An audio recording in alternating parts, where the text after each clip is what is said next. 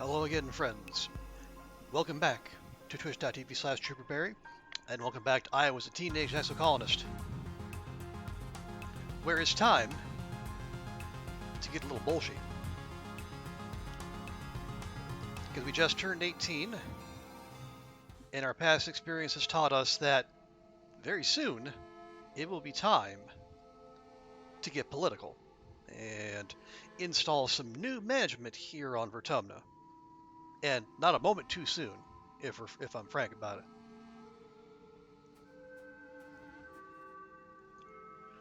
Yeah, we have just started here. We've got a couple maxed out in the red, a couple maxed out in the blue. Engineering is close.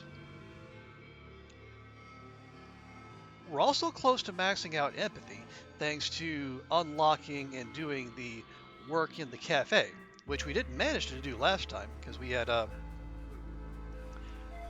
didn't have access to any other jobs in the living quarters. And yet you have to do one to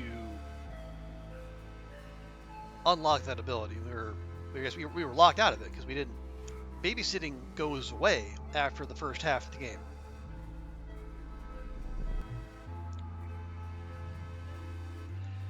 And we hadn't bought the photo fornor or unlocked the ability to work in the kitchens, so we were bereft of a chance to do that. But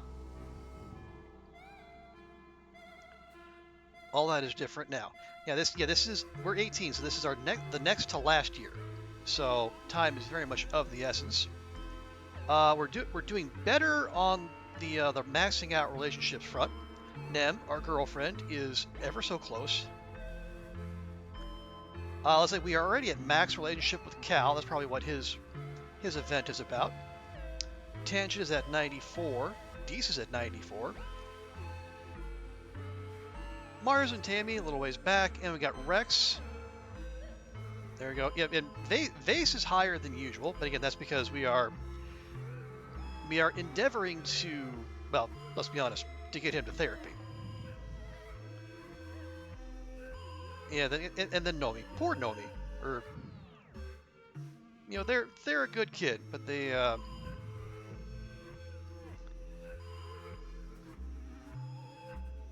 guess their main stat is like creativity, and it was only recently that we gained the ability to make any kind of headway there.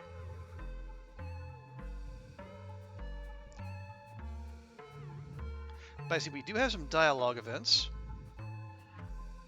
and as we said, we have maxed out Cal's relationship, so we'll probably start with him, see what he has to say. So, you've been invited to Cal's house for, as he puts it, a real grown-up party. When you arrive, Auntie Tira gives you a warm hug and shows you inside, to where Cal set up the living area with little twinkling lights and lots of blankets. You sit down at the table across from Cal, and Tira pours you both a glass of mushroom wine. Oof. Didn't go so well the last time we tried it, but maybe our palate is more refined now. You kids can finish off this bottle if you like. It's a good vintage, one of your dad's first brews, Solty. A little on the strong side, she winks. I'll be out late, Tira says, kissing the top of Cal's head. Holler me if you need anything, but don't you two wait up for me, okay? Wow, Auntie Tira is cool. Cal smiles at you as you tuck in her. Oh, I'm glad you could come. This isn't really Tammy's scene, and Rex is like zero chill, you know? Besides, you're one of my best friends in the whole colony. I can't think of anyone else I'd rather be with. Cal puts his fork down and looks at you earnestly. Oh, I'm really glad you're my friend, Salty. I'm so proud of everything you've done. Sometimes I think I really love you as a person, you know? He looks down, suddenly shy. Sorry, I know that's a lot. I'm really grateful for you. Aw, I mean, at Cal's strength fully upgraded, it is a 10 drop. Pretty solid, like our beefy boy here. You and Cal share a wonderful dinner and polish off the bottle of wine. Afterwards, you settle into a big pile of blankets to lie back and look at the stars through the big skylight in his living room. So that's why I think we should domesticate more dinosaur. It just makes sense. Cal finishes and you laugh. He's right. doesn't want to ride a unicorn? You deserve a unicorn. You've been laughing a lot. Everything is just so funny and also so pretty. The stars look like they're swimming in a big, dark ocean, and the little twinkling lights Cal put up look like stars you can touch. You reach out to grab one and come up hilariously short, and Cal giggles at you. Cal is warm and cozy against your side, and the blankets are so soft. Everything is wonderful. You talk the rest of the night away, sharing your thoughts about everything and nothing. It's so nice to share this simple intimacy with a good friend. Eventually, you're both yawning too much to continue talking. Cal pulls a blanket over the both of you, cocooning you in comfort and warmth. "Oh, so glad we're friends," Cal mumbles. He sounds sleepy, and you realize your eyes are getting heavy as well. As you tip backwards into sleep, all you feel is love. You both sleep deeply. Morning arrives unceremoniously, pouring through the skylight directly onto your face. You grumble as you turn your head away, burrowing into something that's soft and smells sleepy sweet. Oh, it's Cal, and your face is smushed into the soft skin of his armpit. His arm is curled around your shoulders protectively, your legs tangled together under the blankets. Well, it's a good thing he doesn't sweat, or this might be uncomfortable. Cal shifts underneath you and blinks his bloodshot eyes open, squinting into the merciless sunrise. "Aw, Dip," he mumbles, clinging to sleep. "Ah, so much." He laughs as you peel yourself off him, sticky from drool and sweat. "Gross, bruh," he says, and you smack him on the shoulder. Before long, his mom pokes her head into the living area. "Hey, kids, ready for some breakfast?" Breakfast sounds incredible. You've never been more excited at the prospect of breakfast in your life. You share a breakfast of roasted trippet and eggs with Cal, his mom, and her three partners. Even though the rest of the colony is in chaos, you feel somehow healed, having taken the night to let yourself bask in their love. And hey, Q, good to see you. How goes your Friday? And thank you for the hydrate.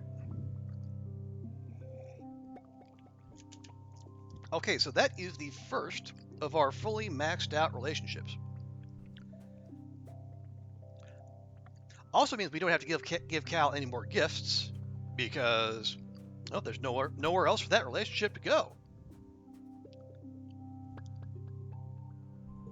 So let's just check in here. Okay, our stores of stuff are not great, so we are going to need to go out and do some more expeditions and reload on loot. Beginning, won't be here for long. You have virtual school to do. Okay, well, that's no worries. Appreciate you swinging by. Now, the virtual school goes as smoothly as possible.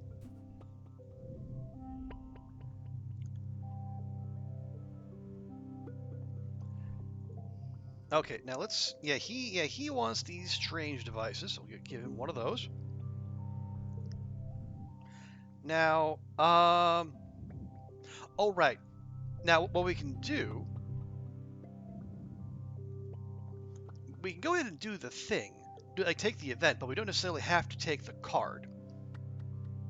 And honestly, I think that's what we're going to do, because rarely is that going to have the highest value. You're going to have to learn Python at one point? Well, there's no... But, I mean, that probably is a pretty useful thing to know, depending on what field you're going into, but... Here, let's give it a try. If nothing else, it should give us another chance to milk a little bit more friendship out of this. I think our goal is to get him to at least 90.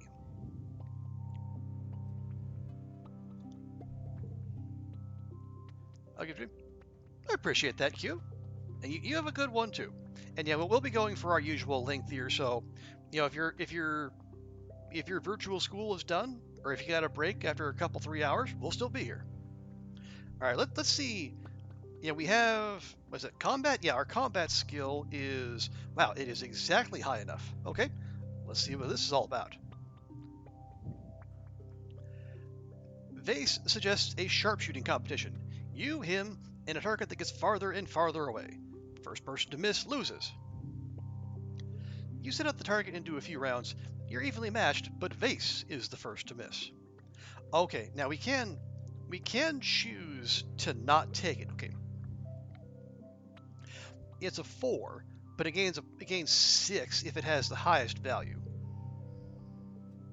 Yeah, we already have 80 cards. Can you imagine? 80 cards.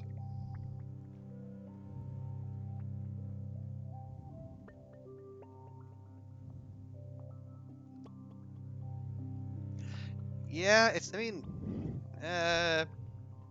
screw it, it's fine. You turn to him to shake his hand, but he just scowls. What are you doing? It goes until one of us spell horse. 5 missed shots. You shrug and start again, until... Did I say horse? I meant Popeye, Vase grumbles as he misses his 5th shot. It doesn't matter how long the work gets, though, you win soundly.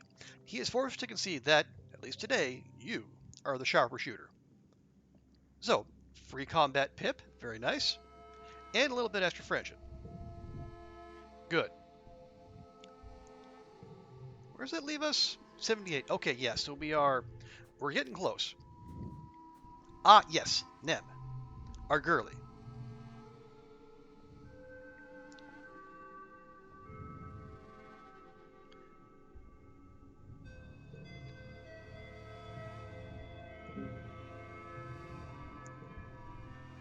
And there we go. That should be, yep, that is Mac's relationship with our girly Nem. So let's see what this is about. You go to the garrison looking for Nem, but she finds you first, pouncing on you and wrapping her arm around your shoulders. Buddy! Friendo! Pal! She exclaims. She leans in close, smiling wide with barely contained energy. If I don't do something a little wild, I'm gonna go bonkers, she says, only you can hear. Everyone's so stressed out, and I feel like... She inhales and bites her lip. I feel like I gotta do something extreme. Like I want to strip naked and climb to the top of the tower and scream until someone makes me stop. Like I got bugs in my brain. So I got an idea. And I need you to come with me so I don't cower it out. I don't know. I like that first idea, but... Anyway. Nem leads you by the hand down one of the lesser-used hallways of the garrison until you come to a small room. Inside are 2 barber chairs and a table next to some dangerous-looking but delicate equipment machinery. A stout woman with a buzz cut looks up from reading something out of her holopad. What's up, Anemone? Need that side shave freshened up already? Nem shakes her head and grips your hand tight. No, I want a tattoo. Can you do that? The woman gestures to dismiss her holopad and pulls out a thick book from behind the counter. You and Nem crowd around it, marveling at the sight of real paper, as it falls open to display a selection of tattoo designs. It used to be the only thing I do here was buzz cuts and military tattoos, and hair dye for that Nomi kid. But since we landed here, you haven't been the only person who's come looking for something a little more artistic. Take a look through this and see what I can do. You and Nem flip through the pages reverently. I was thinking, she says quietly, running her fingers over a circlet of thorns. I want something to remind me that Vertumna is my home, and everyone here is my people. To remind me why I fight. She shoots you a smile uncharacteristically shy. I want something to link me to you, she says, looking away as her cheeks turn red. Out of everyone here, you're the person here who means the most to me. Her eyes go wide. No, wait, we should get matching tattoos. Come on, what do you think? Of course we will. Why wouldn't we? Hell yeah, Nem says, pumping her fist. What should we get? The book of tattoo designs lays before you. What do you want to get? So, we can get the stratospheric logos surrounded by knives. Ooh, very edgy. We can get each other's names. A little bit basic, but heartfelt. Mushrooms growing out of a human skull. Suns to represent these twin sons of Vertumna. Or a sword and shield. You know, I actually lean toward the twin sons. One, it's a Vertumna thing. But also, you know, twin sons. There's 2 of us. And also, like, you know, we are each other, like, we revolve around each other. You know, we are each other's center of gravity. We're also we're the light of each other's lives. Aww.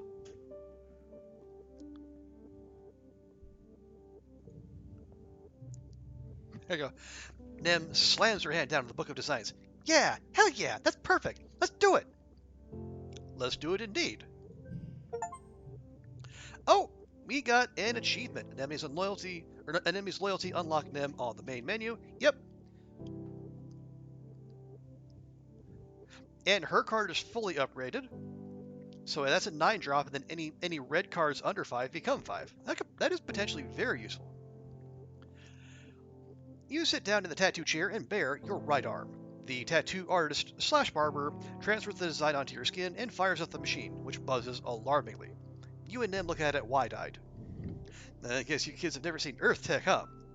Tattooing is one of the oldest human arts, so there's not much to holograms and replicators can improve on.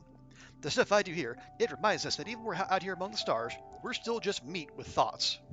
That's one way of putting it. Okay, we have enough toughness. Yeah, we're gonna tough our way through it. It smarts a bit when the tattoo artist presses the needle to your skin and begins her work, but you're pretty tough. I would say we're 63 out of 100 tough. Nem looks a little green as blood wells up around the needle and grabs your hand. This is so cool, she breathes, as the design begins to bloom on your skin. It takes about an hour for the tattoo artist to get down the bold first strokes of your tattoo. Nem holds your hand the whole time. When the artist steps away to stretch, Nem leans in and gasps. It looks so awesome. This is the coolest thing we've ever done. This is galactic. She looks up at you. I meant what I said, she says, her voice a little wet. Oh, the voice a little wet. That's a new phrase on me. You're my best friend on this whole rock. You've always been there for me, and I'll always be there for you, no matter what, thick and thin. Nem sniffles, then looks a little embarrassed. Man, it's dusty in here. The tattoo artist returns to finish us up your tattoo, then moves on to Nem. She takes it bravely, though she sometimes squeezes your hand so hard it almost hurts. Afterwards, you go back to your room to decompress and admire your bravery. Nem flops onto your bed, and you climb on after her, careful of your aching arm and your newly wrapped tattoos. I can't believe we did that, she crows, kicking her legs in the air. That was so awesome. She turns to you and pushes her unruly hair over her shoulder. Thank you for coming with me. I probably wouldn't have done it if you weren't there, and I probably would have done something reckless. She laughs, brash and unashamed. Well, even more reckless. Of course, but no, we're more than best friends. We're girlfriends. Yeah, well, I'd do anything for you, gal pal. Nem blushes and pulls you into an embrace. Oh, Solty. Aww. Okay. So yeah, that's 2 maxed out relationships, and then Tangent and Deese are very nearly there. Yeah, everyone else is going to take some work, but we have a little bit more time. Oh, now we also have empathy enough to where we can do this.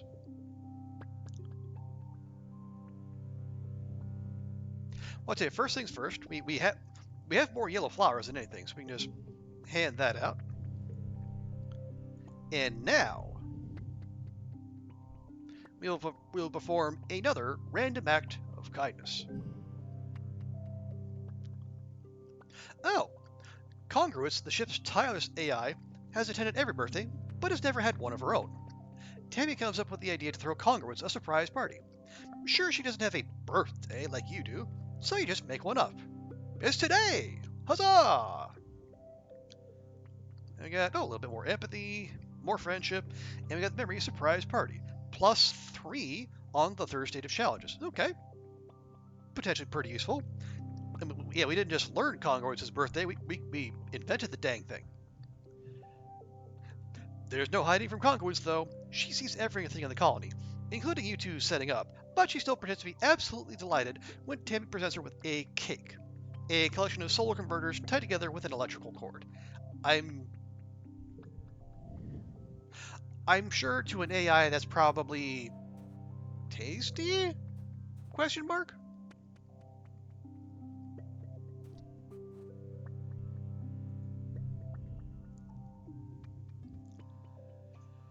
Okay, and now Rex has some dialogue for us.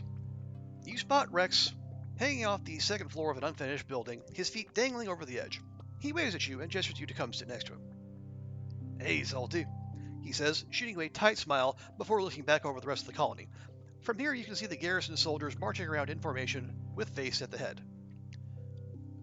Rex watches them with an uneasy expression. Okay, forgive the pun. Why the hangdog expression? Rex musters up another smile. That's a good one. You always know how to brighten my day. You have one more surprise up your sleeve, though. You open your bag and pull out the dust melon you've lugged over from the canteen. Rex brightens and makes grabby motions with his hands. Okay, again with the grabby hands. It seems to be a recurring theme here. Yes, my hero. Rex tears into the soft rind of the melon with his fingers, then splits it between the two of you. You sit together and watch Face bark orders at the other young soldiers. So, I know we know he does not, in fact, wish he was more like them. I guess we have to say that what a bunch of mindless drones. Not all of them. Some of them are pretty nice, but everyone in the Helio listens to Vase, you know? And he isn't like me, so that means I've always been the outsider, whether I landed it or not. They're friendly to me, I guess, but it's not the same as having friends. Not like you, or know me. It's fine, though. You don't have to like someone to hook up with them. I kind of like being the one everyone comes to if they just want to have a good time. Again, very much leaning into the dog stereotype. So yeah, what is the deal with you and Vase? Rex's mouth twists and he spits a dust melon seed over the edge of the building. It's kind of a long story, and not a fun one, he says, avoiding your gaze. I'd rather not drag it up again, honestly. But we are empathetic enough to ask for the short version? Rex frowns as he scratches his nose, still looking out at the assembled garrison soldiers. Well, the short version is that Vase really isn't the hero everyone tells everyone he is. He's just a bully. Everyone acts like they like him, and they're just afraid of what he'll do if they step out of line. Yes, that's the impression I get too. Rex nods with a slow acceptance of someone who's long made peace with their situation. Yeah, it sucks. It's just... Face wasn't always like this. He used to be kind of like me, small, weird kid with a chip on his shoulder, who just really wanted people to respect him. He runs his fingertip thoughtfully over his left forearm, where a gnarled scar winds over the bone. Well, he got it. He looks like he might say more, but it goes quiet for a few long seconds instead. I wish I was different. I wish he was different. We could have been friends, maybe. He squeezes your hand. Thanks for listening, Solty. Rex straightens and puts on a happier face. I don't want to waste my day thinking about Vase, though. No, there's friends to talk to, and a whole world to explore, and dust melon to eat. He splits off another segment of dust melon and eats it with gusto, laughing as the juices dribble onto his mostly bare chest. And bad to have, I guess. He giggles, wiping up the juice and licking it off his fingers, seemingly without a care in the world. Okay. Yeah, as far as gifting, I think that's probably as much as we're going to get away with now.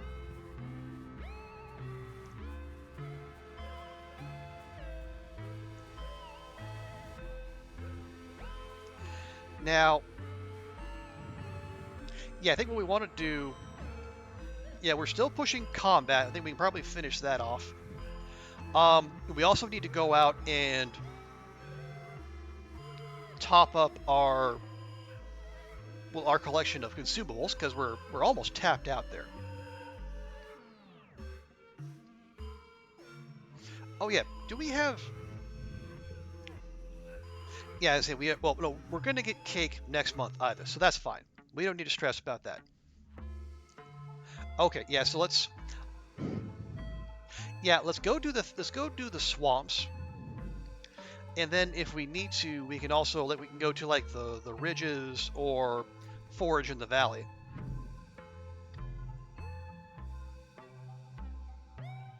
Okay, all events have respawned. Very good.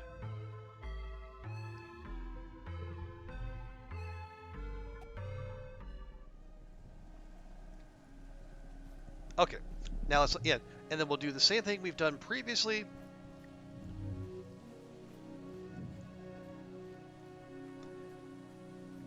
We will run through the zone, grabbing all the loot.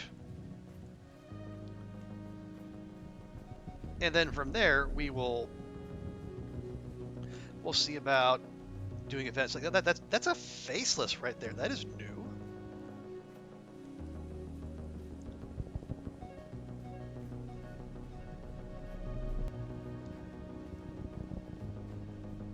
Yeah, I don't think I've seen a like a faceless sprite out in the world anywhere before. That's yeah, new one on me. Oh yeah, I think what was the thing check over here? It's a dead end. Yep, more bobber fruit.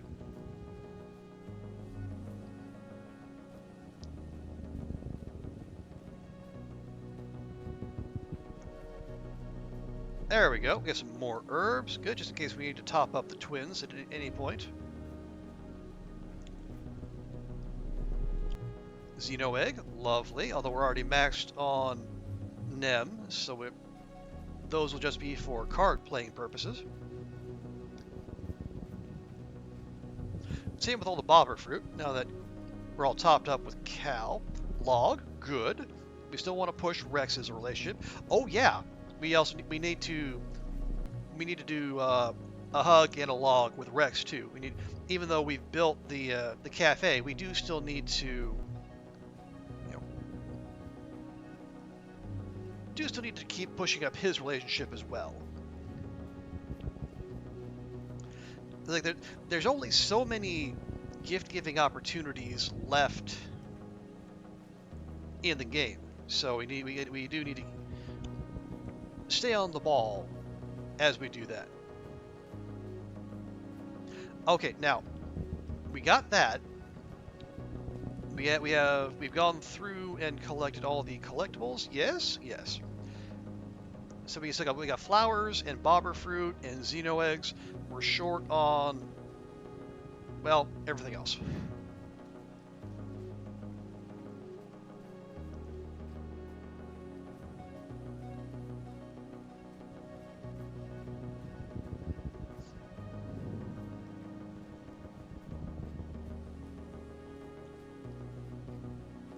Okay, now there was an exclamation point event here with our girl Utopia. So let's see what she has to say. Okay, Red and Utopia have set up the base camp in the swamps. They're studying their holoscreens intently, like generals in a war room. You suppose, in a way, they are. Red gestures you over. Here's our hero. Listen, Solty, we've been studying the information we took from the cloning facility. And what did you learn? Well, our suspicions were correct. That was a cloning facility. Before we blew it up, anyway. Rhett nods at Utopia.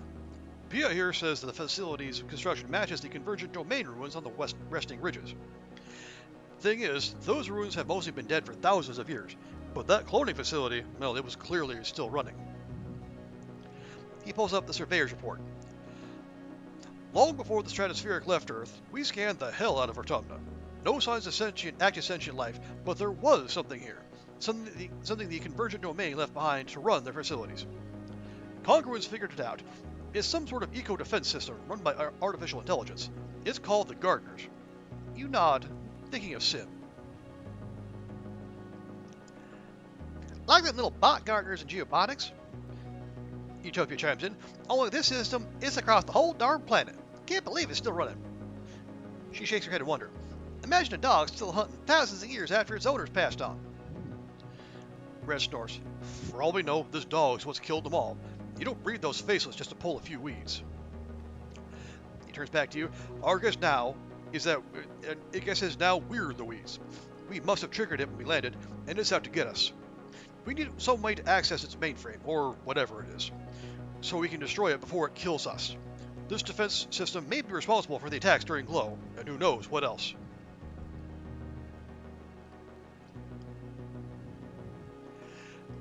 Rhett looks at you. You've been out there, Solty. You've seen things. Have anything to add?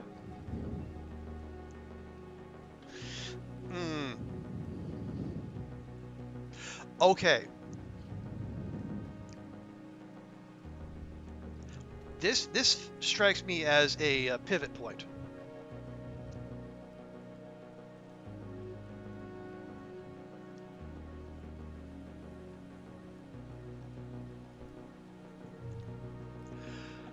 Right, so we can go ahead and then tell them what we know now, or lie, or delay. Okay, last time Yeah, last time I think we just didn't end up resolving this at all.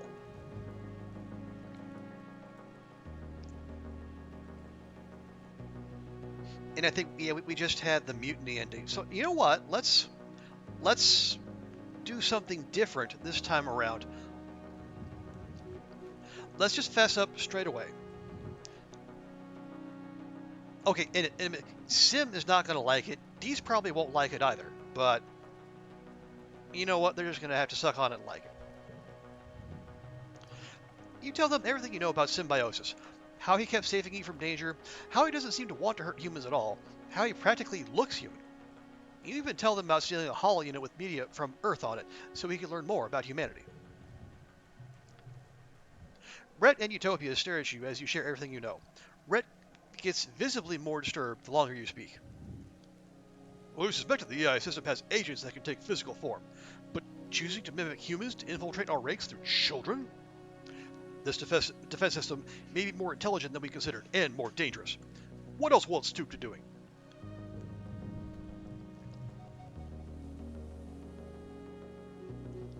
Swaits, why didn't you tell anyone?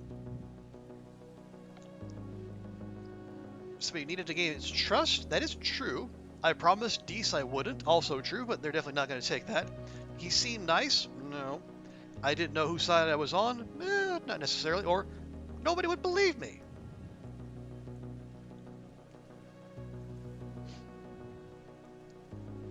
But yeah, let's just play it straight. Yeah, I needed to gain his trust. We got some more colony defense out of that. Interesting. What's important is that we finally know. This will help us better defend against the system's tactics. Anything else to report? Well, I know how to access the array. You tell Rhett how you've managed to connect to the array, what he calls the Convergence Domain's Eco-Defense mainframe, and note on the map all the places where you found it can be done. There's probably hundreds of these nodes. Good work, kid. Anything else for us? Maybe we should try communicating? Rhett shakes his head. Look, even if this system is intelligent, even if it's smarter than congruence, it's never going to think outside its programming. It's identified us as intruders and won't stop until we're all dead. He pats his rifle. It's like this drone rifle. Once you shoot with a smart bullet, you can't negotiate with it. You can't be friends with it. It has a job to do, and its job is to kill. Hey, Bucket. Good to see you. How you doing? Hope your Friday's going well. We're just kicking off here. Temporally and metaphorically. Yeah, no, sorry, it's just a dumb thought. We all get them. Got any more thoughts? Nope. Nothing else to report. Now that we have access to this array, we need to figure out what to do with it. We'll need something that can take down the system all at once, so it doesn't have anywhere to hide and replicate. Something like a computer virus. Go talk to Congress and Engineering about designing a payload. It might just take an AI to destroy an AI. AI? No, AI.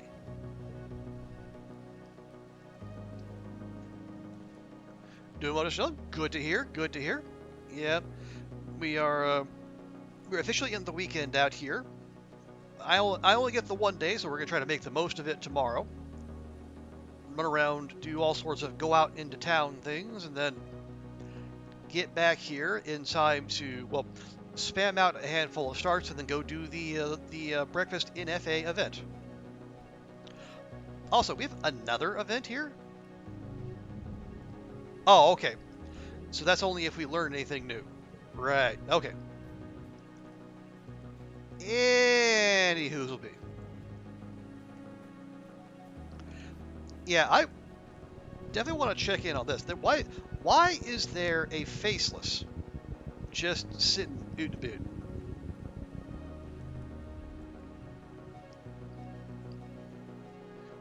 You feel the rumbling before you hear it, a vibration deep in your chest that makes you instinctively go cold with fear. And the animal of your body remembers this noise. Even Vase is hesitant to move forward. He drops to a crouch and creeps forward, pushing through the goop willows until he just stops. Shit. Is that a... You fight your fear and crawl up beside Vase. Through the gap in the trees, you see an impossibly large form of a faceless, the same creature that destroyed your colony just before your 15th birthday. It's the size of a building, even lying down. The fleshy pink tentacles that form its head pulse and wriggle inside of a teeth-lined hole out of its neck. It's like something spilling out of it like a cornucopia of horror.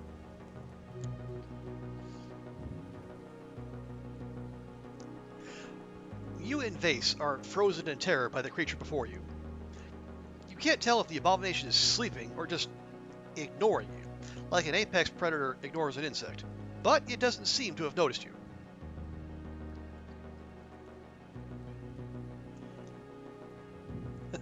Okay, so we can poke at it to prove our bravery, which just seems absolutely dumb.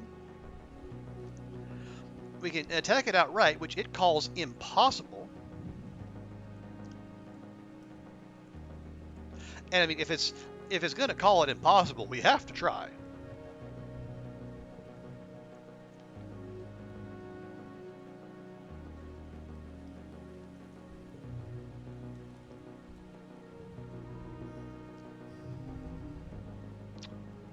Okay, 106. That's a lot.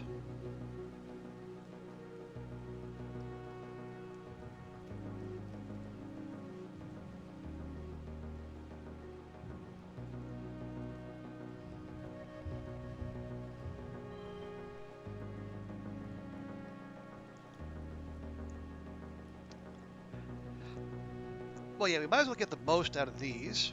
I mean, that's okay. Yeah, that's going to get us 33, like not quite a third of the way there in one of the 3 rounds. That's it's not ideal, but you know it's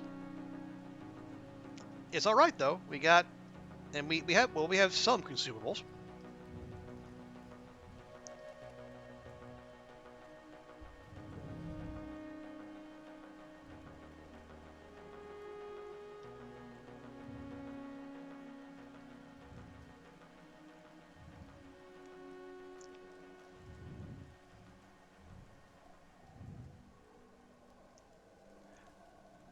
Okay, well, let's see. We got.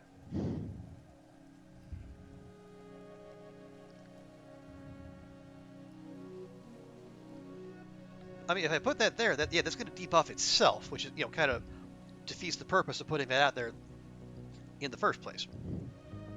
So what if instead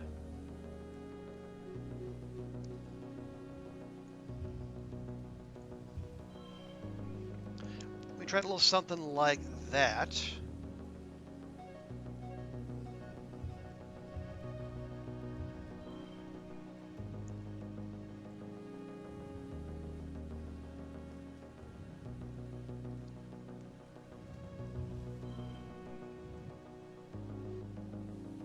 Oh, that's right. It's no longer that is no longer blue, then, is it? Which, if it's no longer blue, that means it's no longer wild. Well, okay then. How about this? Just move those over there.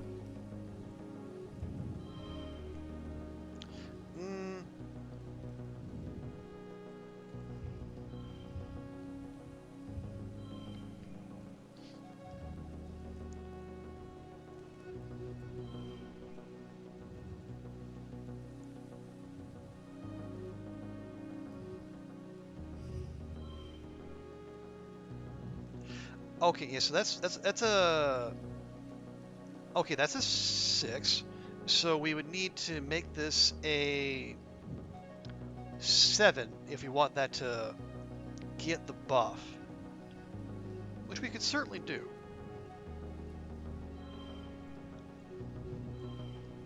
There we go.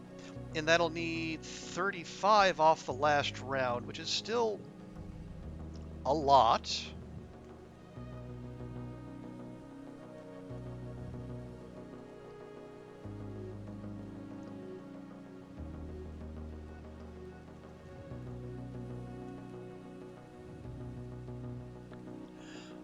Okay, I think we can make this happen.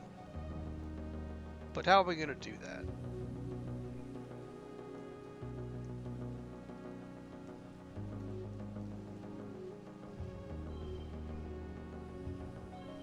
Oh, shoot.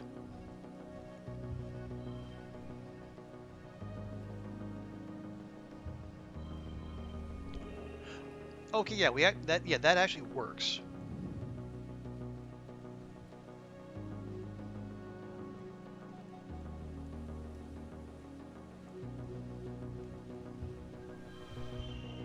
Yeah, there we go. It says it's a 5, but it's actually a 7 and a 6. We got a flush, and we got 2 and 2 and a. Wait, does that not count as a straight? Anyway, it's fine. You know, we managed the impossible combat challenge, and we left a whole 3 points on the board. Well, boo.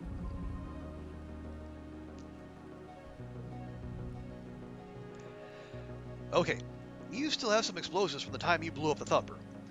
Vase thinks it's dishonorable to use them against his sleeping enemy, but he follows your lead as you lay them close to the Faceless as you dare. For the finishing touch, you toss your last explosive up into its glistening tentacle maw and run. The Faceless awakens just in time to be blasted by the explosives. Its groaning rumble shakes the ground, almost throwing you off your feet, but you recover and fire your drill rifle at it to finish it off. You were extremely lucky, and also extremely unhinged to even attempt this. Vase is exhilarated. He climbs on top of the Faceless and howls in victory. You approach the corpse of the great monster with a little more hesitation. Your memories of the destruction of the colony are so fresh, a hurt that Vase could never understand. Still, you feel a curious sense of lightness as you understand that this time you won. This Faceless won't be stopping through the colony, killing those you love. I mean, we did win the last time we went up against a Faceless too. I don't I I feel I must add. I know no one wants to act like it, but we did. Okay. Yeah. Oh yeah, Bucket. Are you going to be joining us in the Breakfast Express challenge? I know I've seen people practicing for it, and I have as well. But it's I also can be frustrated trying to. I mean, you don't have to spam spawns, excuse me, to do it well, but it certainly helps. It particularly helps if you're not as comfortable with Ash Canyon, which I can completely understand.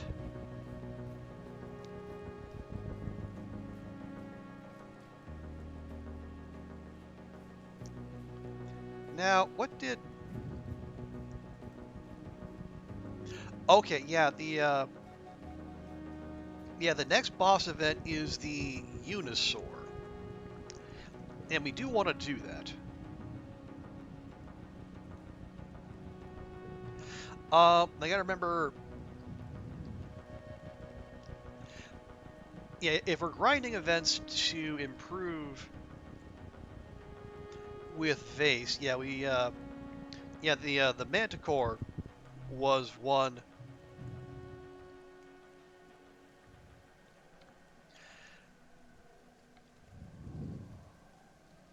Okay, no, this is actually different. You and Vase are marching through a densely forested area. The droopy goop willows seem to be melting one into another, forming an impenetrable mass. You can barely see anything around you as you pick your way forward. You notice Sim hiding behind a tree. He puts his finger to his lips and motions for you to come closer. We can pretend we don't see. Alert face to Sim's presence. No, I think in this instance, let's just have a quick chat with Sim. What's a nice human like you doing in a place like this? Sim says, smiling. I thought you might like to know that you're about to be ambushed by a pack of manticore. They've been tracking you and will pounce when you reach the clearing ahead. If you head west and cross the river, they won't follow you. Okay. Oh, hey, Bella. Good to see you. How's it going? How's your Friday? Also, let me do a quick little thing here.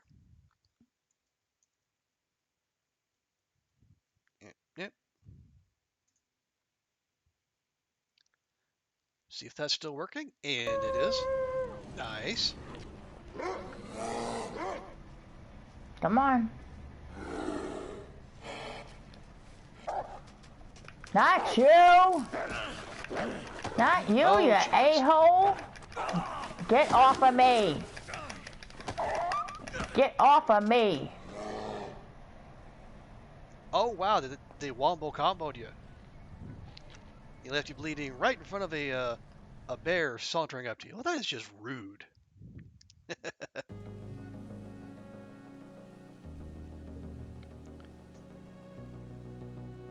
It's going good. Glad to hear it. I'm doing okay. Got a busy Saturday ahead of me. I have to cram a whole bunch of things in there, but that's fine. That's what weekends are for, I suppose. Oh yeah, Bella. I know you were part of the backpacker tournament. Are you going to be joining in the Tash's Breakfast Express thing as well? Because I have signed up. I don't know how well it's going to go. In my practice runs so far, my weather RNG has been unhelpful, to say the least. You're going to try. Nice.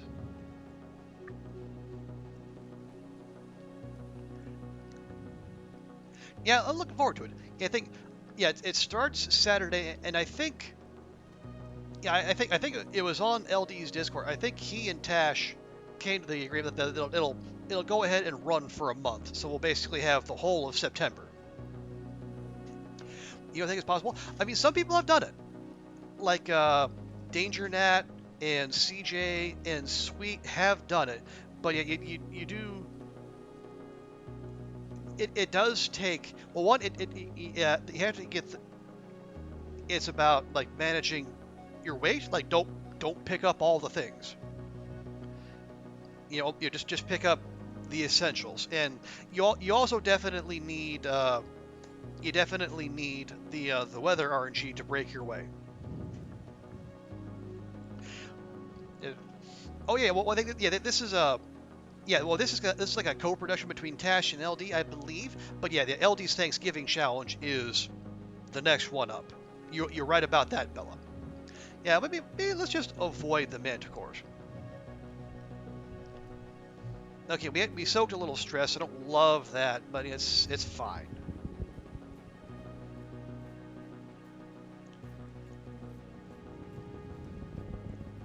Plus coffee, well, oh yeah, coffee.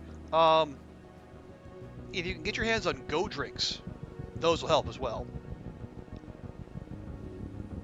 Stims will too, but only like at the very end when you're when you're charging through, like basically when you're at the airfield, thundering your way to the island cottage. That can help speed things up, and also help get you back some health that you've probably been losing either through cold or fatigue damage or both. Okay, we have another snap ladder.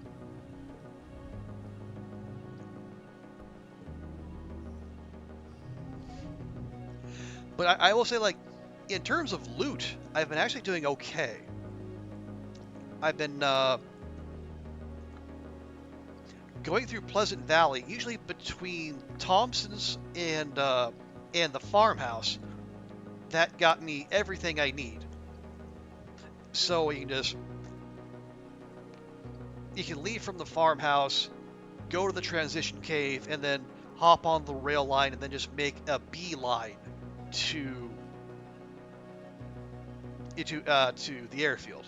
So, and honestly, I think I might have succeeded in my most recent attempt had I not misclicked and used my last thing of cooking oil on burdock or on a bannock rather than pancakes. That was that was bad.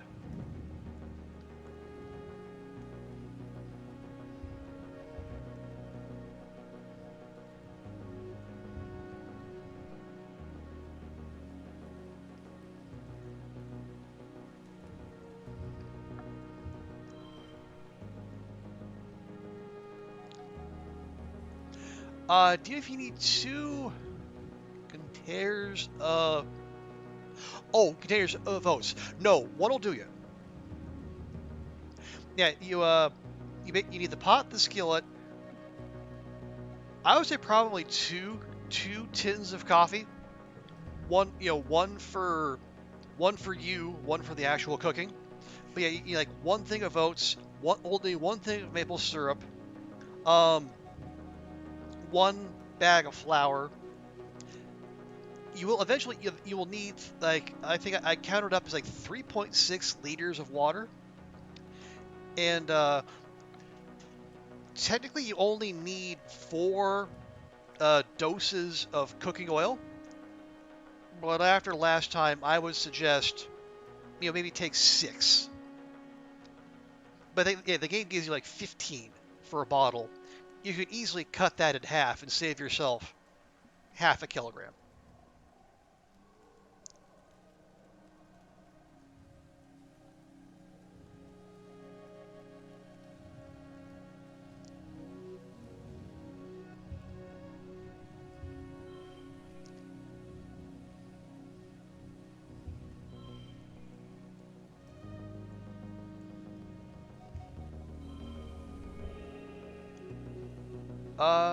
Oh yeah, that's fine. Yes, that's wild. That becomes a 7. That becomes a 7. 7, 7, 7, 7, 11. Lovely. And you still have 1 round to go.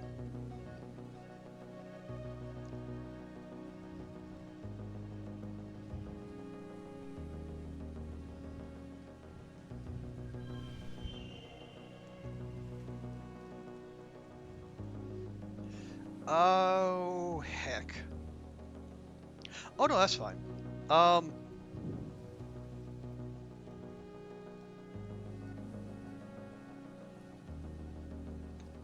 yeah, that's the slot that becomes a 3.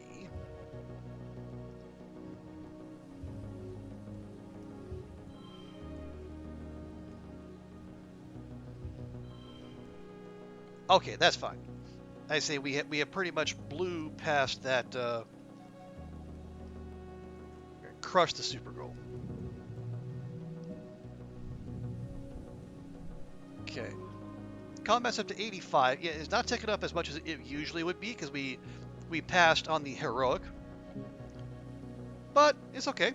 We're just getting it up a little bit by bit, and we're basically doing this try to milk as much friendship with Vase as possible. Up to 80, 82. Okay, good. Yeah, stress-wise, we're at 36. Maybe, yeah, maybe we leave that. Yeah, let's go do the boss event.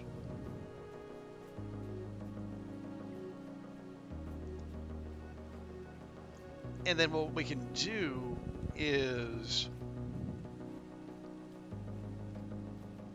yeah, then we'll head back, and then maybe in the following month we'll go, yeah, we'll go to some other locale and then go looting there because our collectibles are a little bit thin. Okay, it's getting late, and you and Vase should be heading home soon. Then you spot it. There, on a plateau half a click away, glittering in a beam of blue evening sunlight. A Unisaur. You pull out your holoculars. This one has particularly beautiful coloring, a pale bluish white. The last rays of sunlight shimmer through its rainbow mane as it paws the ground and sniffs the air. You're drawn to its terrible beauty. The question is, when did it last eat? I mean, yeah, of course we're going to get closer. Now, it's animals, so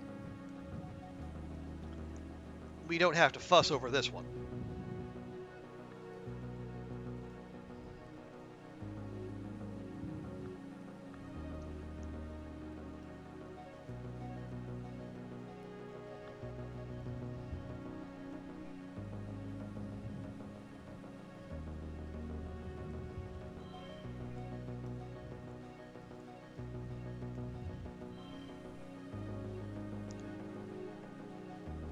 Uh, it's fine. It's fine. Yeah, we'll save that one. Like I love that artwork. It is just adorable.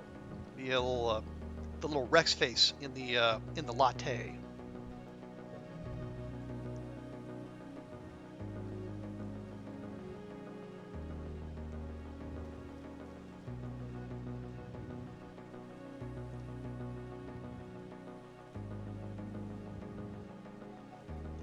Yeah, I kind of want to. Yeah, we have more gem synergy cards than we actually have.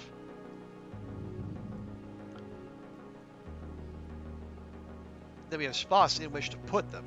Let's let's see if we can work this out.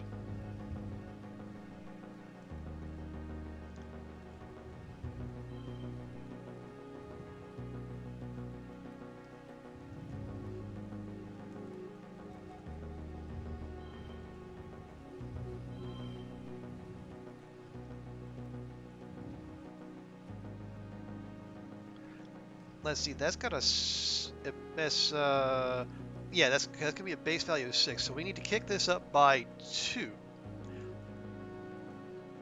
if we want it to get the plus 6.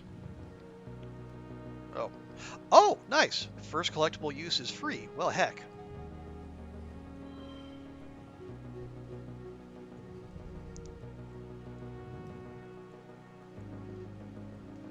Okay, so that gives a plus 2 cards with gems.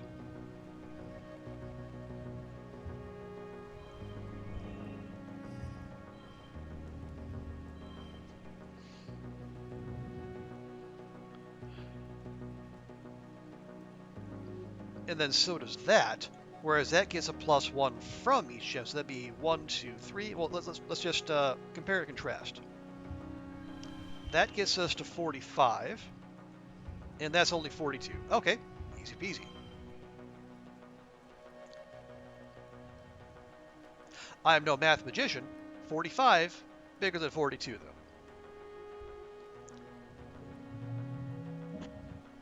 Although, again, it's animals, which we're already maxed out on, so no sense worrying about that. Okay, Vase watches you, expecting something bad to happen.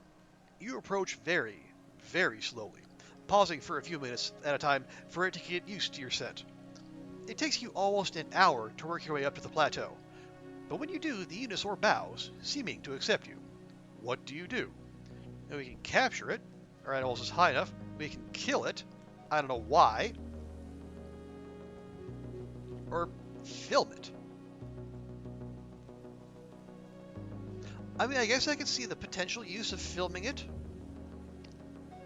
Another card that reduces stress, but only by 1. No, we want more pets. So we're going to capture it. This beautiful wild beast is far from tame, and you wonder if this is the right thing to do. But you know if it was Vase's choice, you would just kill it, and surely this is more merciful. You have a moment where you look it in the eye and see intelligence. Murderous intelligence. But it actually follows you down the slope without any trouble at all. You get the sense that it's chosen you. Or at least it's curious enough about you to want to learn more about you. You radio your dad to let him know you're bringing home a new Unisaur. Oh, Unisaur? No idea what we're going to do with one of those, but we'll figure it out. It sure looks like it trusts you. Make sure you come by Geoponics to keep that bond up. We could use a hand with the other animals, too. Okay, yeah, let's go ahead and call that good, because if we leave now, we don't have to soak the extra 12 stress. I think. And no, as it turns out, we don't. Yay!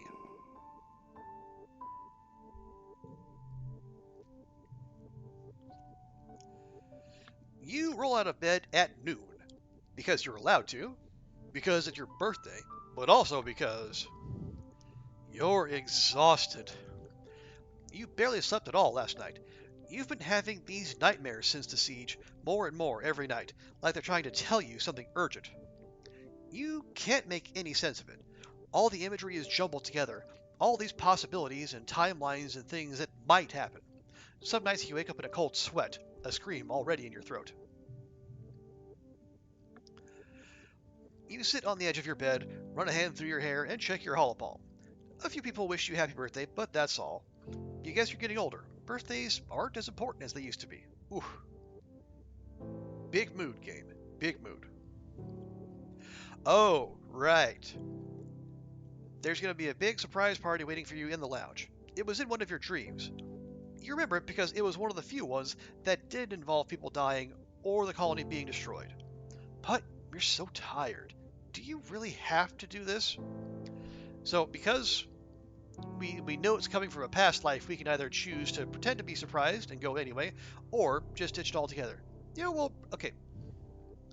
I don't get the sense this is going to change the outcome at all, but let's go. We'll pretend to be surprised. As you enter the lounge, surprise!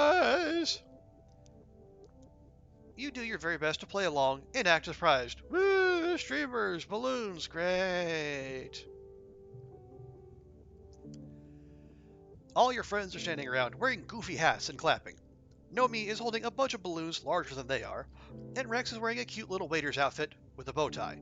Aw, I want to see that.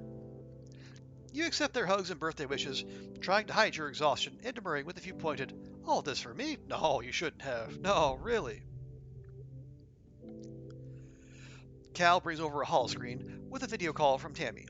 She looks exhausted but proud, and in her arms is a tiny little wrapped bundle of baby. "Look, Solty, Echinacea just missed your birthday by a day." You coo over the baby girl and wish Tammy a speedy recovery. She looks even more tired than you are, but everyone is healthy and happy. Especially Cal. He takes the holoscreen for a few minutes after you're done so he can obsess over Tammy's new baby.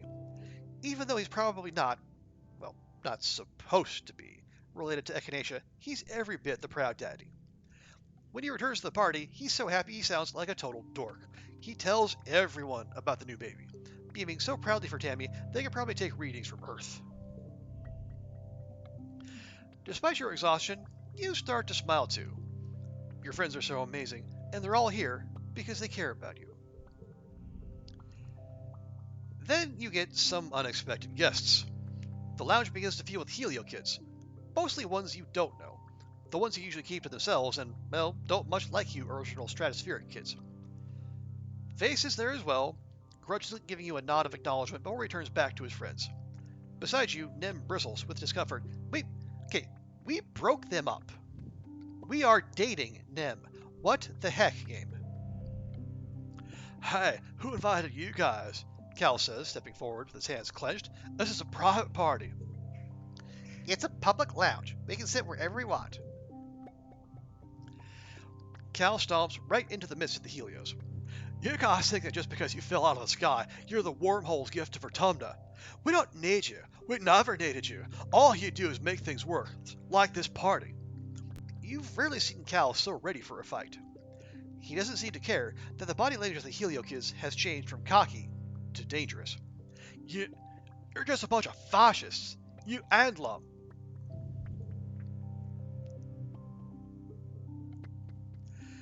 The lounge erupts, chairs screeching across the floor as the Helios jump to their feet, yelling at Cal, calling the colony illegal and Cal a fugitive. They jostle him around, but Cal plants his feet and stands his ground. You hear a bottle breaking and see someone advancing on Cal. He's not backing down. Okay. Yeah, this is getting just a wee bit intense. Well, yeah, we have the base options, but our relationship with Vase and Nem are high enough to get them to stop.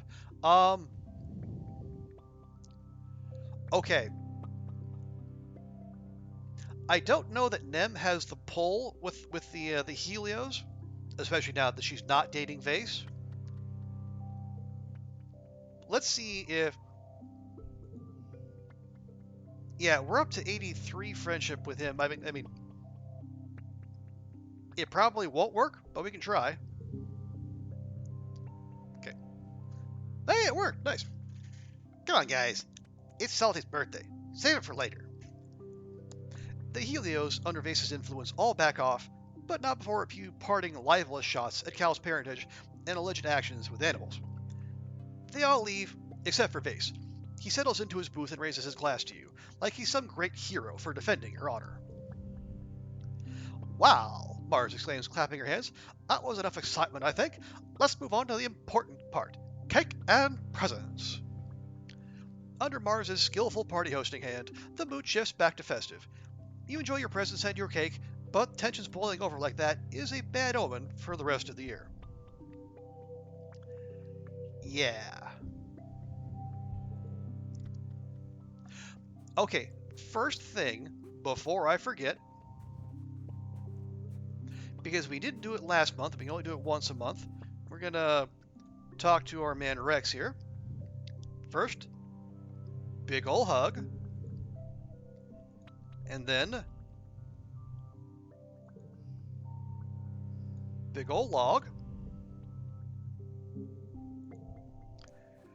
Yeah, he's not comfortable with us being friends with Vase, but we want to be friends with him too. We want to be buds with everyone. I don't think there's enough time to make that happen, but we're gonna give it a shot. Like, Tammy's got something to say. Oh, yes, of course.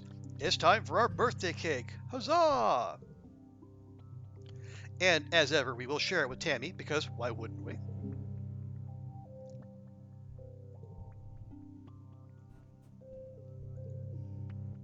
Okay. And that gets her up to 80. Nice.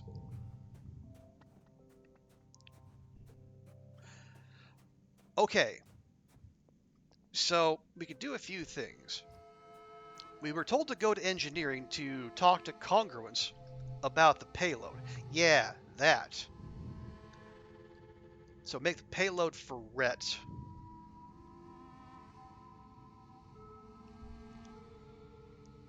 Although I guess that's good that it doesn't take an actual activity in engineering. We just need to go, do the dialogue. We should also look at repairing robots. That's going to get us engineering, which we still need some of, and creativity, which we could also do with more of. What does med bay do? Bio, we got. And empathy we can do by working in the cafe. Alright, let's go make the payload for Rhett. Though you could literally talk to congruence anywhere, you meet her in the robotics workshop. Security Chief Rhett has briefed her on what he needs. Greetings, Solty. I have some ideas on how to disarm the alien array, or, as Security Chief Rhett put it, how to tear this AI freak show a new asshole. She giggles. So evocative. Professor Hal walks in from the garage, wiping oil off his hands. Ah, Solty is here. Are you here to learn how to build a bomb? Exciting. I haven't done this since my rebel days. He turns to congruence. Isn't that right, milady? You be the brains, I'll be your hands. Solty, stay and pay attention. You need to know how to uninstall this thing. Okay. I mean, can we ask questions? Okay, what is the array really? Computer system like her. The long answer is we don't know.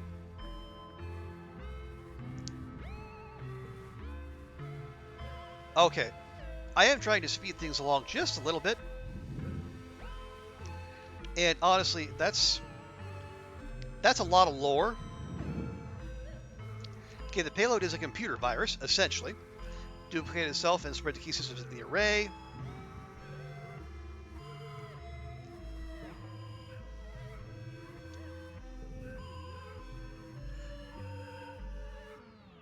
Okay, our AI's people. Oh, complicated. I like to think Congress is more than some of her parts, but the alien system, I don't know what that is at all. He grimaces, trying to cover up with a smile. And, well, who are we to say who ain't a person? That's a question that's been plaguing humanity for millennia. We're never going to solve it in a robotics lab. Okay.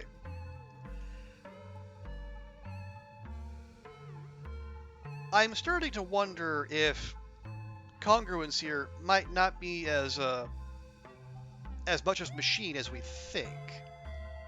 Hal sounded a little sus there, but that's going to have to wait for later. Okay. Congruence does most of the work. Professor Hal builds the hardware in a universal connector.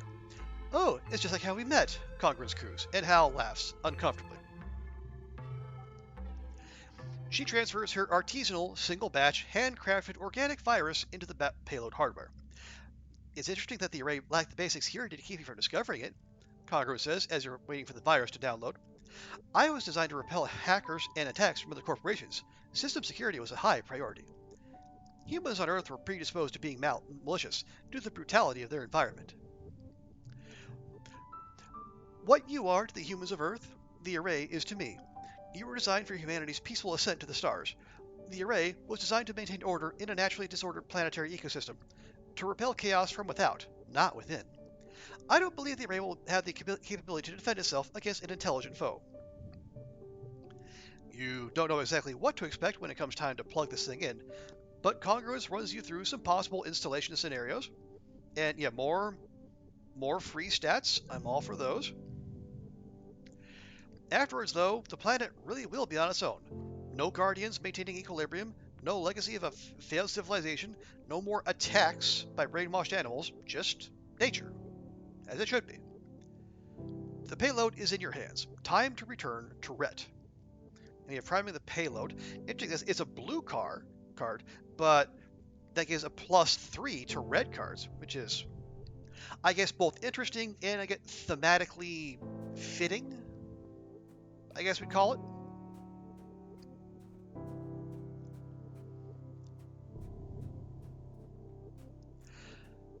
Okay, now, what were we doing? Oh, right.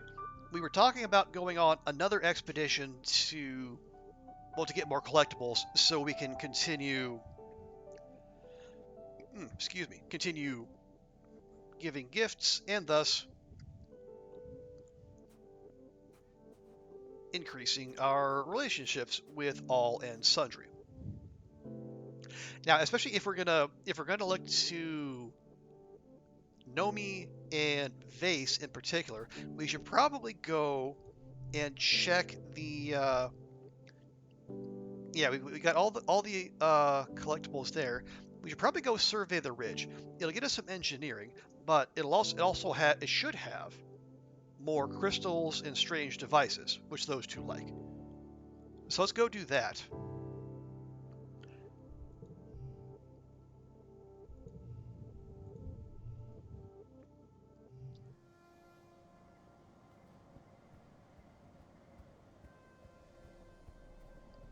Okay, there's a crystal, just like we were hoping for, and also get us a little bit more friendship with Dees, which is good. I mean, we're almost maxed out there, and if we max him out, that'll be another person on the front on the main menu screen, which will be good.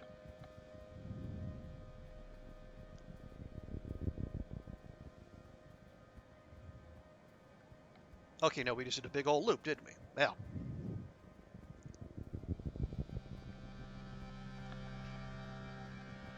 Yeah, and we'll do our usual routine here. Walk all the way through, grab the loot, and then we'll see about events. It seems to be all crystal clusters so far. Okay, there we go. There is there's one of the strange devices.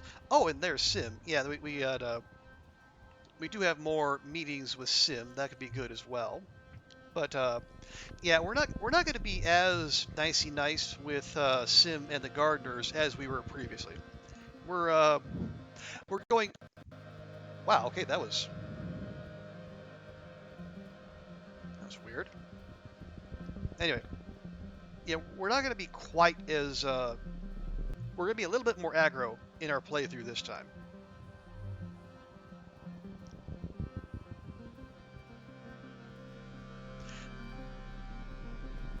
Partly, because it's just we're looking to do something a little different, but also because if I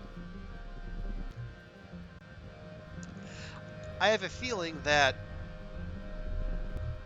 if we don't do something to stop the attacks, Nem is gonna throw herself out there and quite possibly get herself hurt, maybe even killed. Because her character arc has been taking her older brother's death very hard and, swearing never again. No one else here is dying on her watch. And if we have annual mass invasions of the local fauna, That's going to be hard to pull off. Okay, you're enjoying a relatively uneventful second sun taking readings for one of Utopia's geological surveys when you get a sudden premonition. This situation feels strangely familiar. Oh, you need to move now.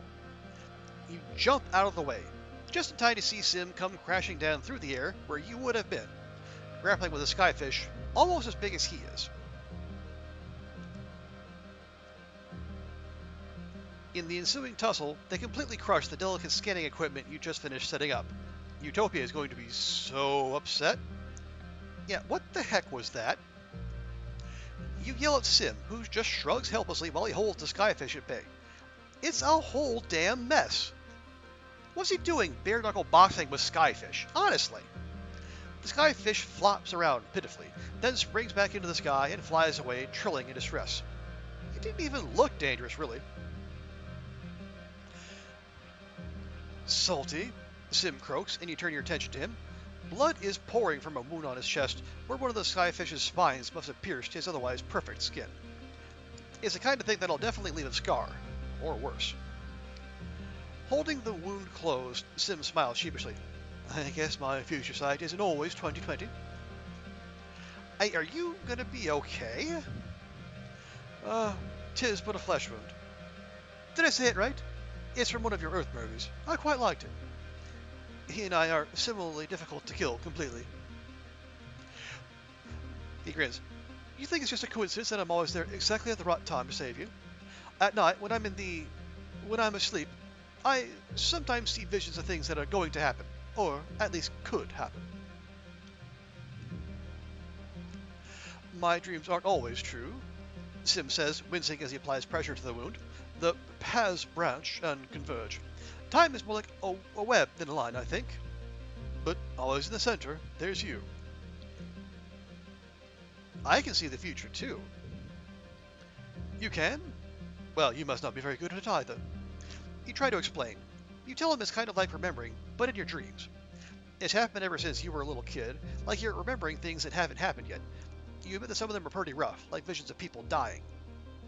Sim nods in agreement as you explain. Some gardeners have this ability, but it takes hundreds, even thousands of years to develop. It seems you were born with it. I can't tell you how this future sight works. To be honest, I don't even know. But if you're curious...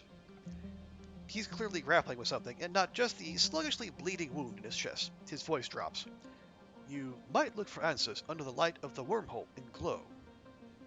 You press him for more, but he begs you simply leave him to handle his injury in peace.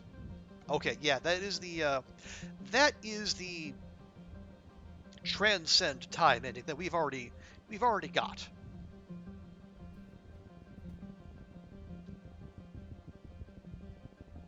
And it is neat and packed with lore, but I don't know that we necessarily want to do that again.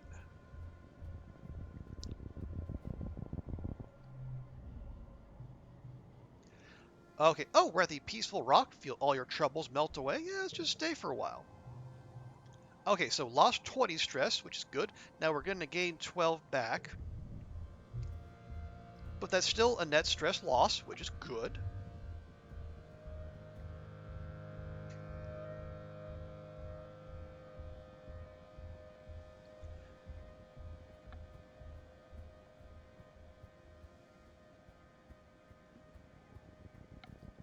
Yeah, I don't know how hard we need to push events here.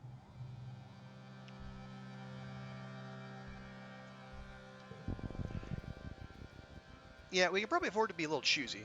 Again, we've already got all the loot.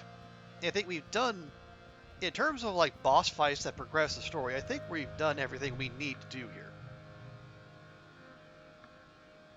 Okay. Oh, haven't seen this before. You're treated to a spectacular sight.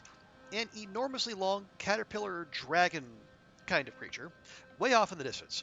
Its thousands of legs and kilometer shimmering body snaking in and out of the haze at the bottom of the chasm. You just watch it. It's terrifying, like a train. We can marvel, or we can take some readings. Let's take some readings. It's so far away, but you record its movement coordinates and take a video for Utopia. We get a whole 2 kudos out of it.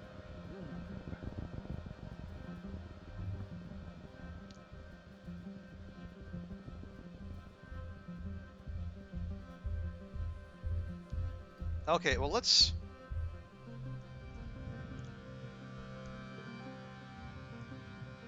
Oh, okay. So there's still some progression to be found here. You briefly try all the elevators. Some are broken. One gets stuck for an hour and you think you're going to die in there, then it chugs to life. Then you find the orrery, which is a nightmare of a word to say.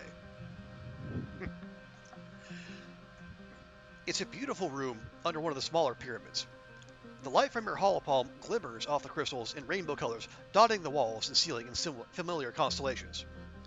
There's one huge crystal plate embedded in the wall, engraved with deep glyphs. Conversion domain writing, you guess? And some kind of map? In the center is clearly a representation of the wormhole. Lines extend from the wormhole to other points on the map, and many other glyphs you can't read. The crystal is cut up into shards like it could move around, but it's still in dark, and probably has been for thousands of years.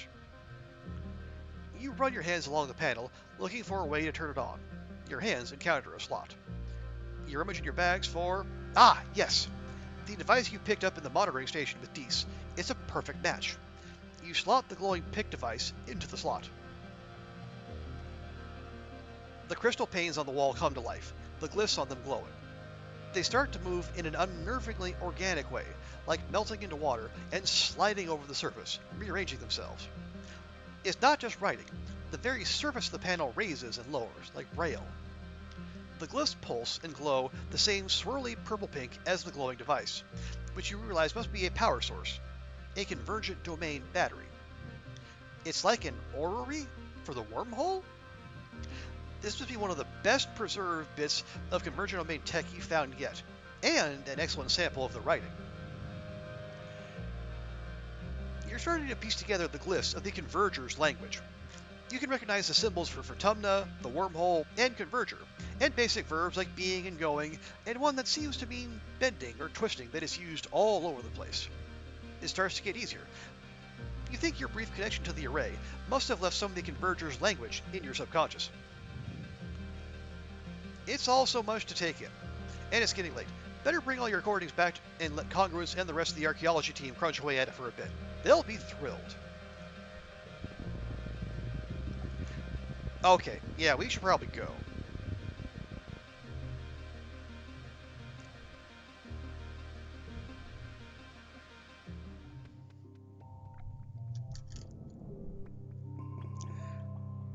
So we topped up our loot supplies, good. Perception we don't need. More engineering. Up to 90.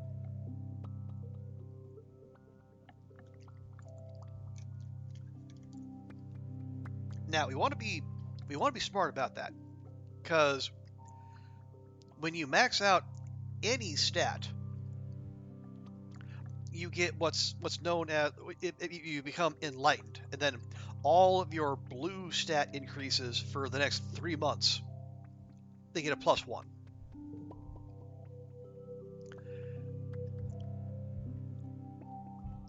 So the idea would be, say we fill out engineering, then we would want to be able to pivot to something that gives us a bunch of reasoning, then we can fill that out even quicker. Because we, in addition to like progressing the plot and relationships and whatnot, we also are trying to max out as many stats as we can. Now, it's going to be hard because we only got 1 3/4 years ahead of us, but we're going to give it a go. Okay, and Vase has something to say again. What did we get his friendship up to? 85. Nice.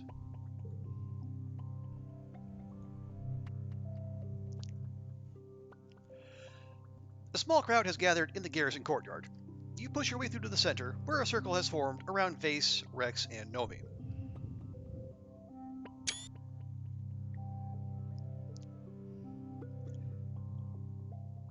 You think you can come around here whenever you want, huh? Vase spits out. He's toe-to-toe with Rex, both hands fisted in the lapels of Rex's shirt. and there's not much of that shirt to have lapels. This garrison's off limits to cowards like you. I don't know if y'all realize, Drexdraw, but it's a free colony. I can go wherever I want. You really have become a colony piece of shit, haven't you? You were a waste of resources on the Helio, and living here has made you even more soft and undisciplined. You think you're so bloody hot, huh? He lifts Rex up so Rex is on his tiptoes. I should have broken more than your arm when we were kids. Maybe you wouldn't be so goddamn cocky. Don't worry. I'm happy to teach you the lesson now. Rex's lip curls. You're a sociopath, Vase. You don't care about honor or protecting people. You only fight him because it makes your dick hard. Vase's face goes red. What the hell did you say? But he doesn't have anger issues. Totally.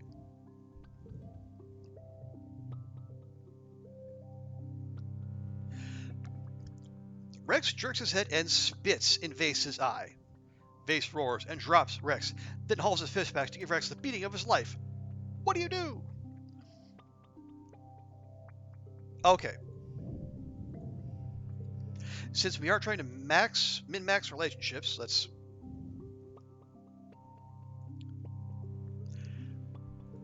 Just in case, let's see. We can stand back. That's not going to end well, I don't think. Cheer for Vase, and we don't want Rex to get hurt. We can overpower Vase because we have combat of 50 or greater. Get breaking up a fight, or try to get between them and stop the fight, and get the same. Okay, well that stat check is higher than that one, which tells me that's probably the better one to go for. But I think, Vase isn't going to react well to getting overpowered. But honestly, our friendship with him is higher than our friendship with Rex. So I think we can soak that. We did save, so we can save scum if we need to. So let's overpower Vase and stop him.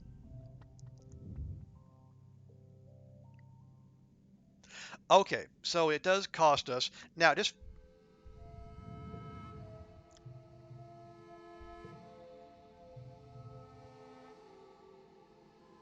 Oh, yeah, let's...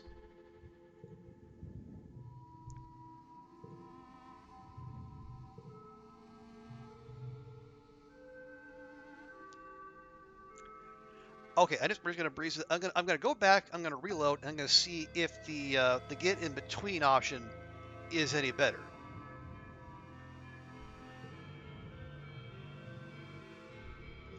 Okay.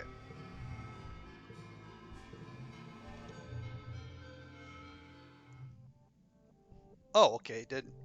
All right, that's fine.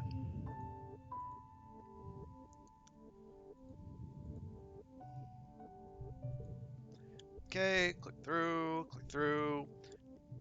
Hard dick, sociopath. Okay, let's try to get between them and stop the fight. See if that makes things any better. It does, okay. So we get friendship with Rex, a little bit more bravery, nice, and we still get the breaking up the fight card, which is fine. You force your body between Rex and Vase, breaking them apart. You're joined by Nomi moments later, who wraps their arms around Rex and hauls him backwards. Enraged, Vase grabs you, shaking you in anger and yelling in your face before pushing you away. He looks around, but Rex and Nomi have vanished. What do you think you're doing? I had him! Goddamn colony! Vase mutters and stalks away into the dispersing crowd. You catch up with Vase on the bluff above the garrison. You watch him stop, then turn and slam his prosthetic fist into a boulder with a resounding clang. He grunts and shakes out his hand, then looks up to see you. He scowls. The hell do you want? I wanted to see if you're okay. I'm fine. It's none of your business. Just stay out of it or you're going to get hurt. So that boy whose arm you broke was Rex? What'd I just say? You don't know when to quit, do you? But if you have to know, yeah, it was Rex. Stupid mutt. He and his friends all thought they were so cool back when we were kids. Rex was the same kind of scrawny runt as me. They just liked him more because he's all Face sticks his tongue out and pants like a dog, curling his hands like paws. Let's be friends. I love everyone. He rolls his eyes. Idiot. He leaves himself open on his left side. Did you know that? Get right in there. Snap, snap. No more attitude. Not from him. Not from anyone. They all gave me the respect I deserved after that. I mean, yes, he clearly is a sociopath. But again, we know it's not gonna ding the friendship. Hey, whatever works. But yes, we need to get his ass into therapy yesterday, because clearly no one else is gonna do it.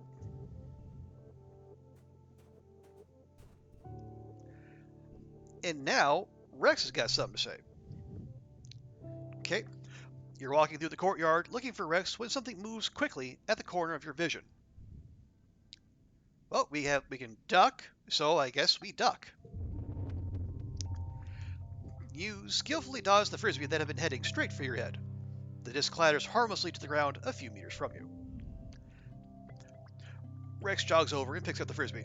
Hey, Solty! Sorry about that. I'm playing catch with Nougat, and well, he elbows you on the side, grinning. She's got a hell of an arm on her. Guess she used to be big into sports ball. Good thing I'm so high energy, huh?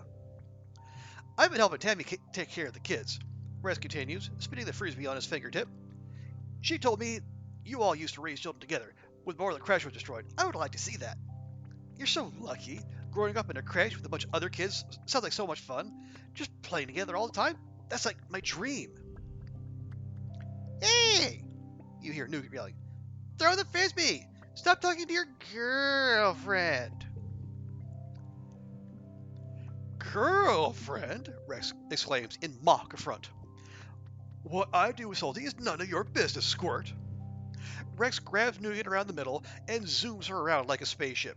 Nougat screams in delight, kicking and flailing until Rex sets her back down on her feet. It's your turn to run. Go on, get. Nougat takes off, yelling at the top of her little lungs. Man, kids, am I right? They're great, though. I'm glad there's so many of them here. There's always someone to play with. And not just kids, but babies. Real, planet-grown babies. Tammy's kiddo is going to be so cute. I'm Tammy's #1 babysitter, and Echinaccia's #1 uncle. How about you? Do you want kids someday? Okay, so this is the game giving us a second opportunity to say how many kids we want to have in our Breakfast Club close, in our epilogue.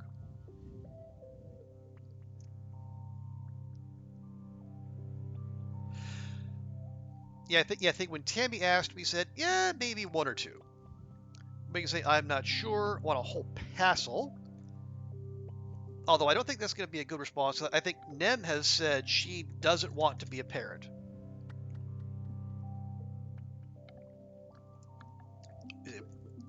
No, hate kids? No, we don't hate kids.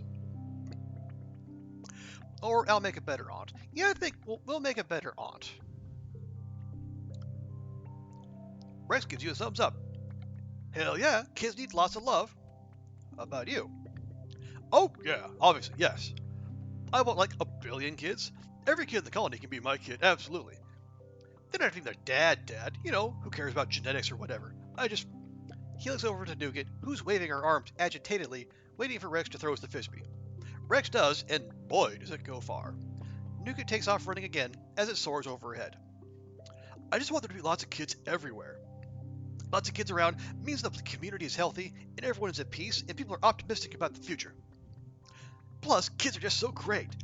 I love making silly faces at babies, and crawling around on all 4 with toddlers, and wrestling with bigger kids, and helping them with school and stuff. It's fun! On the Helio, we were kind of expected to stop playing so much when we started the education program. Any playing we did was supposed to be like sports and endurance, real future soldier kind of shit. Sometimes I wish I could get a do-over on it. Like, if I could go back before everyone cared about their big guns and their big dicks.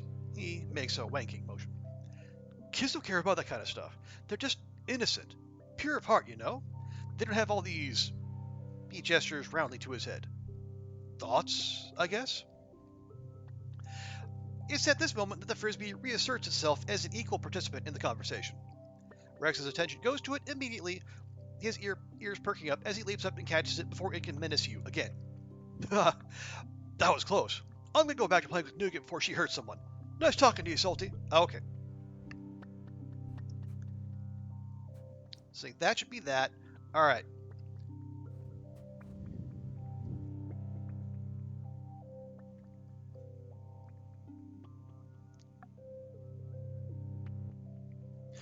Now, okay. Yeah, here's what I'm thinking. Yeah, so we got the payload. We went to engineering. Yeah, we went in there. We got the payload from Congruence, and we're supposed to take it back to Hal. We're supposed to take it back to Rhett in the swamps.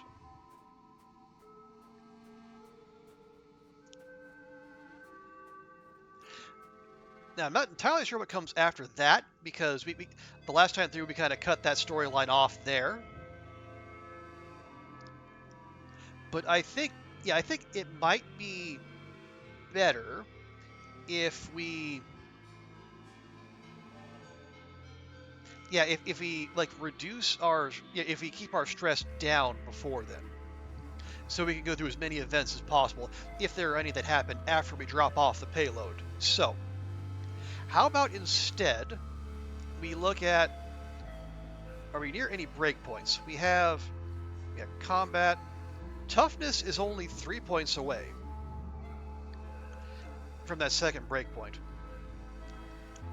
We need 10 points of engineering, 7 points of reasoning, and 10 points of empathy. So yeah. Okay, what does toughness? I think construction might, but let me check.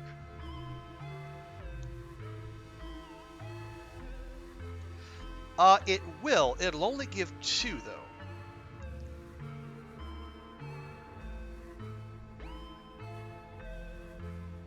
Oh, it also gives 3 engineering, which would also be welcome.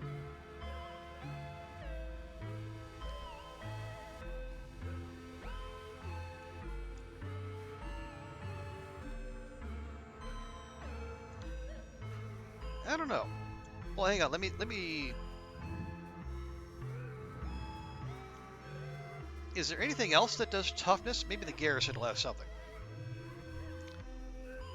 Okay, that's only 1. And that's combat. And that's perception in animals, which we don't need either. Okay. Oh.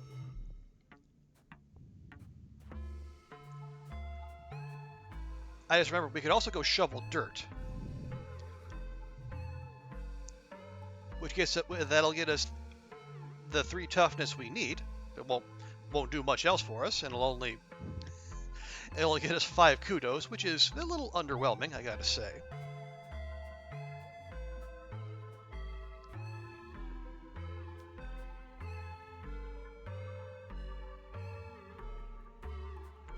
Oh yeah, there is also the stress to consider. Yeah, construction will get us 15 stress, which will put us at 74. And that'll only let us have like 2 events if we go. If we go and then do the payload thing in the swamps. Also, let's just check that. Yeah, the colony security rating is just fine. I guess the other option is, do we maybe just relax here, and then when the next season rolls around, we go back to the swamps, and we just do every event we can get our hands on. See if we can max out combat.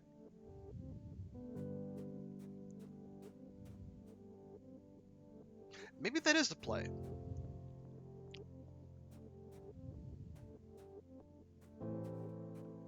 Oh, right, and then we can also do our, we also do a thing here in geoponics, it counts as relaxing in the park, and then we'll see if that counts as the event we need to do to get our Unisaur, because we did grab one from the swamps. Yeah, let's do that. Okay, you and Cal go for a walk with your Hop Solo. Cal loves the little creature, and they love it right back. They must instinctively know Cal is a safe person. Cal scratches Hop Solo's chin. Oh, you're so lucky to have a little friend. So, okay, our ball with our Hop-Eye goes up by 1. Nice. Oh! And again, wow, a twofer. You can feel your Hop-Eye starting to trust you more. They're still pretty skittish, and you don't want to see what those claws on the end of their foot can do. But they seem a lot more relaxed in your presence. You're petting it when it starts to chitter at you in agitation. Whoops, what's wrong, Hop Solo? It flips over on its back and wiggles, its lighter stomach fur looking impossibly soft and enticing. Do you dare, or is it a trap?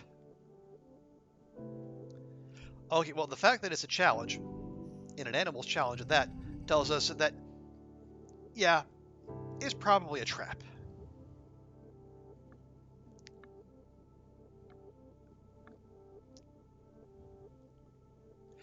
Okay.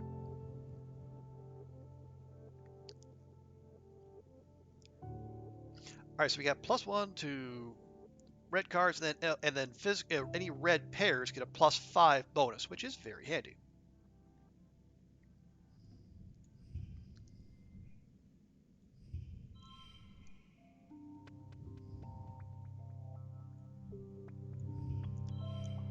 Oh, interestingly, that's only worth 18. I don't particularly like. Yeah, that 3 is only worth 2 somehow.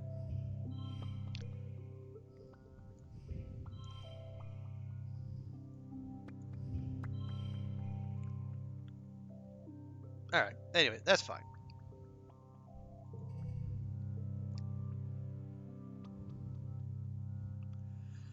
Okay. No, we could make that work. We can do maybe do that and that.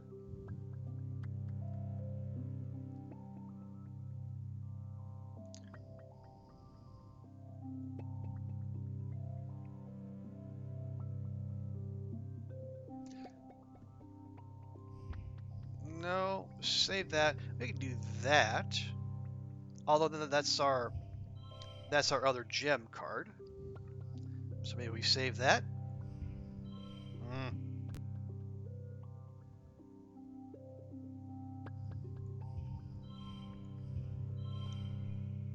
Okay, there we go. Yeah, and then we'll use 17 off the last round. And we don't need to fuss over this because animals, we're already maxed on animals.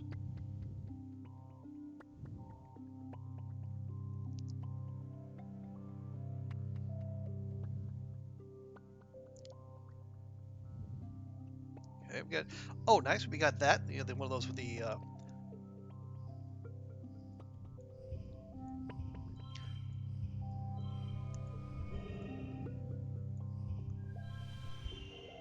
There we go. Lovely jubbly. And we'll just call that good. And we don't care that we left apparently 27 points on the board because we don't need more stats in animals. Aha! You're too smart to fall for this trick. After a few moments, Hop Solo seems to lose interest. They spot a bug circling lazily overhead and flip over back onto their foot, chittering as if being attracted with their 4 blinking eyes. Yes, so now our Hop-Eye levels up to level 2, so now we gain 2 less stress and a +2 bonus to pairs. Cool. It got, wow, 3 in a row. Good grief. You're playing with Hop Solo in a park when you hear a rustle from a nearby bush. Curious, you look underneath. It's the Hop-Eye you met from before. Hop Solo lets out a happy trill of recognition. The other Hop-Eye trills as well and explodes out from the bush to bounce happily around Hop Solo. They chitter excitedly at each other, and you hear something else making noise. You look under the bush and see, oh stars, 5 baby Hop-Eyes, pink and hairless, curled up together in the shade. The strange adult Hop-Eye stops what it's doing and bounds over to you, warning you with a rattling hiss. Okay, let's all be cool, bud.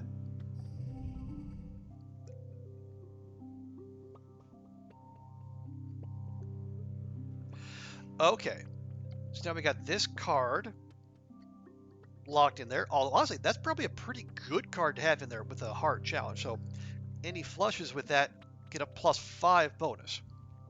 Now, it's not ideal.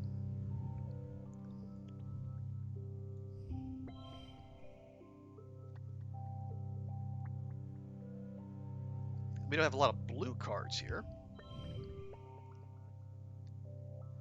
But we can make that work.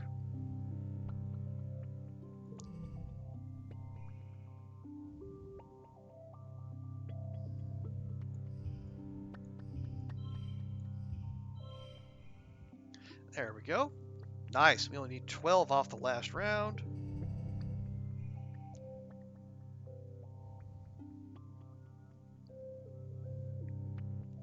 Okay, well, again, not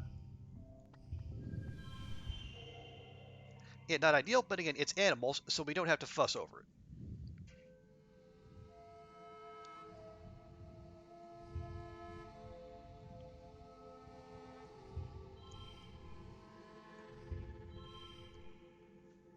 There, that'll do. There, yeah, that time we only left 10 points on the board. Oh! And we got our hot buy up to level 3. Awesome! So now we get 3 less stress and a +3 bonus to pairs. You managed to calm down the hot buy, using tricks you've learned from training Hop Solo. They cautiously allow you to pet them, their gigantic frog eyes blinking out to sync. You spend some time gazing in awe at the little hop-eye nest. They're so small and helpless. No wonder the hop-eye wanted to protect them.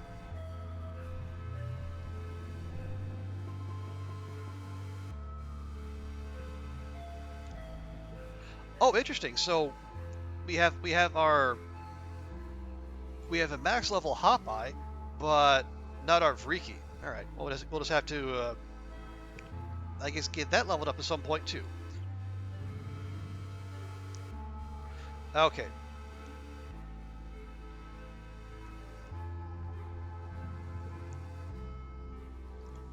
Well, we got... That's potentially useful. And... Where's the blep? Okay, we have multiple of those.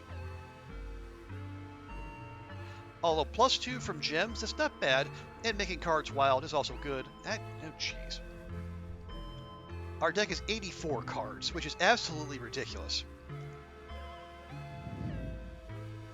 So I guess we're just going to be ridiculous.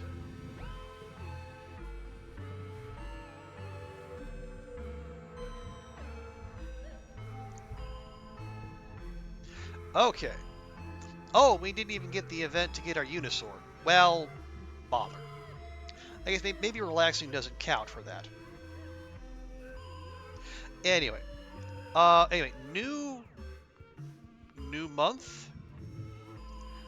New gifting opportunities. Potentially new consumables. Let's see.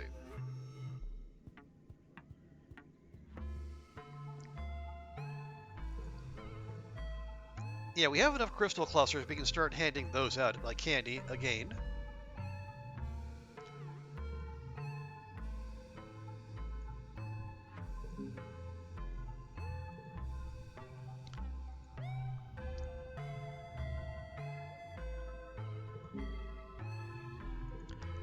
And then new month means we can hug Rex again and give him another log. Although we are quite low on those.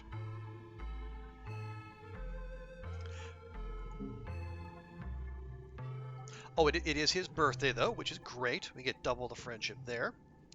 He's up to 76. Yeah, ideally, we would get more people up to, up to max. And Nomi aside, we might just do it. And again, that's no slight on Nomi. It's just we don't do as many things that interact with them.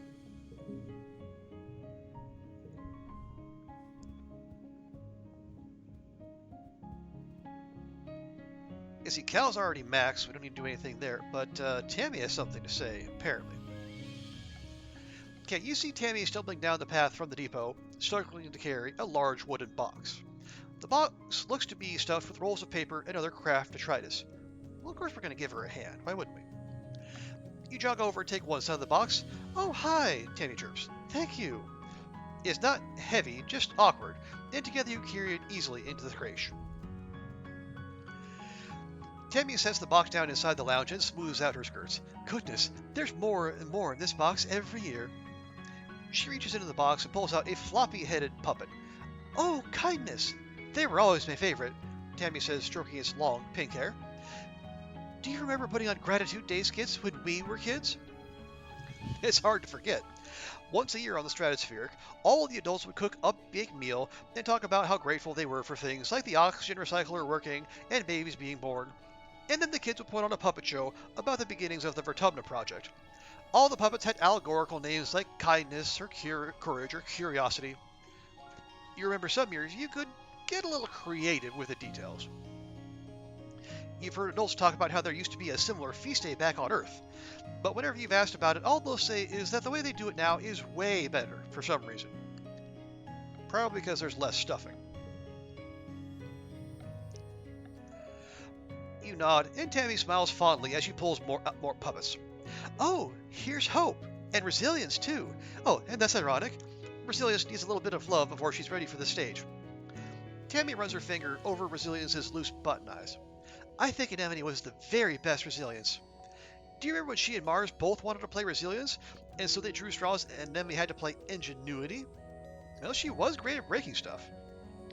Oh my gosh, I thought Tangent was going to light Anemone on fire with her mind, Tammy exclaims, pressing her hands to her cheeks. She always wanted to be Ingenuity. Yeah, what was your favorite part? Tammy's cheeks darkened. I liked working on the set and the puppets with Cal. Of course she did. I was always too worried I would mess up my lines. You remember Deese's song about Earth? Never say the same lyrics twice. Puppet stage collapsed. We had to stand there and acted out like it was a play. Those were fun times. Increases Tammy confidence. I'm so happy we still have those old dolls. Some of the littlest ones don't even know what used to do this. I can't wait to teach them. Okay, a little bit of lore there. Oh, yes, and also a little something for Tammy.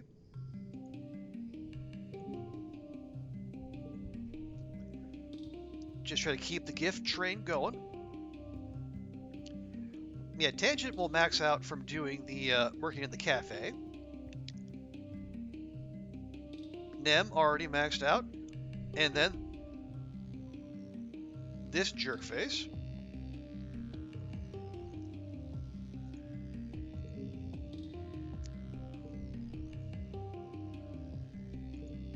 So where is he? 87. Okay, so yeah, I think if we go back to the swamps, yeah, we can drop off the payload.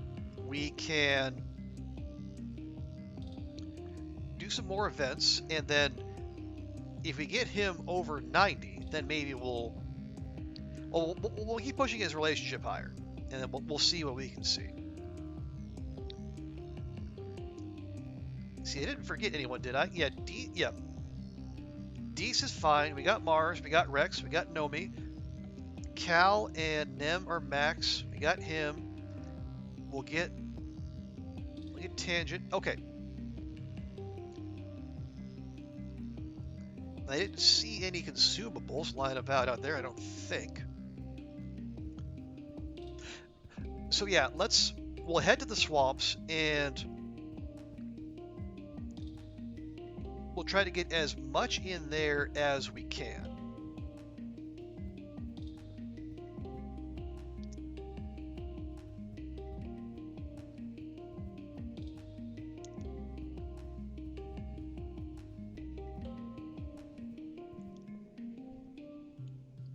Now there won't be any consumables. Yeah, because those won't refresh until the next quiet.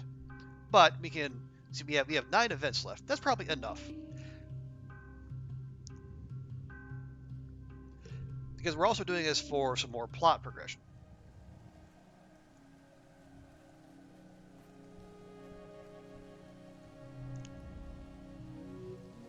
Oh, actually, real quick, just in case this ends things. It shouldn't, but just in case. Yeah, we got the payload. You tell Rhett the computer virus is ready to upload into Convergent Domain's array mainframe. Rhett nods grimly. Good work, kid. We're one step closer to defeating this thing forever. Oh. Oh, okay, good thing we saved. It's time to end this, once and for all. You mean we can finally? Rhett nods and calls Face over. Okay, you two, this is it. Time to infiltrate a Convergent Domain facility. Our scouts have found one here in the swamps with the help from your survey data. We know where it is, we know how to access the array from it, and we have the payload to fry the array once we do. There's only one problem. We can't get in. The facility has a bio-encoded lock, and only one of the system's cloned agents can do it. It's kind of like an avatar. Flesh body, AI mind. We've seen these agents active in the area. They're called Gardeners. You feel a surge of fear for Sim. When is the last time you saw him? Last month. Has he run into other humans? Or no, 2 months ago, I guess. You need to find one and get the key from it. I've already briefed Lieutenant Vase on the details. You and Vase are young, but you've already done incredible work here in the swamps. You're our best field agents. You know the swamps, and you've seen what the Convergent Domain is capable of. If anyone can manage this, you can. Utopia speaks up. Frankly, this whole thing stinks of impossible, and I ain't keen on sending kids out to doing adults' work. It's dangerous, Solty. Hunting out an AI agent in their own territory, breaking into their base. She puts her hand on your shoulder. You ain't being assigned to this, she continues softly. You get to volunteer. Yep, we choose to go. Red turns to Face to ask him the same question, but Face is already saluting. You can count on me, sir. If Solty doesn't make it, I'll pull that payload out of her dead fingers and plant it myself. Yeah, don't flatter yourself. Utopia grimaces, but Red just laughs. Good energy, Lieutenant. Now get out there and kick some alien butt. Okay. But it's still okay.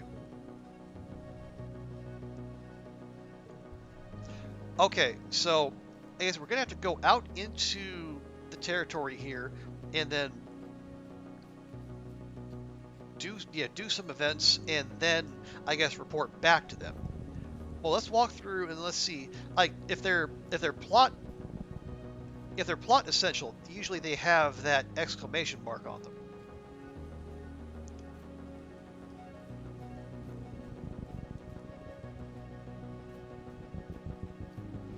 Not seeing any so far. I guess we'll, it might be at the end.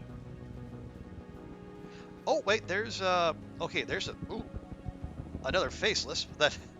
That went well last time. Only just.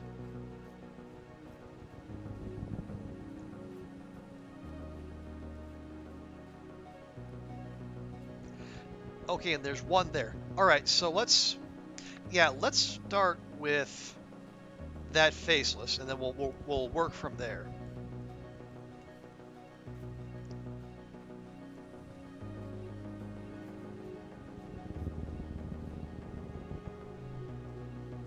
All right. You and Vase have been on the lookout for an alien AI agent, so you can use his key to gain access to the command facility. Just when you think you'll never find someone or something that doesn't want to be found in the swamps, you come across a creature blocking your path, just sitting there, like it's waiting for you. There's something deeply unsettling about it. It's some sort of chimeric beast on its bottom half, wrapped in tattered strips of flesh, though from torso up it looks almost humanoid, complete with stars. Is it holding a weapon? Most upsetting is how its collarbone seems to unzip in a chaotic, fleshy mash of teeth, revealing a neck of glistening sinew and muscle. Its insectoid face seems to truly see you, a shrewd intelligence in its milky eyes. This is it, Vase whispers. The agent Rhett wants us to kill. Okay.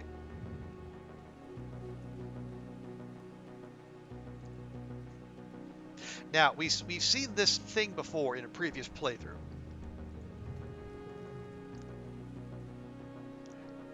Its name is Noctilucent. We don't know that, at least in this playthrough, though we probably will soon. Let's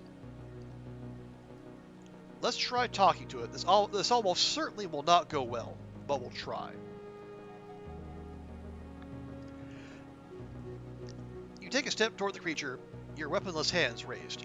It studies you for a long time, considering. Then, it speaks. I am Noctilucent, a gardener. Their voice is rough and wheezy, and they struggle to form their words as if their larynx was not designed for language. They take a deep, raspy breath. You are associated to the divergent process symbiosis. You are vermin, a weed. You do not belong in the garden. You hear Vase's drone rifle charging. I belong anywhere I Sonic am, you piece of shit. Vase growls, then fires at Noctilucent. You can feel the of drone bullets flying over your shoulder. Noctilucent growls and fires back, though their shot goes wide as the bullets lodge into their shoulder, even missing you completely. Whatever their projectile their ray gun emits makes you feel nauseated. Okay. So it looks like we were going to fight anyway, but at least now we know of Noctilucent's existence. And what's interesting is it's a regular combat challenge, not one of the impossible ones, as though we were fighting a faceless. Okay, and cards with gems are wild. Well, that's nifty. Well, hello, Mr. Phantom Head. Hey, Ruak, good to see ya. How you doing? How's your Friday so far? Also, Ruak, I finished up work like 15 minutes before stream started, but I checked my email, got your thing. Thank you again. Really appreciate that. I will see. I will see about trying to turn that into emotes probably tomorrow, as I'm fussing about with various and sundry things, getting prepped for the big breakfast tournament. But yes, I would be absolutely delighted to have Latte Rex as in the emote pantheon.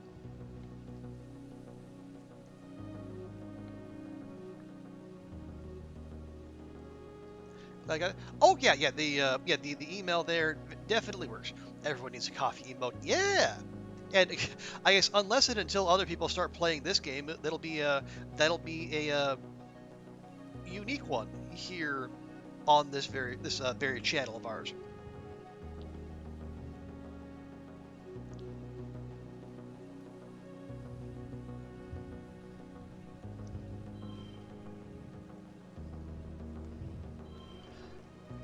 Excuse me.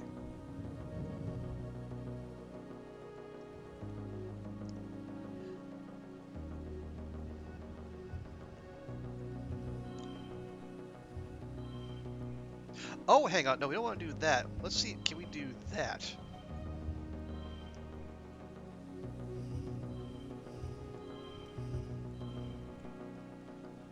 There we go.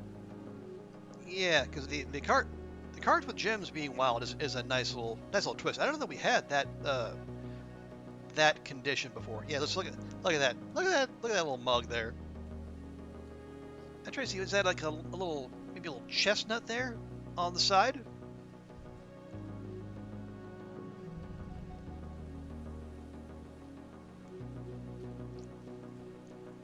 It could be a cookie too, yeah.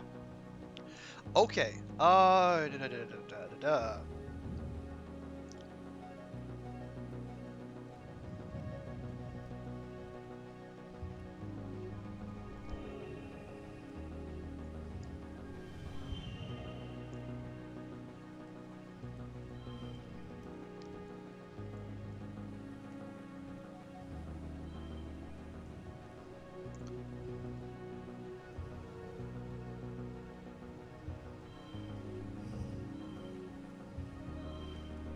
Yeah, or a dumpling. Could be. Hard to tell. It definitely it's more snackish than in like something you would just like a full on pastry. Okay, we almost got that. Yeah, we'll take our points in combat. You and Vase unload everything you have into Noctilucent until they turn and run into the goop willows. With a touch of their hand, the sagging, wet foliage closes behind them, leaving you facing an impenetrable wall of goo. Vase shakes his head in amazement. Goddamn unreal. Aliens that can talk to us? He gestures to the ground, splattered with bright turquoise blood. We got it pretty good. It's probably just gone off to die. Let's keep tracking it and get that key. Nice. So now we're only taking 10 stress from events rather than 12. And yeah, every little bit helps. So, if I'm understanding this correctly, somewhere out here should be another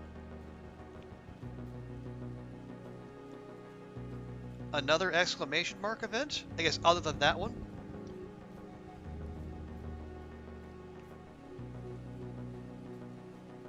I guess it could have spawned behind us. That's not impossible.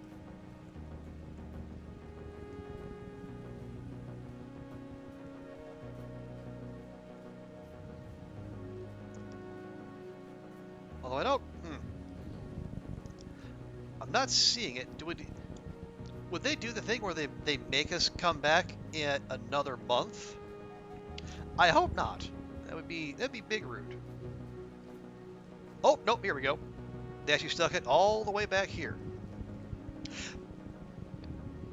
It's interesting that they use the faceless sprite, even though we're up against Noctilucent, which they apparently has their own art for.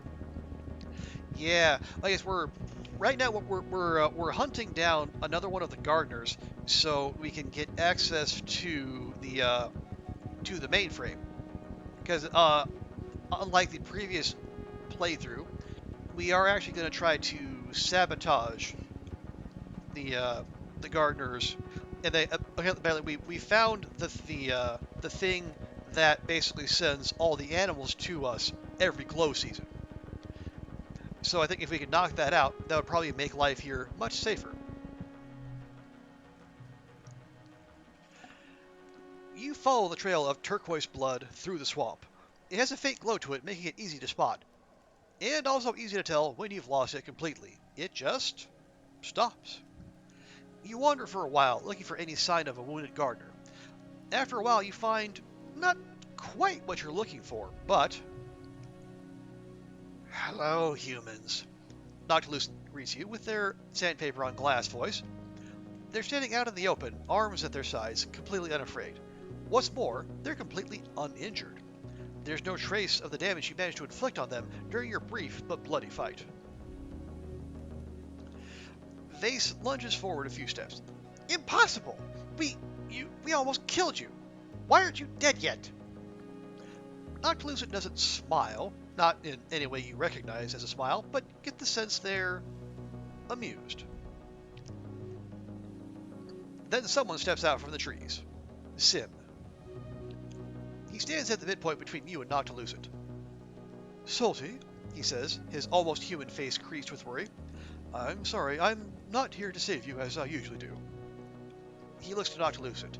Are you certain it has come to this? Can't we just... permit them to multiply? Like explosive thornwood on the southern continent? Little brother symbiosis, do not pretend non-knowledge. An invasive species injures the garden. My brother encourages the weeds. He waters you. He tends to you. It is his nature to inquire and to learn. They narrow their eyes and move a hand to their sonic emitter. He forgets his design, but will now recall it. To tend the garden, we must pluck weeds at the root. Please, Solty, turn around and go back to the colony. I cannot help you if you continue down this path. So we can't attack. We can try to talk to them, although that is a very low check.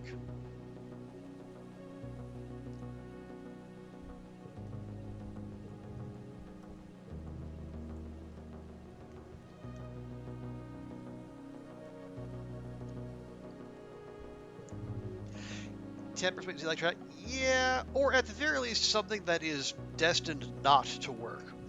Well, we did save, so we can come back and try again. We'll see what they have to say.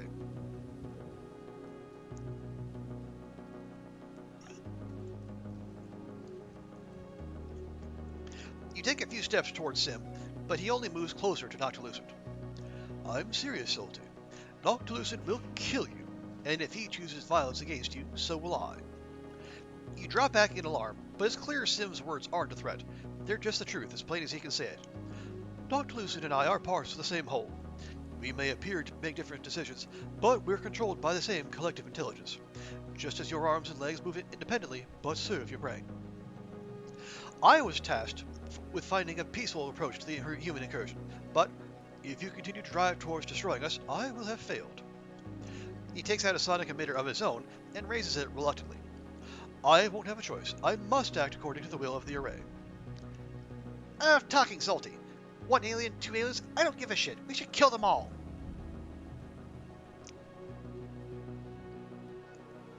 On this, we agree. Noctilucent draws his weapon, after a beat they add, alien, rolling it around in their mouth like they enjoy the taste of the word. Okay, so this has suddenly become hard. They begin to fire at each other. You scramble for your drone rifle, caught off guard. Those aliens seem a lot human, similar. Well, yeah, I think we got the. I guess Sim would be more like the academic, the curious one, seeking knowledge everywhere they go, and Noctilucent here is, well, they'll probably be at home in the military-industrial complex. Just if it's different, if it's a threat, kill it. We'll see how hard it is. Okay, 94. We've done worse. Okay, and all cards with gems are wild.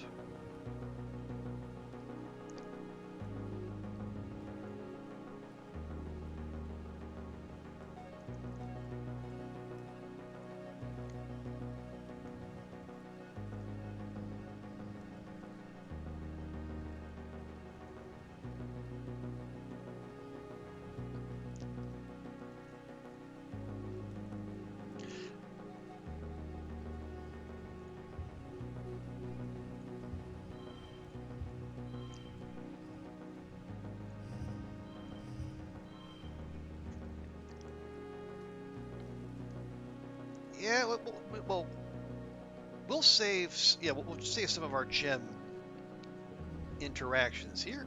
Yeah, we'll save that. Hmm.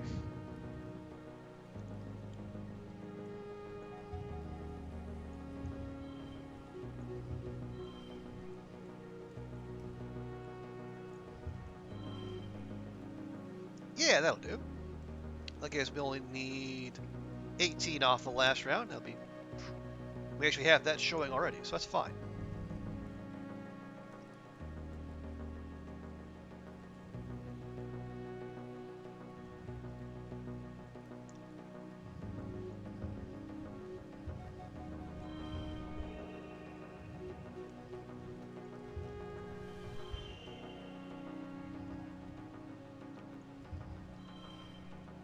Okay, I think 69 is probably pretty salty.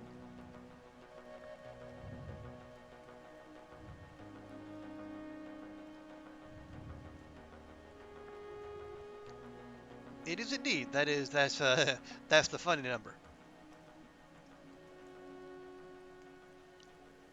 Yeah, and we're so close to maxing out combat. Part of me wants to try to min-max and then drive it on, but honestly, I don't. I mean, partly I don't feel that bothered by it, and also like we are already perilously low in some of our consumables. So that's fine, Rurak. It's the internet. That is just the expected thing.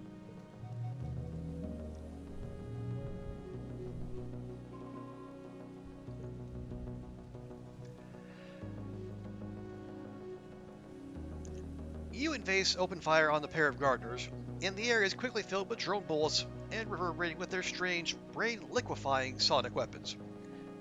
You notice that Sim doesn't seem to be firing on you. In fact, he seems to be only trying to draw your fire. He's surprisingly deft at guiding your smart bullets to hit trees or careen off into the sky.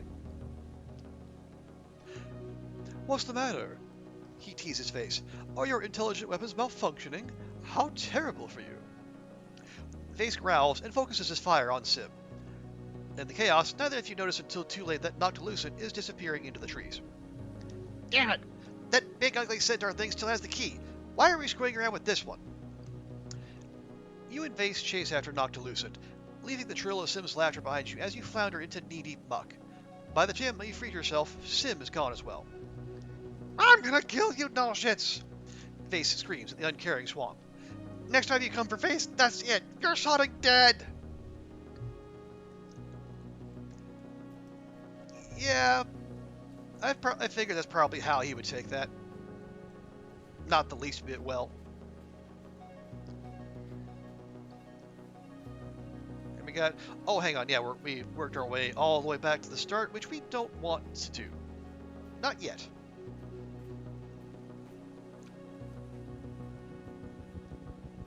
That'll suggest there's going to be at least one more of those events, so it's good that we managed to max out our bond with our Hopeye.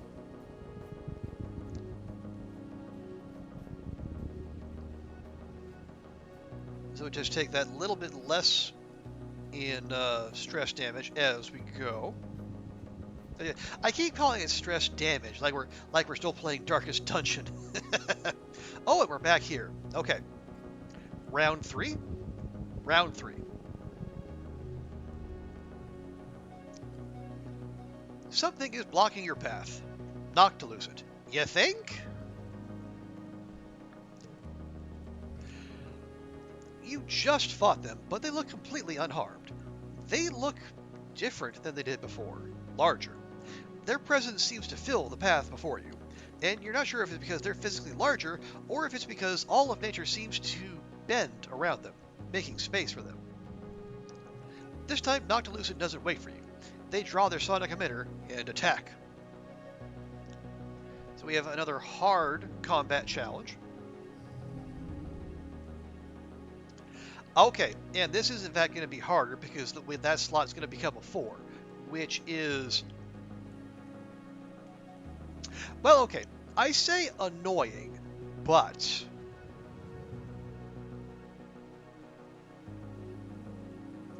As long as we drop a wild card in there, everything's fine.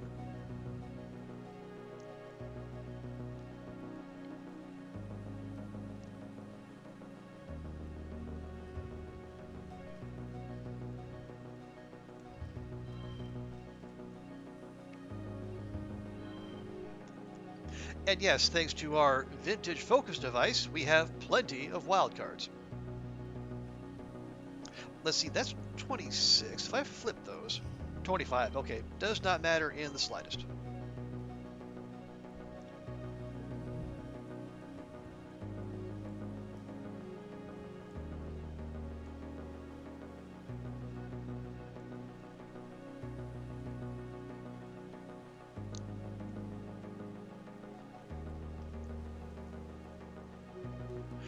Okay. Well, we got... Yeah, we definitely don't want to put that there. That's an issue. What would be the total if you put a wild, a 9?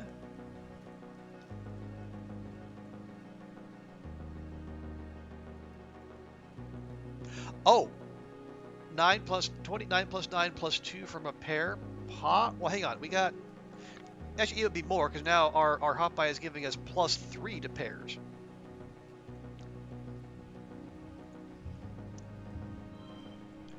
Yeah, so a base pair, just like a pair of red, like those 2 red 9s, would get us 23 on their own.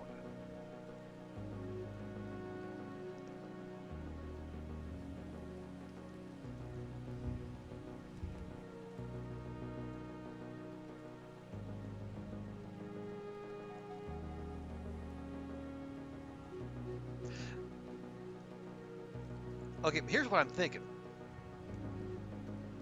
Well,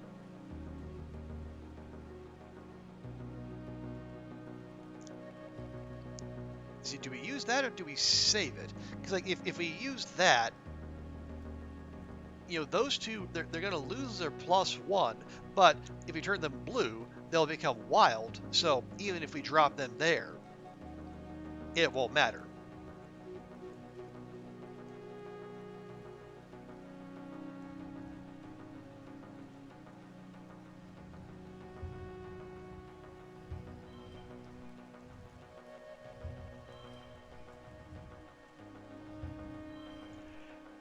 Yeah, no, we don't want to go that low because we don't want to need 41 off the last round. That would be suboptimal.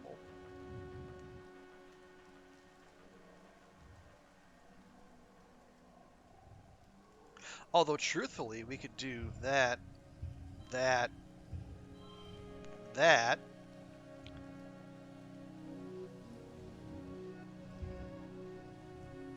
and that, and then because we have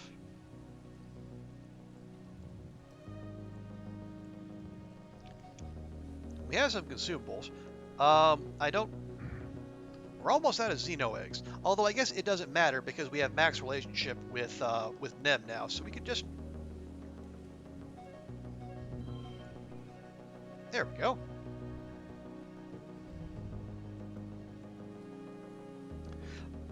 Okay, yeah, there we go.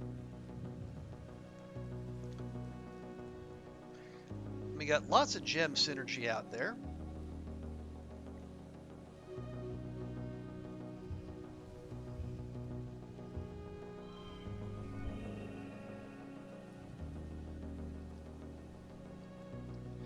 Let's see, that gives +2 to cards with gems. That gives a takes 2 from each. So like, let's say we do that and that gives us 42, which isn't bad. Say I do that and that's 51. Again, I'm no math magician, 51 higher than 42, I'm pretty sure.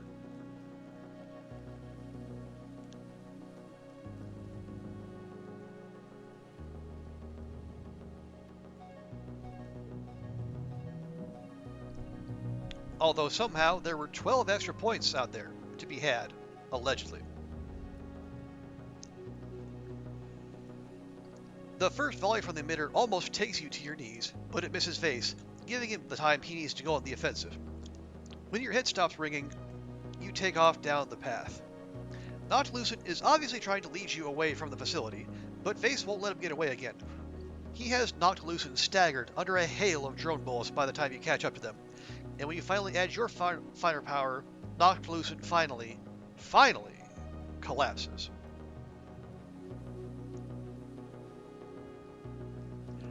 You wait a long time to make sure they're really dead. The swamp is eerily silent. So we can nab their sonic emitter. It's +3 to red cards. It's nice. I don't.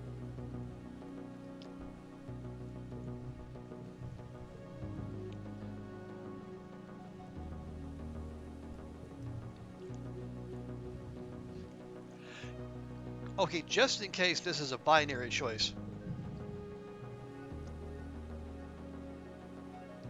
Okay, you pick up their device, a strange gunflower device that seems to be modeled on your own weapons. You point it experimentally at a tree and squeeze the trigger softly. You hear a high-pitched hum, but nothing happens. As you gradually increase pressure, the tree begins to tremble, then shake, then suddenly cracks and splits down the middle.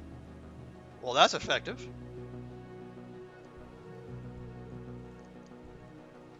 So yes, now we have our own sonic emitter, but it's not, it's no vintage focus device, and it's certainly no pet. Let's look for a facility key. You search Noctilucent's corpse, but there are no pockets to speak of. At least nothing that would hold a key. Hey, this facility is bio-coded, isn't it? Vase saws through the exposed sinew and muscle of Noctilucent's neck. It's gory, slow business, but eventually Vase pulls their head from the body in a gout of turquoise blood. For good measure, he saws off one of their creepily human hands, too.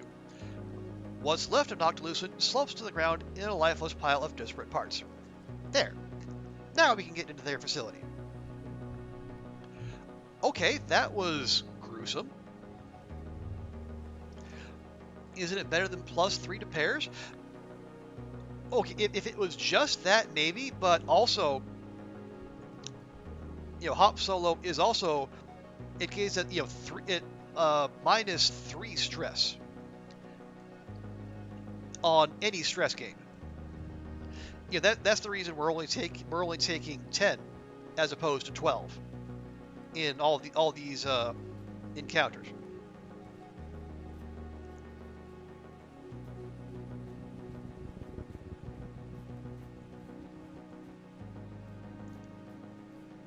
Now, it's that way because we were finally able to level up our bond with our Hop-Eye in the park, because that was something that had been eluding us up until now.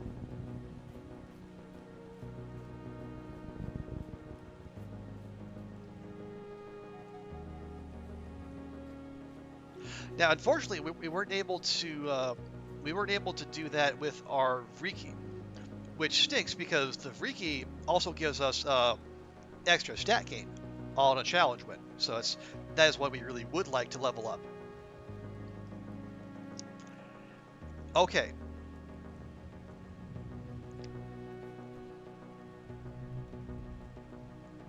Wait.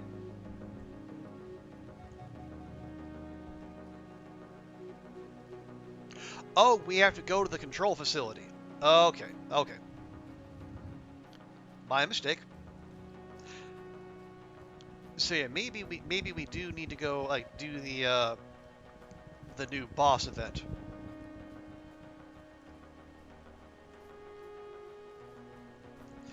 Now that almost certainly will end our time here, but I guess that's no bad thing. We're already up to 30 stress. So that's probably enough.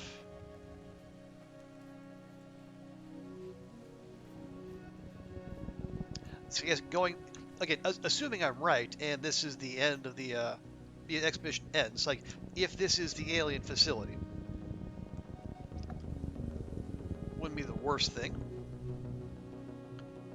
Okay, here we go. You follow the coordinates to the control facility Rhett told you about. It looks like other convergent domain sites. That is, it doesn't look like much at all. It's just a hole in the ground. There are no guards, but a short way into the tunnel is a large circular iris door. There's no visible opening mechanism or lock.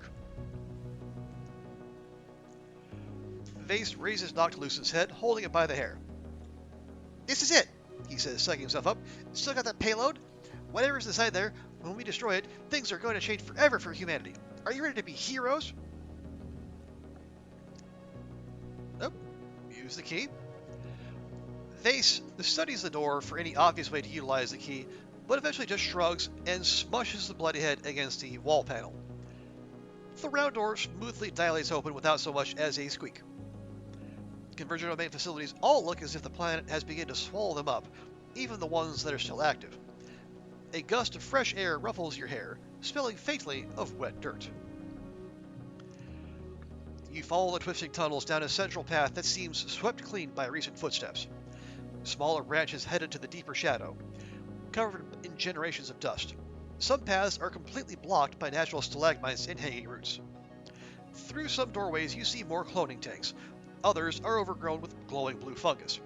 Everything is big and empty, as if these great rooms once contained furniture, but everything has since rotted away except the walls and crystal console panels.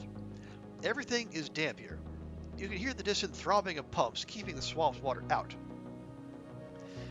You come at last to another large iris door and again press the head to a panel. It opens. A now familiar silhouette steps from behind the door and again blocks your way. It's Noctilucent, the same Noctilucent whose head Vase is holding. Vase growls and scrambles for his drone rifle. What the he starts, but another Noctilucent steps out from the shadows in the tunnel behind you. Then another one. Clones! They're all clones! They stare at you with triplet menacing expressions. As a unit, they raise their sonic emitters.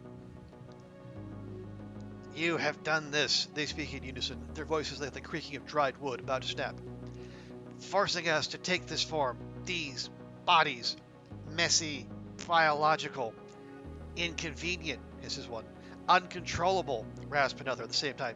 Infuriating, the third concludes. Their faces twist in barely restrained hatred, and they speak in unison again. You cannot kill a gardener. Your vermin brains do not even comprehend what we are. Okay, so... Ooh, okay. That is a high perception check. One we pass. Or we could fight them.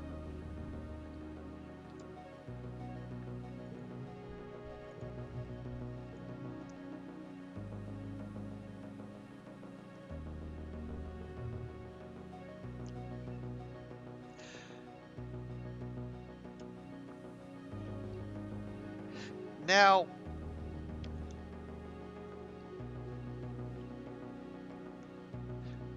we definitely want the combat XP, but do we? How often do we want to keep doing this? Because yeah, Ruak is right. There's a very real chance there will just be more of them, and the fact that the skill check is that high tells me that it might work. So we saved. We will try to use our expert, could not possibly be higher perception, and slip past them. You share a look with Vase. Without speaking, he just gives you a nod and silently mouths, "Go." Vase yells, and all of a sudden everything seems to whip from slow motion to super speed. You turn and run as chaos erupts in the small tunnelway all around you. Blasts from the sonic emitters reverberate over your head, and you hear the immediate whoomp whoomp of Vase clobbering two gardeners behind you with your rifle, drawing their attention not with his drone rifle but with his own body, the most distracting weapon available to him. Only one Noctilucent stands before you. You run and dive, sliding your body under their reach like you're on the sports ball pitch.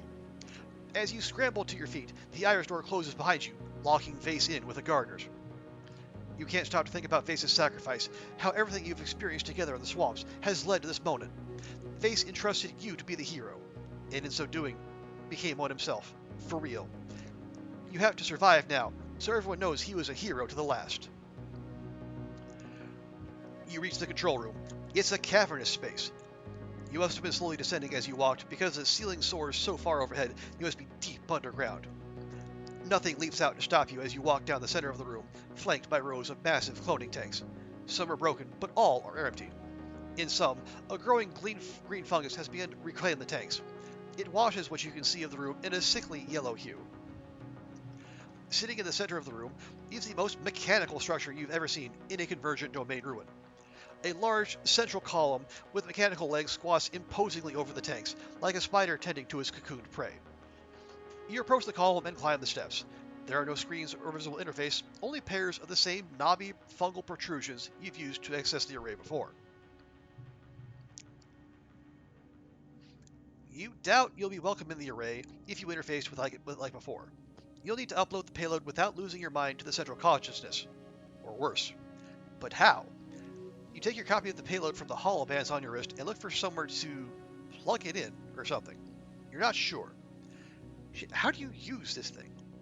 So, because our engineering is 50 or greater, we can say we know this, or we can try to figure it out with a reasoning challenge. Again, happy we save scummed.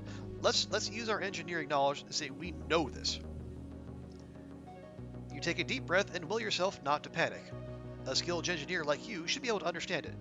The array was created by mortal minds just like yours, despite its overblown opinion of itself. You calmly search the command structure for anything that resembles a data port. Eventually you find one and fit it with the payload's universal connector. The console hums with life. The payload is ready for upload. Upload. You grab onto the interface handles and connect to the array. Your vision goes blank as you're sucked into the alien mainframe, your mind filled with abstract forms of data and functions, impossible colors imagined by sightless beings.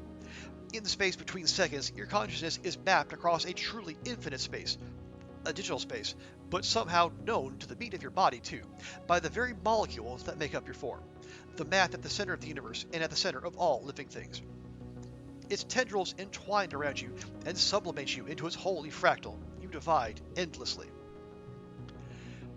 It's a struggle to see yourself as a unique being, to see yourself as an entity separate from its perfect whole. You don't see or feel the array so much as you just know it. You're a part of it. You always have been. When you find yourself again, your organic body feels impossibly small. A tiny data point at the end of a long branch, a blinking I/O box. You inject the payload. You float in a universe of data like sea foam floats on the surface of the ocean, watching the blinking payload descend into the heart of the network. You watch it start to multiply, then spread. Nothing happens. Then, your vision returns. You're back in the cave and a churning hum fills your senses. The console before you is powering down for the last time. And you're not alone. Sim is here. He looks up at the command console in horror. He strides past you and touches the interface handles. After a few seconds, he carefully lifts his hands away from the inner, lifeless growth. "What have you done?" he says, slowly like a man coming out of a long sleep. "What had to be done for humanity's safety, my man? Y'all kept attacking us." Sim takes a few steps away from the console, descending the stairs without turning around. "It's so quiet. There's nothing left. I can't feel anything." "I've always been able to hear the array. No, I can't, you can't understand. I am the array. The planet, everything living on it, all gardeners are connected to it. Or were. Now what are we?" "So, what'll happen to you? I suppose I can die now. This physical body, when it is damaged beyond repair, my consciousness can't be transferred into another one. I'm the last me." He smiles self-deprecatingly. "At least this body is acceptable to me. I'll be in it for the rest of my life, after all. The other gardeners, though, only a small fraction of the greater gardener consciousness splits off from the whole and spends time in physical form. Of those that do, not every form is sentient, or even ambulatory. I myself have spent centuries as a freaky tree.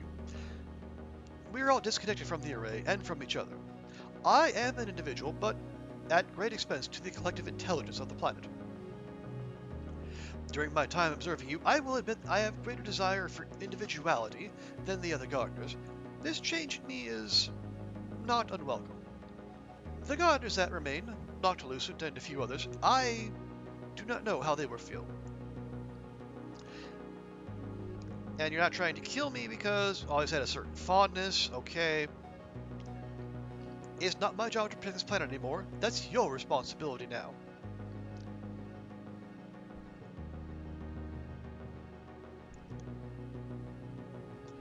"Yeah, sorry, but it was..."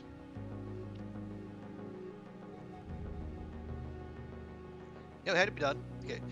You hear a cough echo through the cavern and turn to see Vase stumbling down the center aisle of tanks. He's alive! You rush to his side, and when you turn back, Sim is gone. One last disappearing act. Vase is badly burned, and he struggles to focus his eyes. He collapses in your arms. "Did you do it?" And you nod, his eyes close in relief. "Good. Let's get out of here, hero." Wait, the end?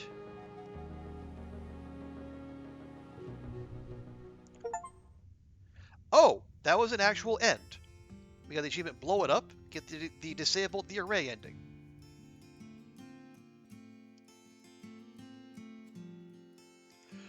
Okay, well, Fortuna's protectors are gone. Disabled the array. Okay, well, this was not planned. Once the planet's eco-defense system has shut down for good, many things change. The yearly attacks and glow cease. Glow season becomes a peaceful period when many creatures are dormant. You guess it always was, but Noctilucent and the other extermination agents artificially incited the Xenos to attack. Without their thumpers and aggression pheromones pumping into the air, the animals tend to avoid your colony rather than attack it. You also find that the yearly shimmer pollen clouds are much reduced, and even your crops seem to be growing better. Even pest creatures like the Dorps moss don't bother to roost in your sheds. You wonder at all the subtle ways the planet's defense system was trying to eradicate you. Without his connection to the array, Sim can never change forms, or connect his consciousness to the other gardeners. He's alone and stuck in his body until it eventually dies. His scars no longer miraculously heal. He starts to grow old. Ooh. You and Vase are both held up as heroes. After his near-death experience in the Gardener Caves, Vase's entire outlook on life changes. He no longer seeks false hero worship after experiencing firsthand the terror of being a hero. He does a lot to blunt some of his sharper edges, and as you both grow old, you're surprised to realize you become good friends. You and Nem date for some time afterwards, but it's a strain on her that both her girlfriend and her abusive ex are colony heroes, especially as peacetime encourages gossip. You eventually part ways, mostly amicably. Oh shit. Okay, well, this is not the ending we wanted, so.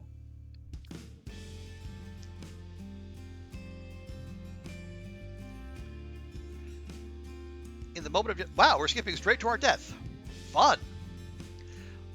As your brain cells fizzle out one by one, a vision swims in front of your mind's eye. Hi, us. We've seen you before. Yeah, it's you, only ancient. Ancient you speaks without, yeah, we've...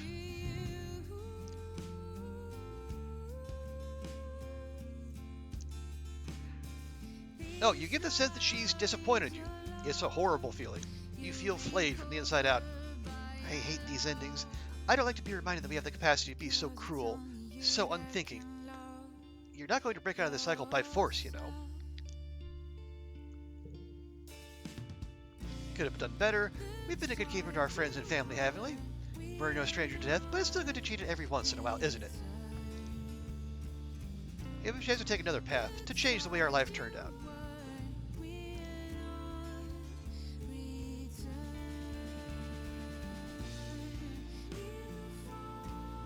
Okay.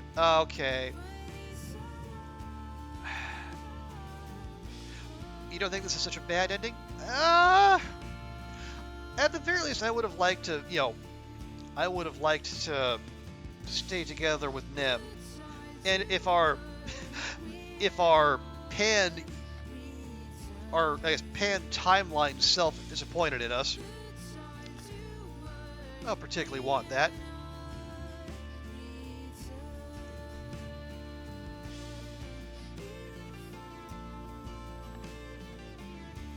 Okay. Yeah, it's quite hollow. Okay. Here's what we're going to do.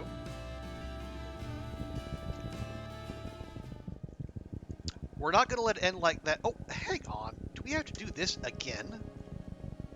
I mean, it's fine. It worked out just fine. Okay, so here's what we're going to do instead.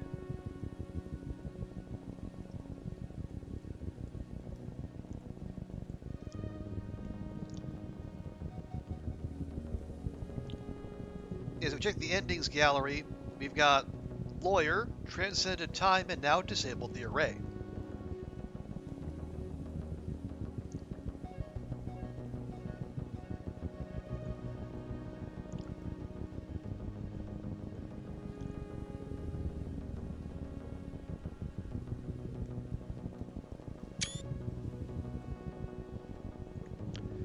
Okay. Well, this is the third. Yeah, this is the third encounter. No, this is the second one. Right? Yeah. So here's what we'll do. No, it's the third one. Yeah, it's the third one, and then what we'll do, we'll save that for later. Probably never, just because. Why would we? we've already seen the ending, unfortunately.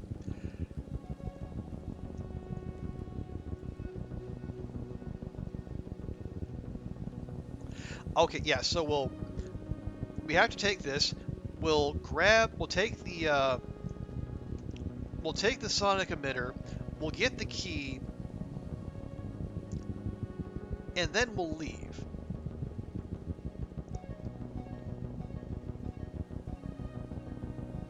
Yeah, let's do that because we've got more to go through. We have more work to do. Did you have any choice other than disabling a raid? No. It was either fight our way through all those Noctilucents or sneak past them. Once we did that, it was just how would you disable it? Do you have the engineering knowledge or do you need to take a reasoning challenge? I think like once we went into the once we went into the whatever the facility with the array was, we were on rails.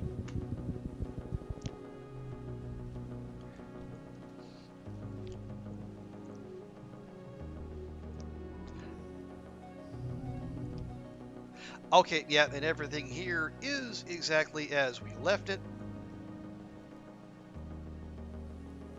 Which is, I guess, fine in a sense.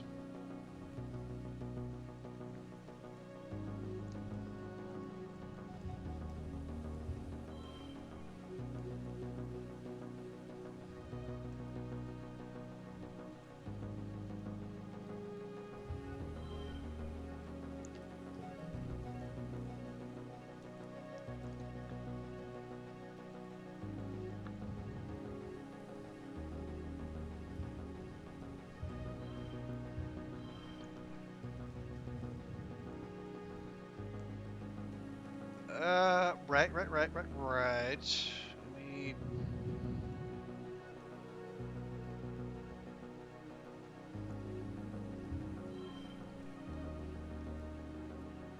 Now, can I just need to kick that? Yeah, it's kick that up by 1.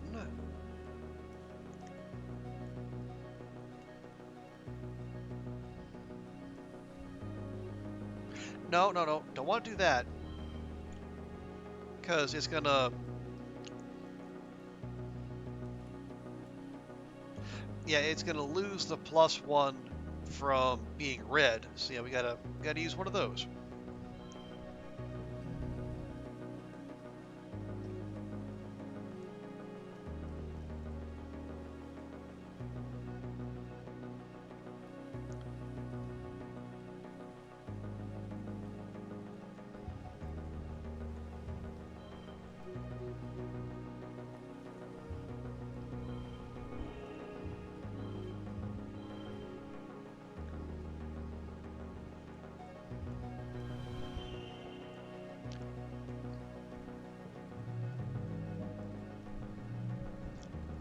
Okay, that's fine.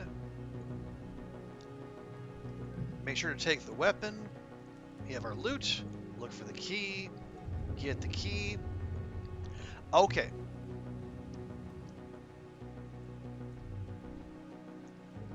Now we save.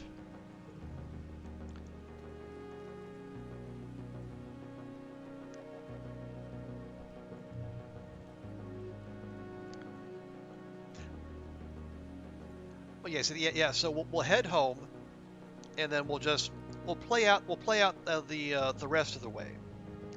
Because I think what we'll do. We've seen that ending, so let's at the very least try to avoid becoming something. Well, we'll try to avoid becoming a lawyer. And yes, we are sure we're ready to go home.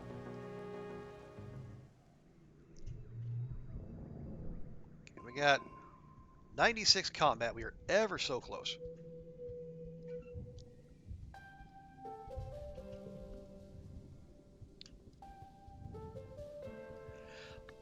Okay, so if that's off the table, what else do we want to do? Honestly, let's.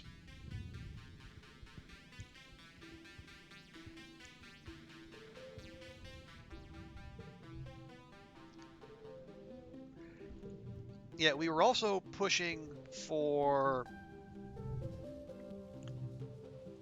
yeah, doing more in the cafe with, keep pushing empathy and creativity and get that little extra friendship and tangent. And as we saw late in yesterday's stream, this could be the way to help get get Tangent and Deece to reconcile, which would also be a very nice thing to have happen. Okay. The last time there was a baby in the colony, you were basically a child yourself. You don't remember babies being so loud. Yet also all very empathetic to colicky, fussy echinacea, but every time you've seen Tammy since the baby arrived, she's looked more tired. At night you can hear them all the way in your room. Echinacea's tiny, choking shrieks, and Tammy singing to her until her voice goes hoarse. Everyone expected Tammy to rely on Aunt Anne in the new creche, letting her walk Echinacea, just like she watched all of you when you were babies. But for some reason, Tammy's been stubbornly trying to do it alone. Maybe because she has so much experience from volunteering in the old creche, Tammy thinks she doesn't need the help. But even when she does put Echinacea in the creche, it's because Tammy's right there, still caring for her. Then, the things Tammy would normally help with get backed up, which makes her even more stressed. Aunt Anne has tried to convince Tammy not to be so controlling. It takes a community to raise a child, you've all grown up to believing that, but whenever anyone even insinuates Tammy might not be all Echinacea needs, she starts crying and yell at them. Ooh, you've never seen Tammy yell. It's really unsettling. Okay.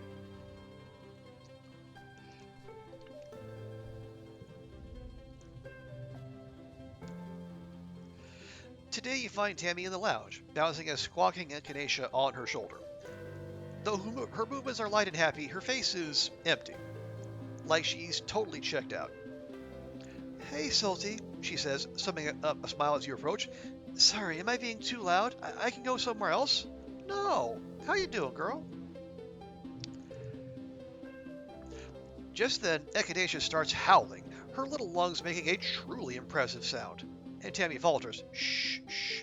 Mommy's got this. It's okay. Tammy has not got this, and she knows it. You can tell she doesn't really think she can handle things. So we can say, my turn to babysit. Then we can just jump straight in. Or, can you teach me to babysit for her? No, if we have the relationship, and we do, clearly. Barely, but we do. You say, nope, it is my turn to babysit. You take a load off.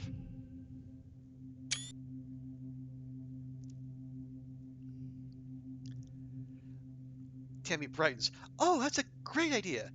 Echinacea, I think it's time to meet Auntie Solty. You and Tammy fall into a routine where every evening after dinner, you take Echinacea and go for a nice long walk through the gardens. Getting just a few hours of sleep before staying up most of the night with Echinacea does wonders for Tammy's sanity, and soon she's confident enough to allow other people to help her out during the daytime. Cal is relieved. She'd been freezing him out as well, insisting that because Echinacea is her baby alone, she should be able to handle it. Seeing him hold Echinacea, it just looks right. Eventually, Tammy agrees to place Echinacea in the creche during the day so she can fully recover from the birth and sort out her mental health. Again, therapy for everybody. She still wants to spend a lot of time in the creche, but it's because she wants to, not because she feels the need she feels she has to prove she's a good mother. It's still hard raising a little baby, but Tammy's going to do great, with a little help from the colony that loves her.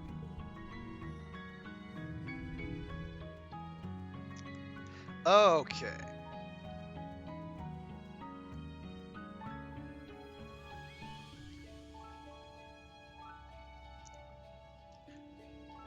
So we got a +3 bonus to straights, and all the yellows get the bonus as well.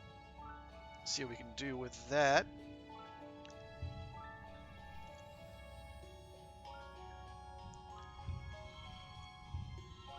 Well, those would all be nice. And then... Well, okay. we can do those. Alternatively, we could just... Well, we don't want to ignore that one because that's going to get us extra. It's a little extra skill bump. But what we could do is flip those.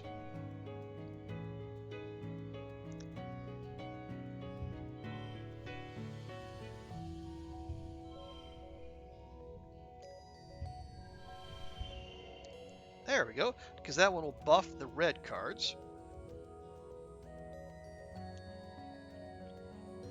And we got the wilds, and we got the red. Yeah, I think 66 will do.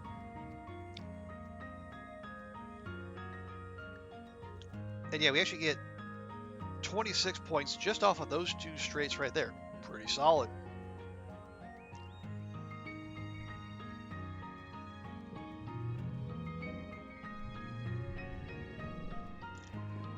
And okay, maybe we didn't max it out, but we got 8 empathy of it. We got, 98. Okay, we were very close to maxing that out. Also got 4 creativity, also very nice. And some more kudos, and yeah, it's nice. So we got our,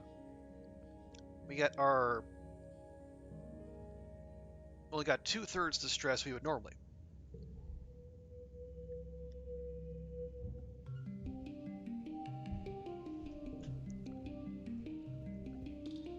Okay, and this is late pollen, which is Tammy's birthday, so we should be able to give her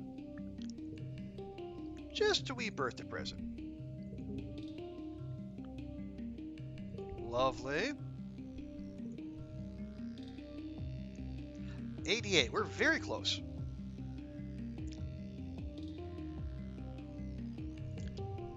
Might even be able to get 5 people to max hearts if we really push for it. Oh yeah, we have... Oh, yeah, we have Vertumnalia next month, but we did find out during the previous stream that there won't be any fun and games for Vertumnalia anymore.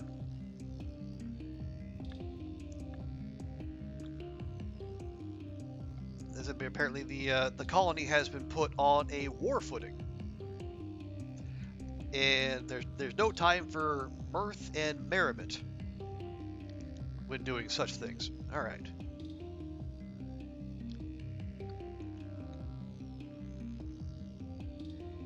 So here's what I'm thinking. If we do another round in the cafe,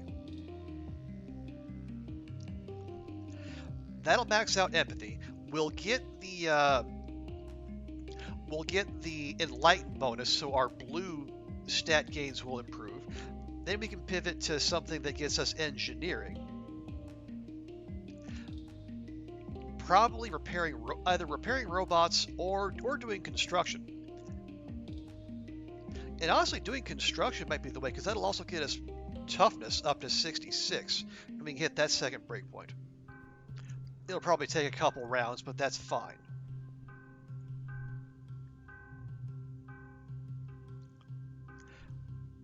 So yeah, let's see, that gives us empathy and creativity. And then that gives us creativity and bravery. Although I guess really what we should do is, I guess when we're not enlightened, we should pivot back to assisting the governor. Although the creativity is nice too. We'll have to see about that. But yeah, I think we want to keep hitting this, partly for the friendship with Tangent, but also, you know, we're helping everyone with their problems, and I feel like that's going to come in handy. Maybe if for no other reason than for getting ourselves a better ending.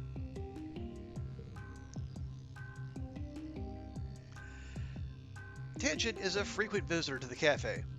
She may not get tired like other people, but she needs all the stimulus she can get for her all-day study/research sessions. She usually keeps to herself in a corner of the cafe, but sometimes she sits at the bar and graces you with some small talk, or asks questions about what you think about living on this planet. You can never really tell what her mood is going to be. It seems to fluctuate based on how well her research is going. Speaking of research, she seems determined to try every possible way to drink blep tea. Pour it long, double strength and bitter, the way Instance brews it in the lab. I mean, that's gonna taste awful, but here you go.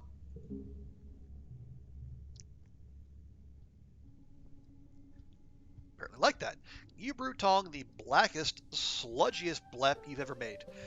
Even when the cafeteria's old auto brew broke and started mixing motor oil in with the tea, it wasn't this muddy. Tong takes a sip and shudders. Perfect.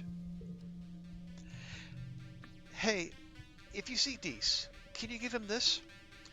She places an object on the table.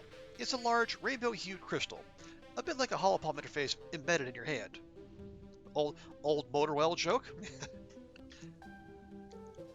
Okay. What is it? Just something of my mother's. I found it in an old junk drawer in the med bay. It must have been there for over a decade, since from when she was still alive. My brother's a sentimental one, so he can have it. She gets up, leaving the crystal behind. You tuck it away in a safe place, under the bar. Yeah, this is what we want. We want to get those two crazy kids back to... Oh, wow. Wow. That...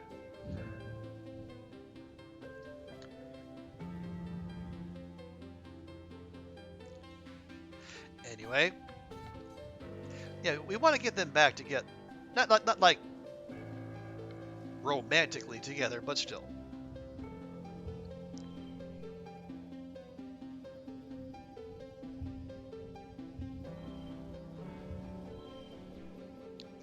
Yeah, that is an absolutely dog crap card.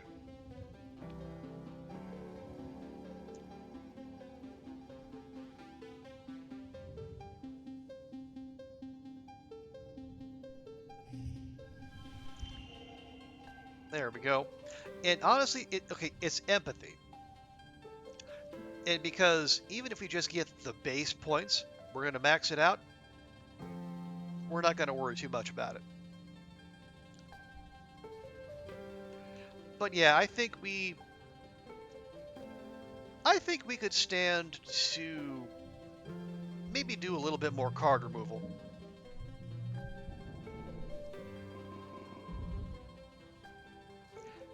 There we go. Max empathy, which... Oh! Friendship decreases... Okay, so you get -1 stress anytime you gain friendship. Well, that's lovely. Now, unfortunately, we've maxed out more than a few friendships, so... Although, I guess, even if the friendship is maxed out, we still... it still counts. Yeah, it still counts as us getting friendship regardless. So, we can work with that. But yeah, so now, even light up by mastering a skill, +1 to all mental skill increases, so...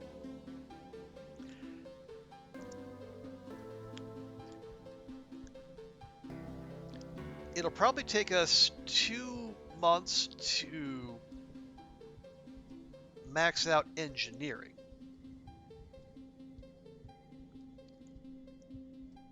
So yeah, probably fix robots or do construction. We'll see. First things first. New season, so gonna go on our traditional collectible hunt.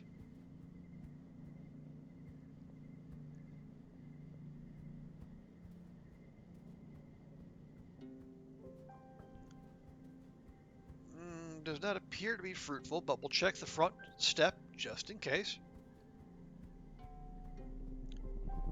And we got a yellow flower. Hooray!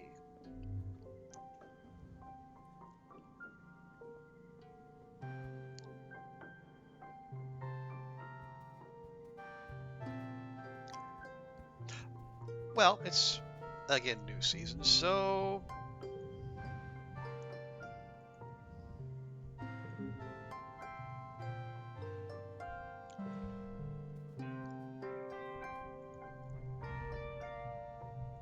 Okay, and we get... Oh yeah, we have crystal clusters to spare. Lovely. Oh yes! Nice! Now every time we give them their loved gift, we actually shave some stress off ourselves. Only one, but still.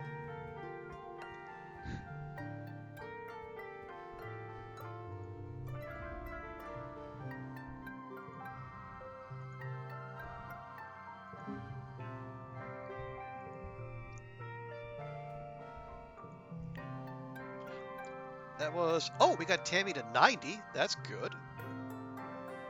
And we got Vase to 90. Wow. We're just breezing right along. Okay.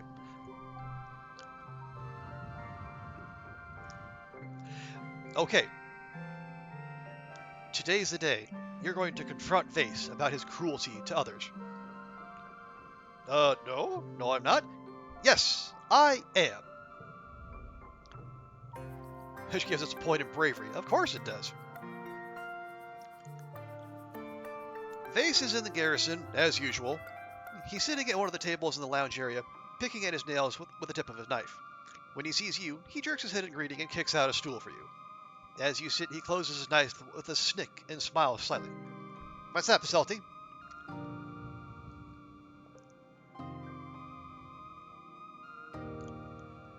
Okay. I feel like this is the thing where this is where we might get Vase into therapy.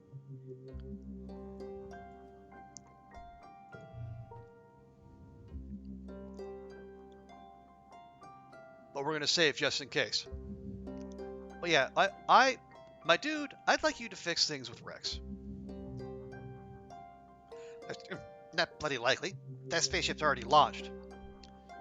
Well, you could apologize.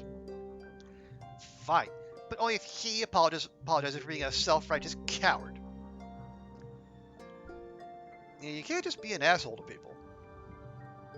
Who do you think you're talking to? I'm Face, baby! Around here, I can do what I want. Well, that probably could have gone better. Could have gone a lot worse, though, considering. Anything else you want to say?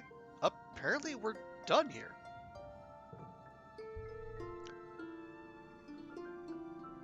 That's it?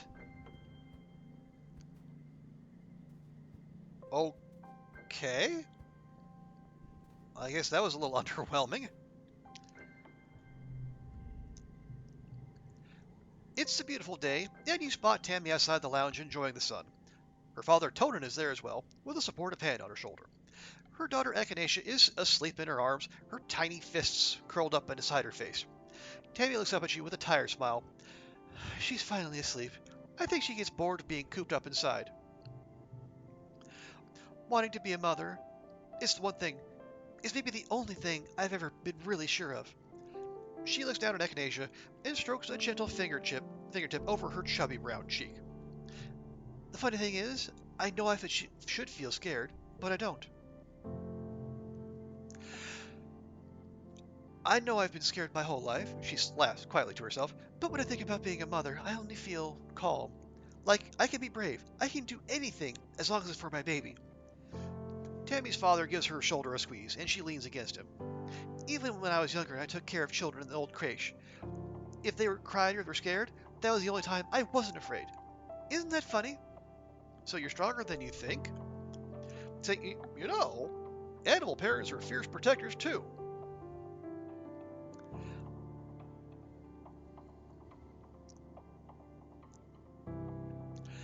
I mean, I don't... Okay, my assumption is if the game gives us a check, maybe we do it. I don't know. It's fine. Yeah. You describe how Hopeyes will go nuts if you get one of their nests, throwing themselves fearlessly into danger to protect their young. Float cows circle up with their calves in the middle of the herd. And even the completely tame bristle slugs on the farms won't let you near them while they're nursing. Cal's gotten hurt by those bristles enough times to know, don't mess with parents. Tonin clears his throat. You should know, Tammy, I haven't always been brave myself. I've been frightened of, well, darn most everything since we landed, to be honest. Especially if anything hurt to you. Tammy looks up at her father in surprise. I've always tried to look brave for your sake. You needed your dad to be strong, and knowing I needed to protect you, that made me stronger. Tammy's chin trembles. She buries her face in his shoulder. You're going to be a great mom, Tammy. Tammy blushes and looks away, tucking her hair behind her elf ears. Thank you, Solty. That means a lot coming from you.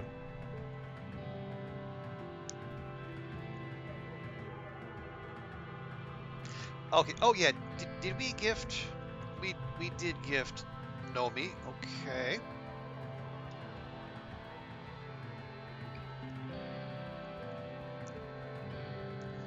We did that. Let's see. We're maxed on Cal.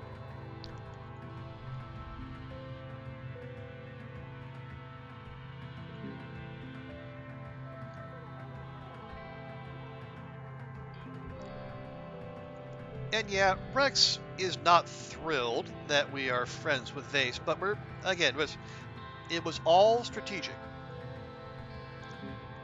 Promise.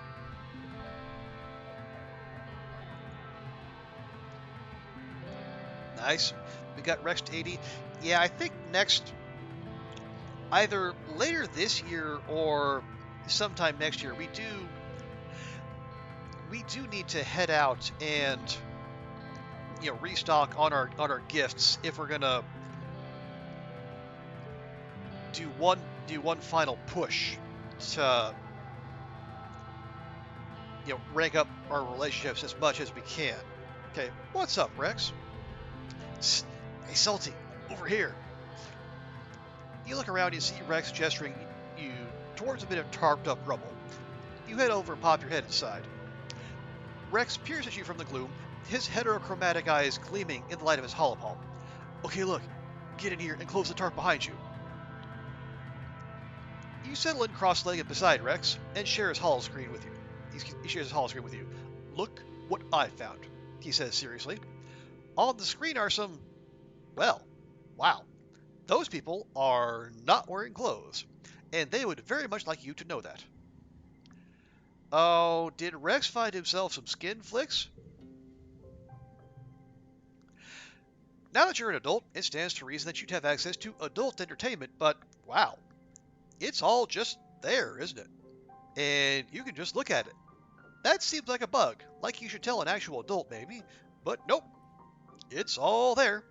You can even log on the Holo archives with your own password to see for yourself. Truly, we live in interesting times. Rex grins at you. So, you want to check it out with me? I mean,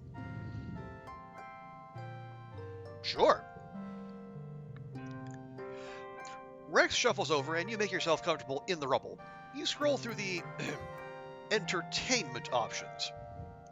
Jeez, Rex murmurs, tipping his head to one side at one of the holovid thumbnails.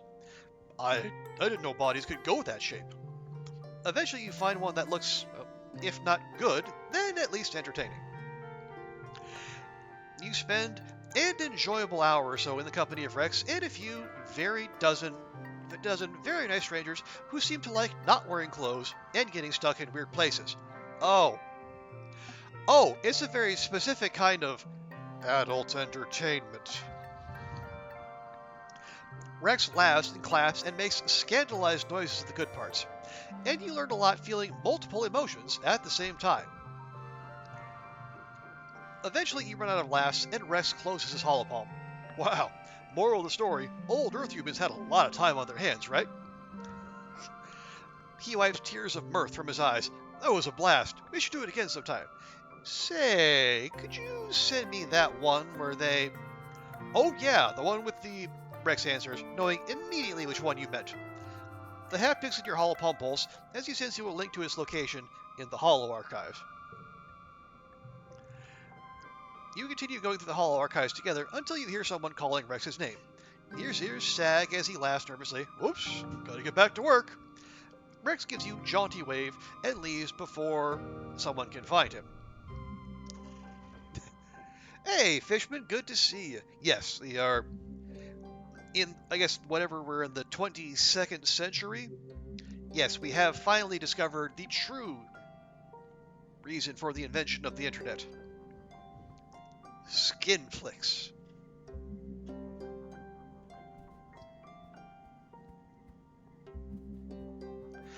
Okay, real quick, like. I wish to visit the spa for the purpose of removing some of the 80 odd cards we have, like that one.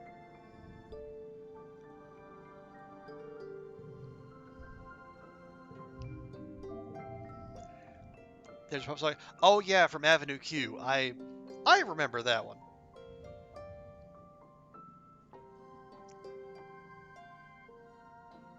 Yeah, we don't need to remove any blue ones because those are all wild now, and thus they are all useful.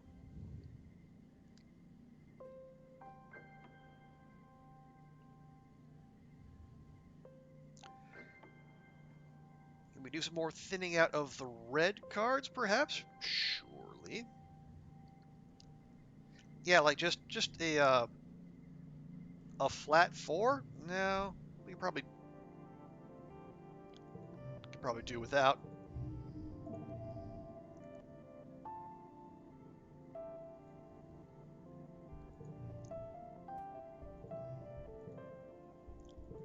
Yes, now we're down to 83 cards. When are there ever enough cards? I ask you, Chad.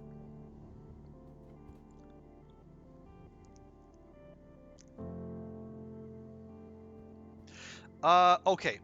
Right, yeah. So we mastered, what was it? Empathy. Now we want to go do something that gets us engineering.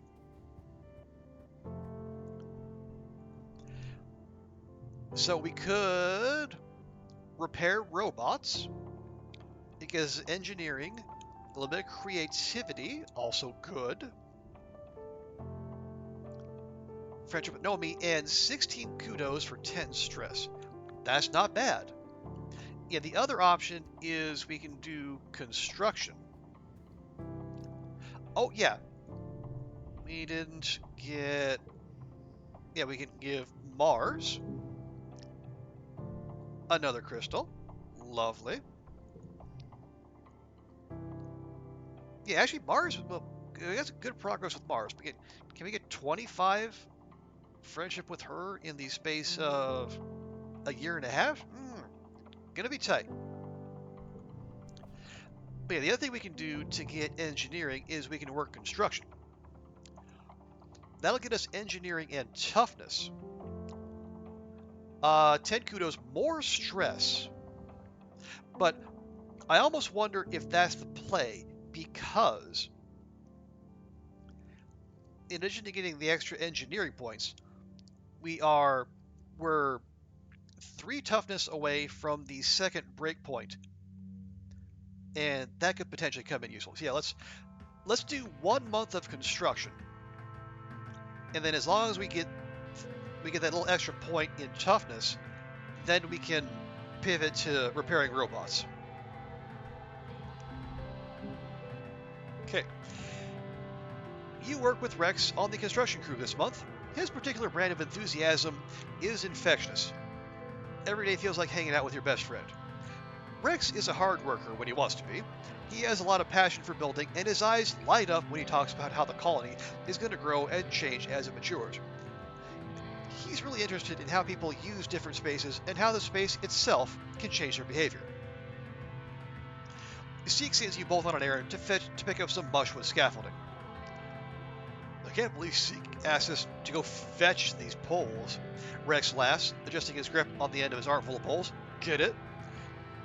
You groan audibly and wonder how he can make or tolerate such bad jokes about his own canine features.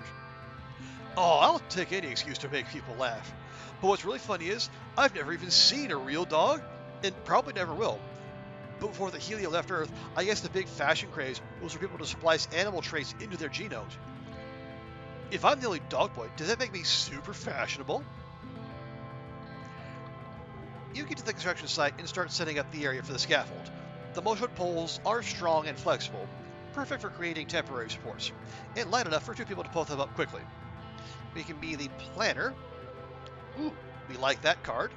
Or the climber. Ooh, planner. Also, Fishman, how you doing? It's been a hot minute since we've seen you around here. Hope you're doing well. Hope your Friday is off to a fantastic start. Ooh, more engineering too. Fantabulous. You draw out the plans, organize the poles, and instruct Rex as he monkeys around up there lashing them together. Rex takes direction well. You get the scaffolding built in less than a day. Rex beams up at the scaffolding proudly. We make a good team. Yeah, I love this. It's only a very little thing, but every time we up friendship with someone, our stress goes down by 1. Okay. So +1 to blue cards, of which we have 1, and a +3 bonus to pairs.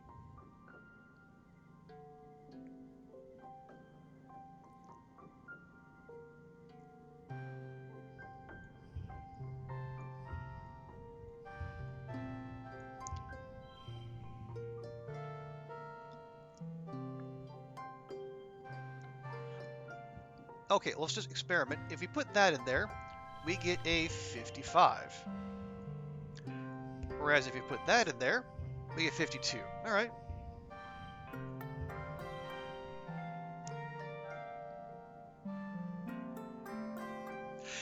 Now, just again to experiment, instead of 55, if I put that there, 56.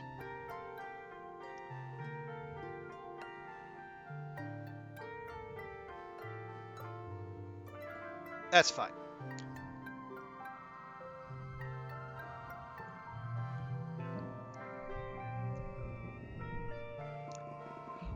Okay, so we got 7 engineering, solid.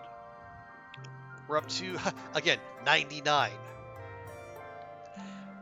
And we got 2 toughness, so we're 1 away. And we only took 10 stress, which is also nice.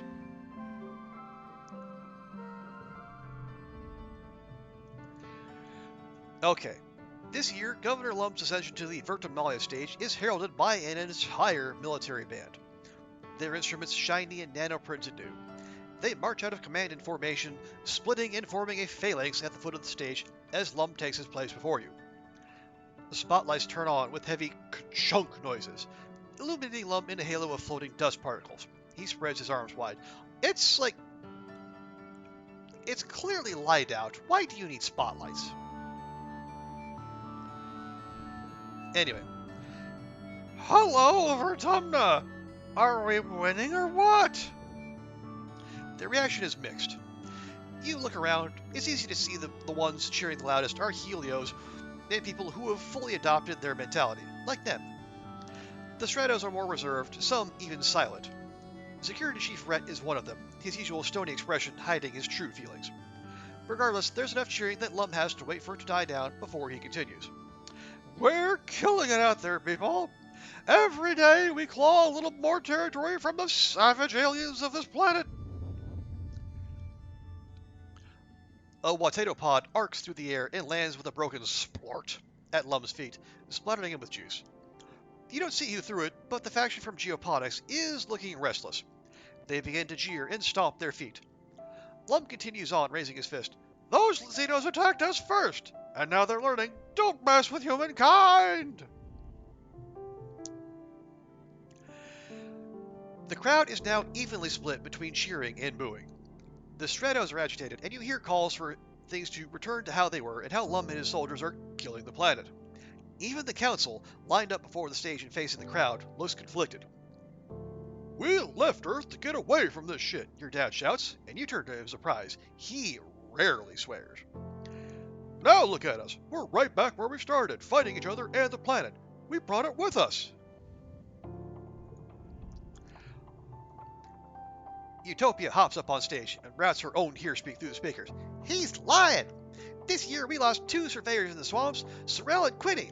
That'd be Elijah Day if Lum hadn't sent him to clear out a manicore den for no good reason. She jams her finger against the cut of her chest. The only threat to our colony is you. Lum's smile doesn't change, but his eyes go cold. He snatches Utopia's hand and calmly, slowly, crushes her holopalm crystal with his thumb. You can hear the crunch of bones of her hand before her feed cuts out. Utopia yelps and her knees buckle with pain, her bravado gone. She holds her broken hand to her chest and is too shocked to resist when Lum shoves her off stage. The crowd is stunned into silence as well. Lum clears his throat and approaches the end of the stage, looming tall over the council. Thank you for your input, he says icily. Your concerns have been noted. This isn't the buffoon Lum presents on his daily holoVlogs, or the nuisance he is when he visits a worksite. You see something in his eyes you've only caught glimmers of before. Hatred. You Stratos are lucky we didn't crush you under our boots and take your colony by force. Before we got here, this colony was doomed. You're only alive because I was merciful. Just a bunch of burned out hippie fugitives. What was your plan for surviving out here? Wishful thinking? Singing songs and talking to animals? Laughter ripples through the Helios. You, he gestures to the council, then jerks his thumb in his chest, need us, not the other way around. I'm done pretending I need to listen to your opinions. If you want to live, you'll do what I say. He stares at Dr. Instance, who glares up at him with hate in her eyes as she tends to Utopia's hand. Maybe it's time to clean house. We need team players here, ones who share one vision for the future of Vertumna. After a few tense moments, Seek clears their throat. Sir, shall I continue with the traditional formalities now? Lum scowls down at Seek. Whatever, do it. If it makes you feel better, you're all cowards. He turns and stalks off the stage, his marching band scrambling to follow him with his exit song. As promised, there are no contests this year, but there's plenty of food and alcohol. As the suns begin to set, the Helios, including Vase and Nem, head straight forward and look ready to party into the night. The other teams seem a little less at ease. Dees, quite predictably, has already left. So we can party with the Helios, hang with the Stratos, or go find Dees.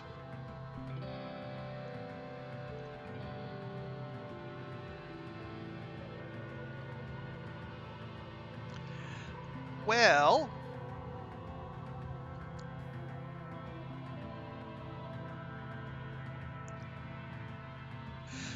I think, yeah, okay, if Vase and Nem are with the Helios, we're already maxed out with Nem, and Vase is at 90, and that's, 10 points over a year and a half. We can do that easily. Let's go let's go hang out with our friends in the Stratos. I know you think he's evil, Tammy says, holding Echinacea to her shoulder while she speaks urgently to Cal, but don't you think even a little bit that he's right about Vertumna being too dangerous? Cal crosses his arms and shakes his head. Killing is never right, Tammy. We can't fight a whole planet. Even if we fight violence with violence, it's just numbers. They're going to win. We have to find a better way, or we're all going to die anyway.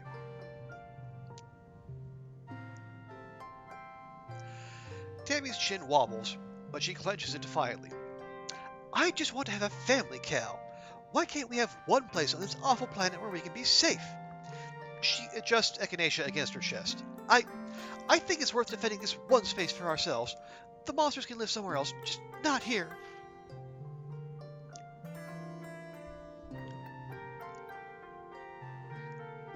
Yeah, let's back Tammy up. I mean, we know Cal's not gonna like me. Let's back up Tammy. Good, very nice. Tammy nods, grateful for the backup. I just want Echinacea to grow up somewhere safe, like we did. A peal of laughter rises from where Rex and Nomi are playing what looks like a competitive slapping game.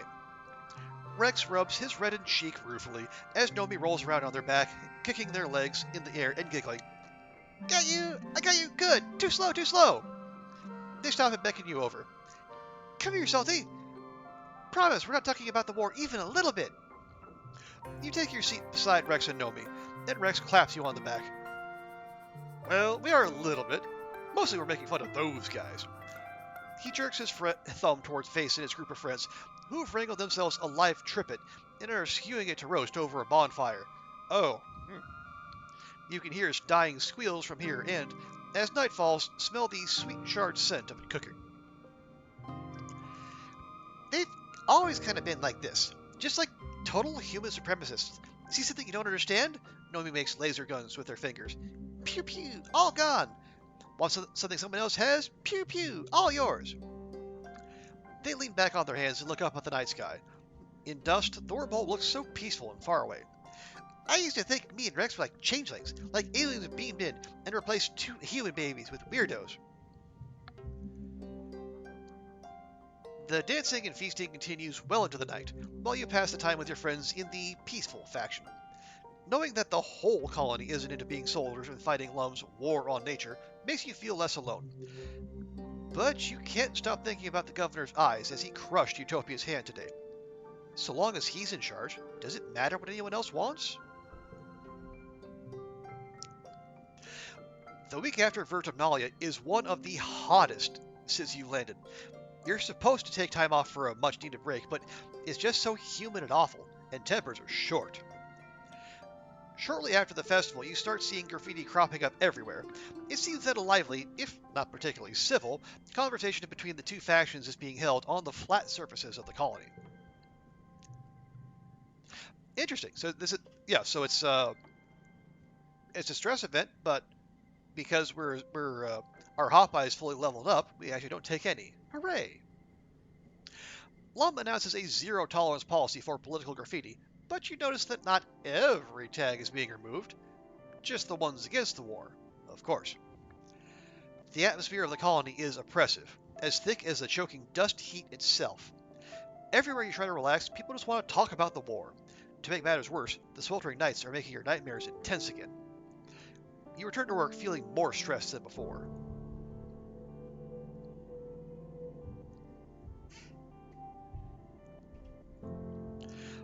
Okay, now it is at this point where in our previous playthrough we kicked off the revolt. Now we could do things differently this time. We could try to live and let live, but let's be honest. How well could things actually go with Governor Himbo in the driver's seat? I ask you, Chad.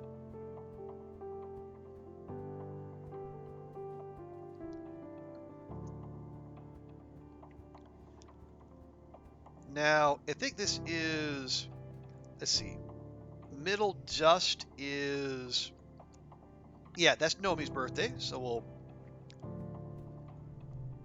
drop a fresh crystal on them.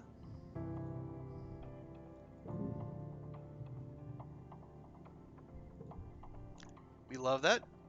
Don't know, we all die? I mean, yes, that is true, but it feels like if we leave Lum in charge, that day is going to arrive quicker than we would probably like. Did they get Nomi to a break point? Yes, actually, we're up over 50 with them. What's up, Nomi? Where you normally find Rex and Nomi playing together, you only find Rex. You ask him where Nomi is, and he shrugs. Sorry, I don't know. They mentioned they were kind of under the weather. They're probably leveling their Legends of Avamar character. You could try messaging them on your holopalm. You thank Rex, and go back to your room. You get comfortable on your bed and load up Nomi's private Legends of Avamar server. Back on Earth, there would have been thousands of people playing this game, but now it's just a few brave nerds. Hey! Just as Rex said, Nomi's logged on to one of their characters and they send you a message. Hey! Sorry if you were looking for me. I feel super crummy, so I'm going to spend some time in Avamar. I'm leveling an alt right now. If you make a new character, I can help you with the first group quests.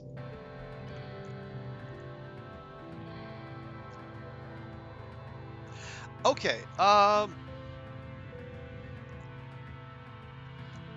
we can play a warrior, a wizard, or a rogue and say, this is stupid. No, it's not stupid at all. I'm feeling kind of roguey. Let's play rogue.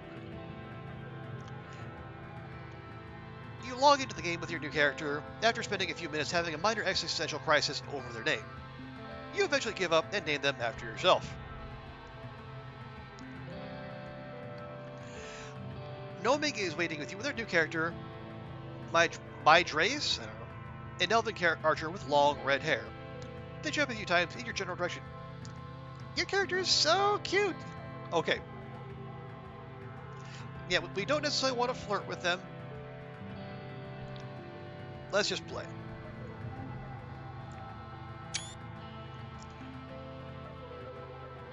That's a pretty, yep, yeah, pretty cool looking character, I gotta say.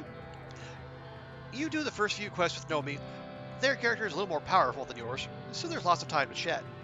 Nomi keeps up a running banter about your adventures, typing as if they're speaking for their character. Fear my bow, meddlesome creatures! The forest will miss not your presence. It's hard not to notice how much more serious and well-spoken Nomi seems when they're writing in character instead of speaking. You didn't know they had it in them. Do you play along? Forsooth, I shall. You type back, Thou shalt not see thine death approach us from the shadows. Nomi sends you a string of hearts.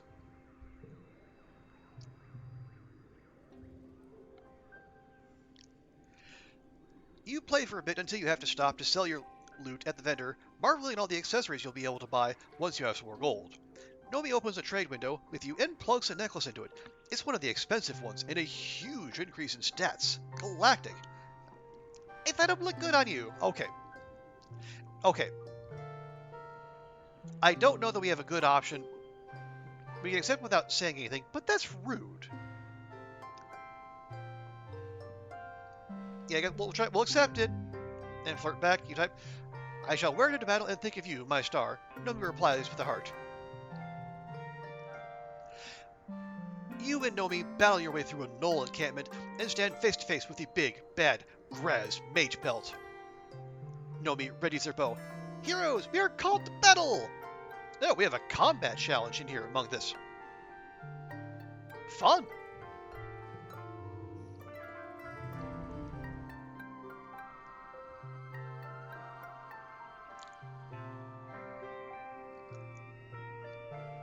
Yeah, if we can milk max stats out of this, that would be pretty ideal.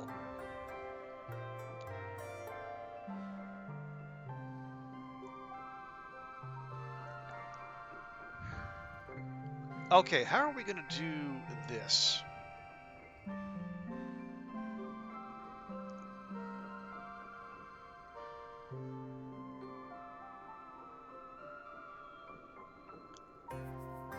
Oh, and our first collectible use is free. Well, that's nice too.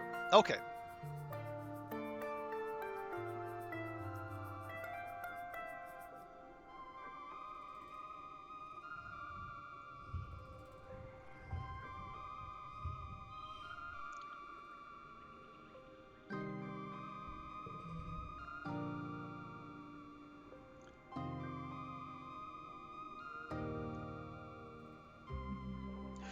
Okay.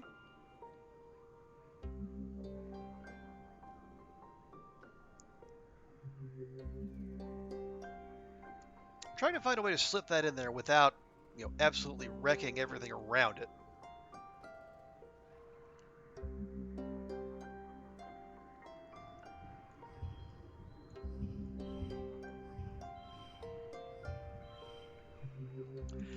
And say if we were to, I don't know, make that red? Wow, that actually made it worse.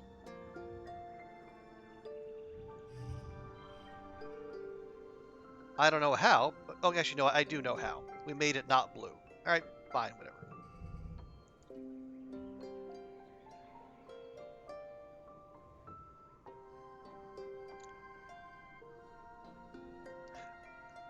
Okay, well, this buffs red cards, which also applies to wild cards.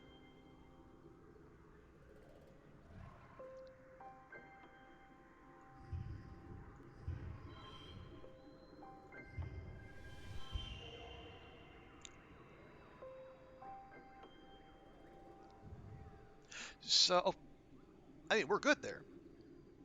We just need to drop something else on there. But what else? Now, hang on, we can do that. Well, that's actually perfect. We can just drop Hal in there. Like that.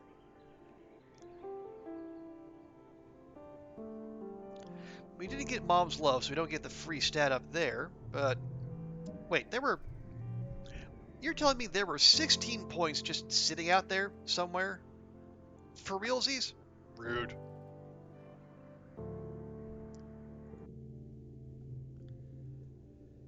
Yeah, Ruak, I am... I'm thinking maybe we... I don't know. Clearly the mechanics are they're too big-brained for my low-level IQ to handle.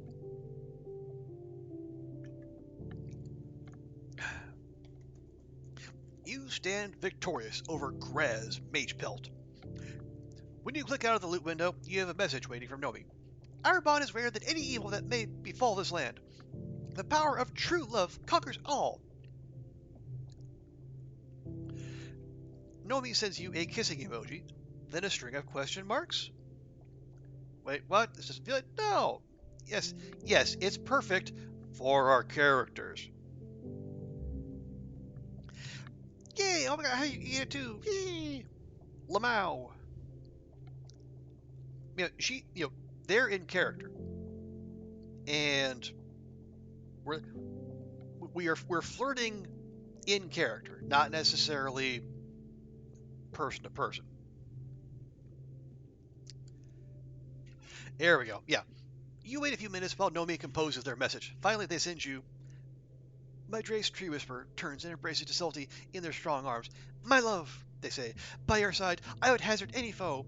Nothing frightens me more than the prospect of a life without you. The fiery-haired archer bends to press their lips to Solty's, sealing their love with a kiss. You log off the game and open a chat window with Nomi. What do we say? Alright. We're not going to press that because we know that's not necessarily where their head's at. We're going to say, that was really fun.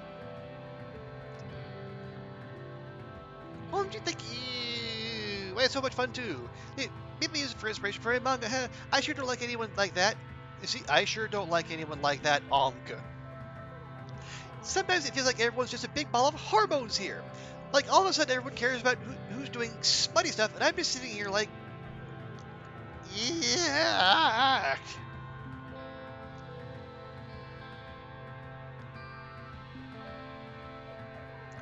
Okay, we're definitely going to lie here. We definitely have not made out with Rex and possibly Nem. I feel that way too. Because I might be interested someday, but I think I really have to like someone first, you know? Yeah, who knows?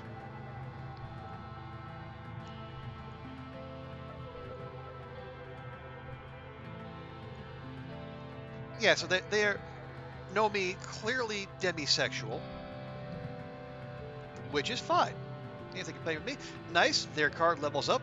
Ooh, now the neighbors become wild. That is very handy. Then sometimes it's easier to talk about this stuff when I get to pretend to be someone else. You push him at Rex. That feels like a later thing, but yes, Ruak, I think, yeah. If there's anyone in the whole colony who would be cool and not push Nomi faster than they want to, it would almost certainly be Rex.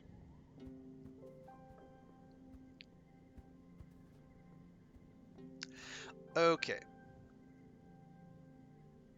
Yeah, actually, doing all the gifting and all these little friendship events is actually shaving down our stress pretty substantially. Oh, right. Yeah, after all the events of Vertimnalia, I feel like Mars is going to have something to say. Or even many things to say.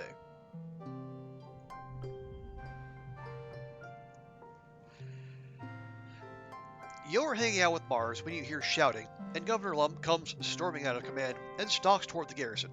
Administrator Seek is hot on his heels, trying to get a word in. You can't hear what they're saying, but Lum looks ready to take it out on someone.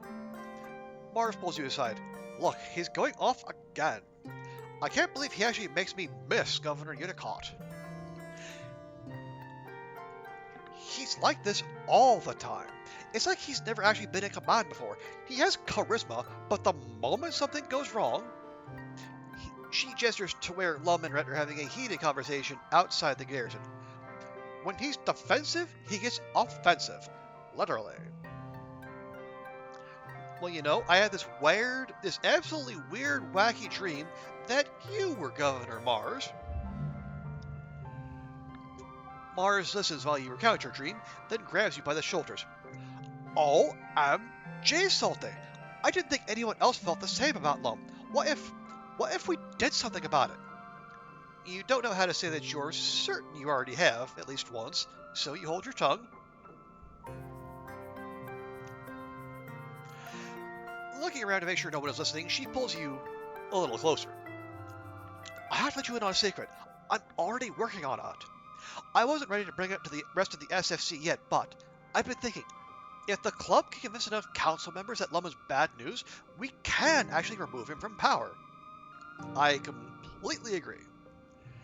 It's time for an emergency meeting of the SFC. She grabs your hand and grins. Hurry up, I'm not going to let you miss this. See? We're touching back to some of our visions from earlier. Mars calls this meeting of the SSC to order with a grim expression. I cannot just stand by while Governor Lum ruins everything we've built here, she says, clenching her fists on the table. He might know how to hold a gun, but he doesn't know how to lead a colony. From now on, this club is going to focus on getting a Governor Lum out of power and getting someone competent in. We have from now until Virtualia to somehow convince the other council members that he's got to go. I agree, Cal says, and everyone turns to him in surprise. What? Lum's a jerk. All he cares about is killing animals. It's better for the whole planet if he's gone.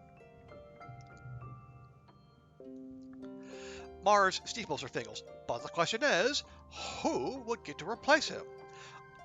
Obviously, I think I'm a great candidate, but I'm willing to consider other options. So Tammy immediately gives her support of Mars. Okay, so we need a persuasion of 50 or greater. Wait. Oh!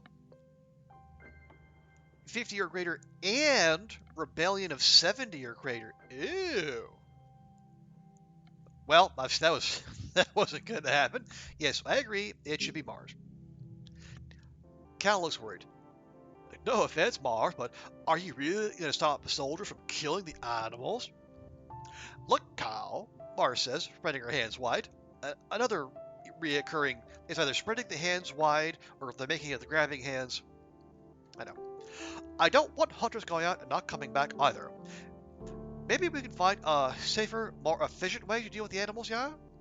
Sounds ominous. Cal doesn't look convinced. Nomi exchanges a look with Rex, then clears her throat. We support you, Mars. We think you'll be a great governor. But, Nomi continues, tracing their finger idly over the tabletop. You're gonna keep us to the colonies fair and, like, everyone has what they need, right? I like that we don't have to compete for stuff, and everyone gets the same treatment. Of course! Look, I learned from history, okay? We can't let income inequality tear this place apart like it did on Earth. There's gotta be a way to grow together. She shoots you a grin. Right, Solty? Just like we talked about? Mars gathers everyone close. So, the plan is, we campaign in all the departments. Geoponics, engineering, the garrison, the quarters, explorations, and here in command. Try to soften up all 6 council members and get them on our side. Try to keep us on the down low. Then, at the next Virtualia festival, we surprise the governor with a spontaneous council vote and replace him. He'll never see it coming.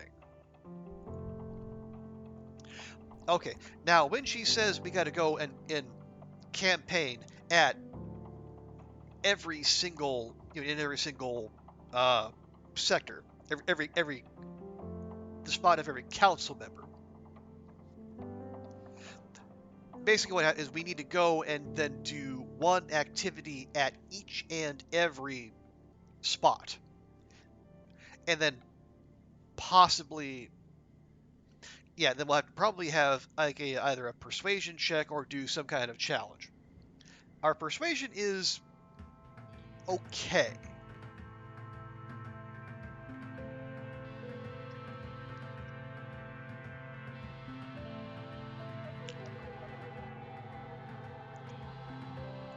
All right. Well, we still have our enlightened buff.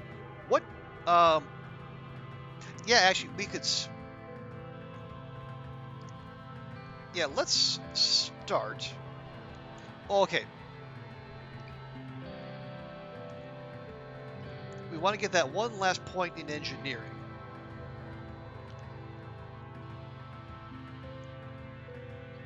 We can do it doing construction again, and also get that breakpoint in toughness, or or we can go do the repairing robots. Let's. Oh yeah, check the notice board. Yeah, our security rating is still very good. Yeah, so here's the thing. We're gonna do construction because we'll get the engineering, we'll also get the toughness, so we get that second breakpoint, and then, if I'm understanding the assignment, we should also be able to get the votes from command here.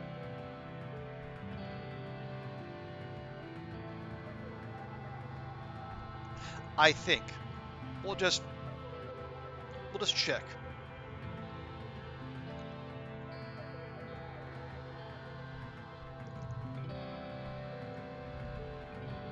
Ah, yeah, here we go.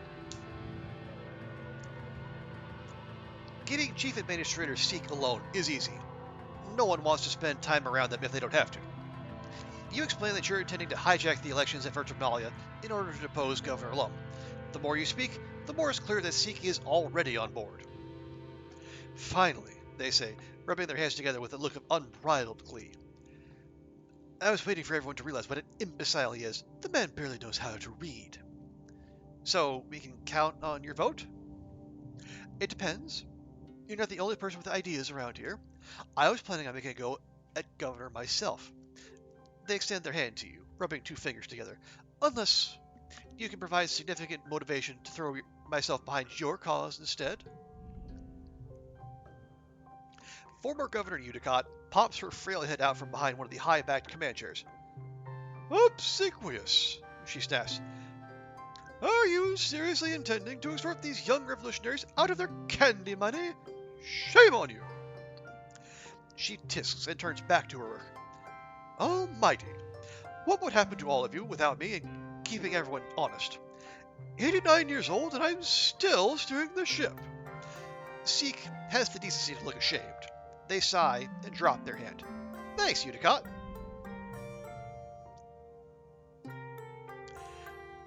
So there's a council vote. Well, for whom do you intend me to cast my vote? It better be good. If you don't get majority support, Lum will come down hard on those of us who show disloyalty. He may be an idiot, but he's an idiot in power. Okay. We could put ourselves forward, but no, I think well, I don't know that we have the persuasion, so let's have everyone unite behind Mars. Seek's lip curls. Marzipan? Well, I suppose she is a rather cunning politician, considering her age. Her materialism is a concern. Very well, I will support her when the time comes, though we'll have to see what the rest of the council thinks, won't we?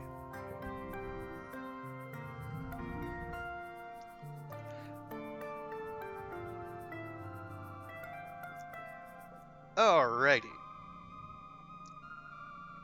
So, blue challenge, and that block is +3. Lovely. And our stress is not above 50, so Rex's hug is not going to work its magic.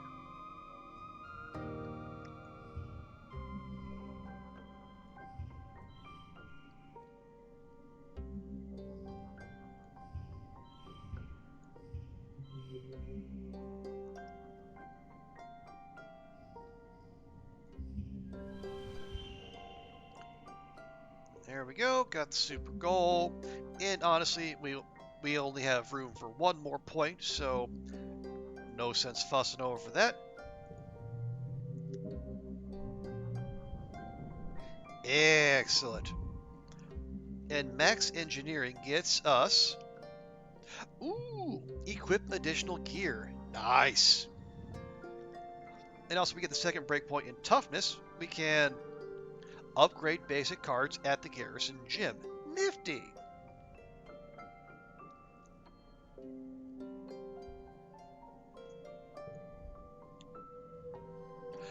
More gear? Yes, more gear, absolutely. +3 red? Oh, there you go. I was wondering where our perk confirmation was.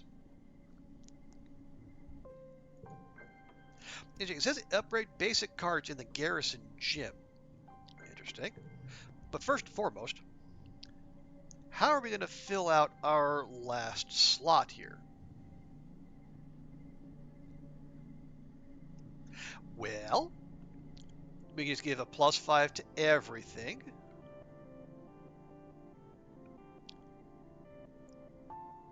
Little bump to reasoning. +1 to all yellow cards. Or we can just go in hard on persuasion. Honestly, that might be the play. Oh, work done for the day? You're going to go off a bit? Okay, well, appreciate you being here, Ruek. Thanks for hanging out. Oh, right. Before you take off, though, send a little love your way. Let's put up these.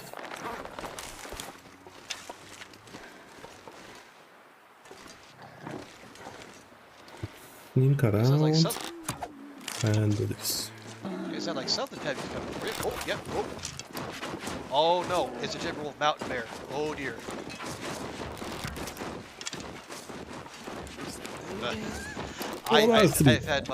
I've had my experiences with the Timberwolf Mountain Bears.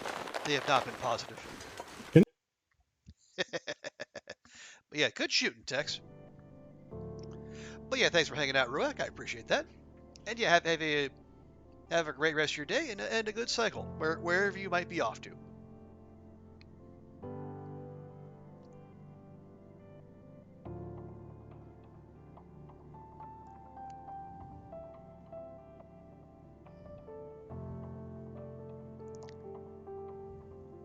Burgers probably nice.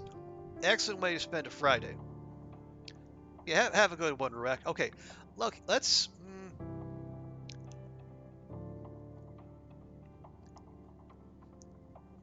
I mean, the cool jacket would give us a huge persuasion boost. Or we can just take the sonic emitter and have all of our red cards be that much better. We'll try that out. If we need to change it up, we certainly can. Okay, but yeah, now we have well, I hope that refreshed our enlightened buff. So we have another 3 months in it. Yeah, let's also check out the garrison gym.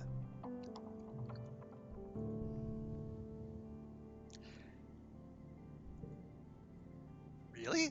Why would I want to buy those? I'm sure there's a reason. Anyway, but for 70 kudos, we can upgrade our Calm Temperament card.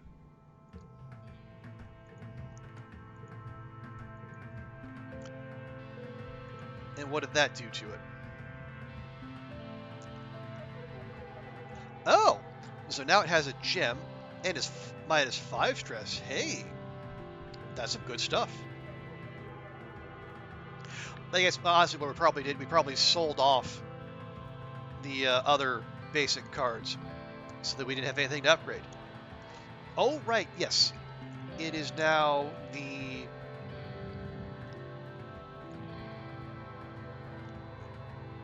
Yeah, it's late. Just. So it's Cal's birthday.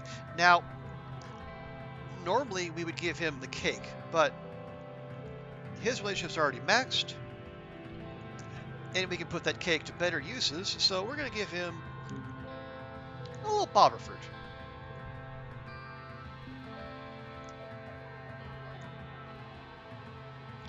Okay, so right, we did command, and if we have extra blue coming in, how about we go try? Okay, we don't need the engineering, but we could use our extra buff to get more reasoning, and that appears to come from tutoring children. Also gives us empathy, which we're already maxed out on, but you know what? It's fine. And yeah, Medbay does biology and empathy, which we're already maxed on both.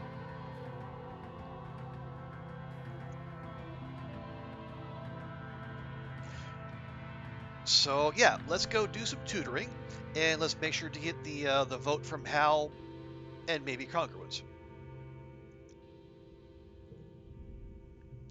Oh no, excuse me, instance. Yeah, that would make more sense. Instance.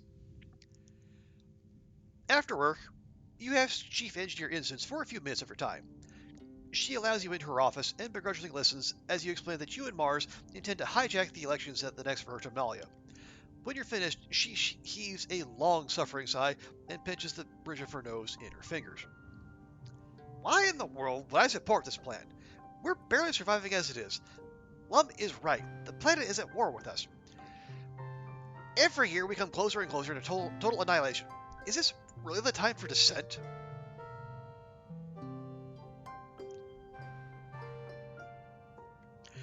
Instance gestures to her office. Every horizontal surface is covered with experiments. He may not be the most suited to the job, but do you see anyone else with the time on their hands to run a colony? The idiot does the least damage where he is, doing busy work and making stupid motivational videos. Okay, so it's a hard persuasion challenge, but honestly, I think we're probably up to it. So what if we could persuade you? Oh, can we switch gear? Nope, can't cage deer during an event. Well, rude. All right.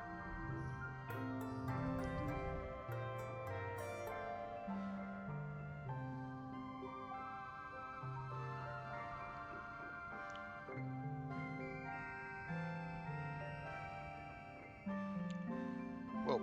Oh, ooh. I forgot the.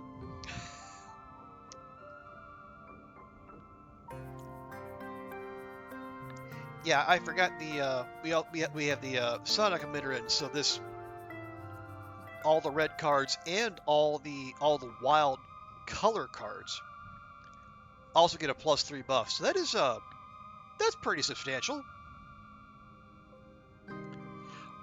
It's got a +3 bonus to straights.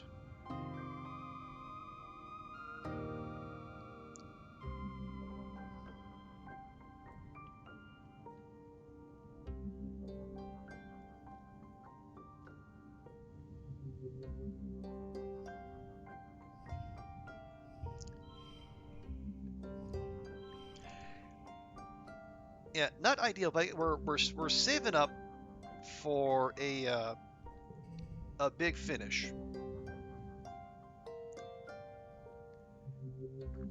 Yeah, like that gives +2 to cards with gems.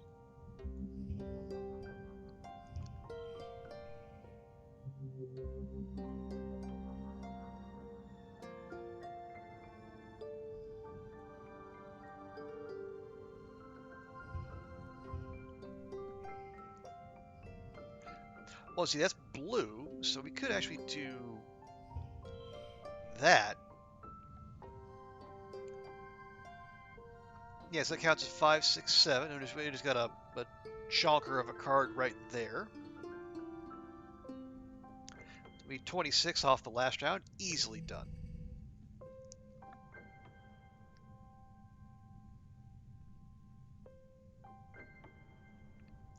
Okay, and we're gonna do that and that.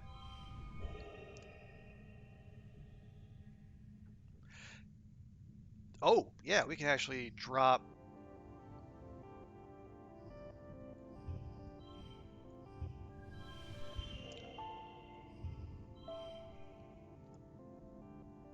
Ooh, we would be ever so close of getting...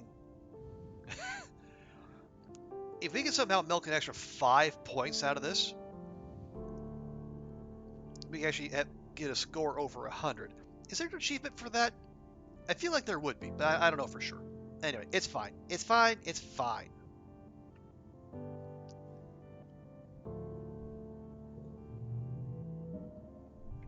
Okay, there was like another 20 points out there. Seriously?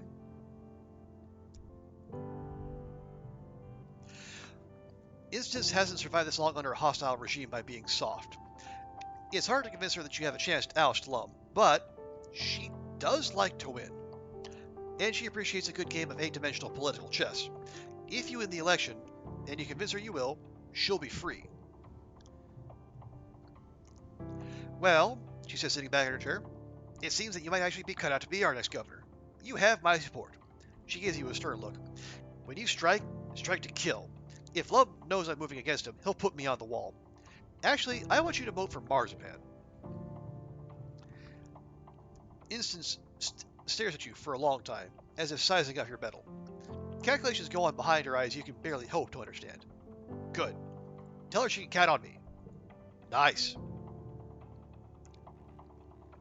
Oh, you're in engineering very late today. You're starting to nod off and consider packing up for the night. You see Tangent and Instance leave their lab without locking the door. They're heading back towards the living quarters. Usually they're so cautious, but it's late and they must be very tired to have forgotten. Oh, I remember this. Yeah, we will sneak in. Checking to make sure the coast is clear, you slip into their office. It's just off the medbay, and every flat surface is dedicated to experiments. The whiteboard is covered in dense scribbles and diagrams, and the garbage bin is filled with wrappers of discarded soy meal replacements. It smells like stale coffee and sleep deprivation in here. Their Hall Scream terminal is still active. It seems strange they left it on. You get the feeling that maybe they weren't done for the night. You'll have to be quick. Check the whiteboard. It's a disorganized mess of scientific shorthand and half-finished diagrams. Not yet polished enough to be entered into the official lab holo record. You see a lot of important notes, but very few relevant ones. There's so much noise to signal it's hard to make sense of, but because we are a master organizer, apparently we can decipher it. You pore over everything Tong and Isis have been working on, slowly putting together the pieces. What you find is chilling. After researching the shimmer fungus together, they decided to bioengineer a more powerful virus that uses the same pathways, but only affects native Vertumnan creatures. It would sever the existing symbiotic relationship between the Vertumnan fauna and fungi and be completely fatal to its host. Wow, that is some wicked-looking artwork there, and I mean that in every sense. It would kill everything on the planet, well, everything that walks, swims, or flies, leaving it empty and ready for human colonization. But why would they do this? You dig a little deeper and find not Instance's research logs, but her personal logs, written on real paper with a cover page that reads, "In my defense, upon my death."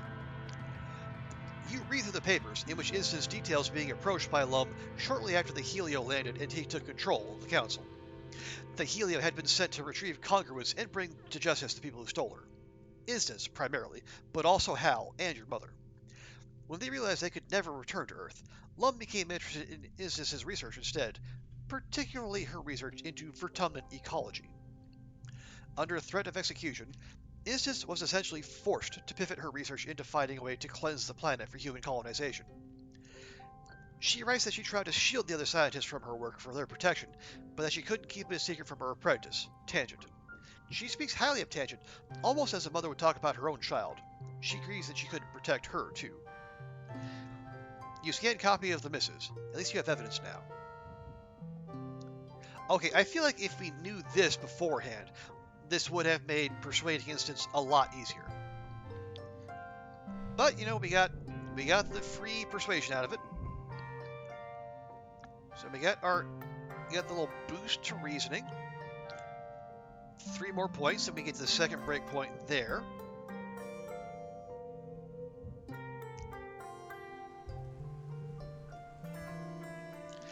Okay.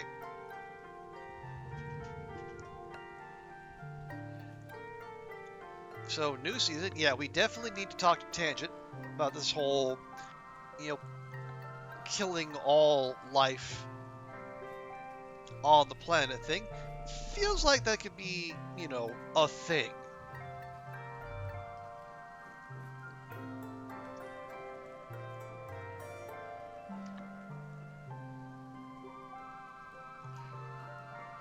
And also, it's a new season, I believe. Yeah. Early Wet is Mars's birthday, so...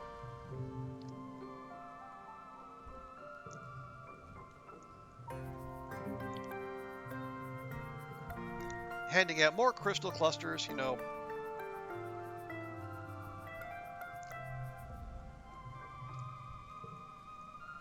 Just keep the friendship train a-coming. Also, how many logs do we have? 1. We have an log. Did we get... oh yeah, she's over 80, and he's over 90. Ooh.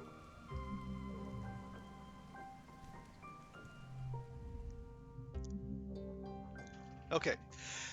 You're looking for Mars, so you just follow the sound of arguing until you track her down outside the bridge. Wow. I can't believe how short-sighted you're all being. Do you think we can just take this planet by force by killing everything that threatens us?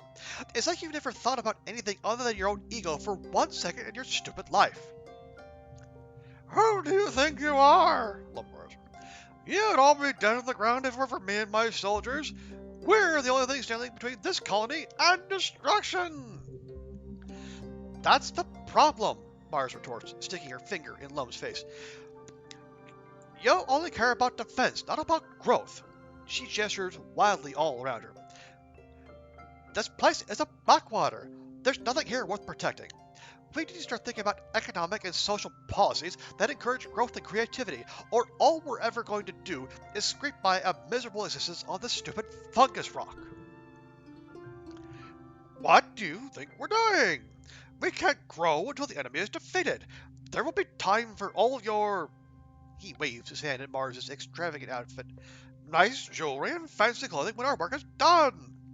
Do you think you could just walk in here and tell me what to do, little girl? You don't know the first thing what it's like to run a colony. You just play pretend.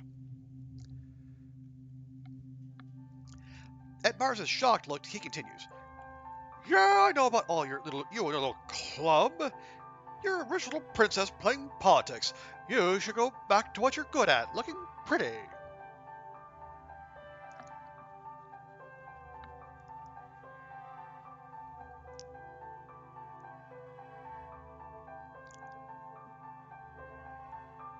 Okay.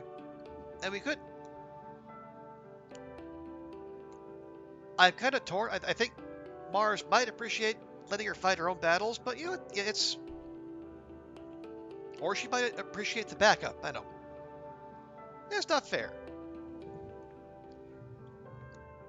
I can handle this, Solty. Alright, fine. At least I'm doing politics, not just jerking off with my buddies about killing things.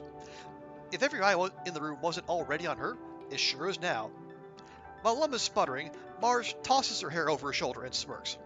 See, it's not so nice when other people do it, is it? Mudslinging politics is so old Earth. But don't worry, I don't take your lack of class personally.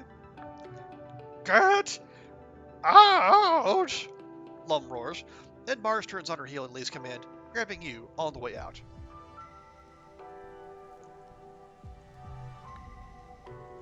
Okay. Rex is hanging out with Nomi in a secluded area of the colony, but as you approach, you can tell from the first aid kit in Nomi's tense posture, this isn't a casual visit. Please stop fussing, Rex. Nomi pouts, dabbing some ointment under Rex's eye. You have a cut right here. It's just a scratch, Rex protests. He sees you coming over, brightens, sitting up straighter and knocking Nomi's hands out of the way. Hey, Solty is here, he says over loud, and Nomi scrambles for the first aid kit before realizing it's too late and you've seen it anyway. They glance balefully at you, but Rex is all smiles. If it weren't for the purpling bruise under his eye and the cuts across his cheekbone and lip, you'd almost think things were normal. Alright, what happened? Oh, nothing, don't worry about it. I wasn't watching where I was going, and I ran into some of the unfinished walls around here. Yeah, 17 times, Nomi mumbles, trying again to tend to Rex's face. You should tell Solty the truth. Maybe she can do something about it. Did Vase do this? Rex snorts and shakes his head. This just happens sometimes, you know? After that whole fight with Vase, people got all these copycat ideas, you know? Thinking that if they pushed me around too, Vase would like them more. People are like that sometimes. They can be chill about hanging out in private, but around their friends, they don't want anything to do with you. And if the bigger dog attacks, well, they don't want to be on that puppy's side, not yours. Rex shrugs, indifferent. It's fine. They'll remember what I'm good at come sneaking back eventually. It's getting worse though, Nomi adds. I thought it would stop when we joined the colony, but they're even bigger meanies now. Rex smiles encouragingly at Nomi. Vase is just mad that you and I have real friends here. He hates that he and his bullies aren't the only big damn heroes in town anymore, and that he can't control what people think about us. It makes him feel small, and he hates that. Yeah, Vase told me what happened. Oh, did he? Yeah, sure, you probably got his side of the story. He's been telling it for so long, he probably thinks that's the truth. I don't even want to bring it up, because I'd rather think about the future, not the past, but... When we were younger, Vase was just a normal kid like me. We were both kind of runs of the litter, but he had a chip on his shoulder about it. I was trying to boss people around like he was actually top dog. I tried to be nice to everyone because, you know, that's the puppet me. I just want to play and be friends, and Vase did not want to be friends with me. He kind of hated me, because people like me more. Nomi takes Rex's hand, and he shoots him a smile before continuing. And then one day, I was just hanging out with my friends when Vase walks right up to me and starts picking a fight, like calling me names and telling me I was just faking it to make people like me. My friends wanted to beat him for it, but I told them to stop, and I walked right up to him, hands out, like, hey, we can still be friends, and that piece of shit just straight up broke my arm. We weren't even fighting, he just got me on the ground and then snapped, broke it right here. Rex shows you the scar on his arm, where a bone must have broken the skin. He was dead set at proving a point, I guess. That's why everyone lets Vase boss him around. That's why they know what he does when he gets angry. Everyone acts like a bunch of heroes, but they're just cowards who'd rather let Vase keep picking on Rex instead of standing up to him and pissing him off. Yeah, he's not like this with everyone. He is nice to people he likes. That's why everyone wants to be his friend. Hot air rises to the top.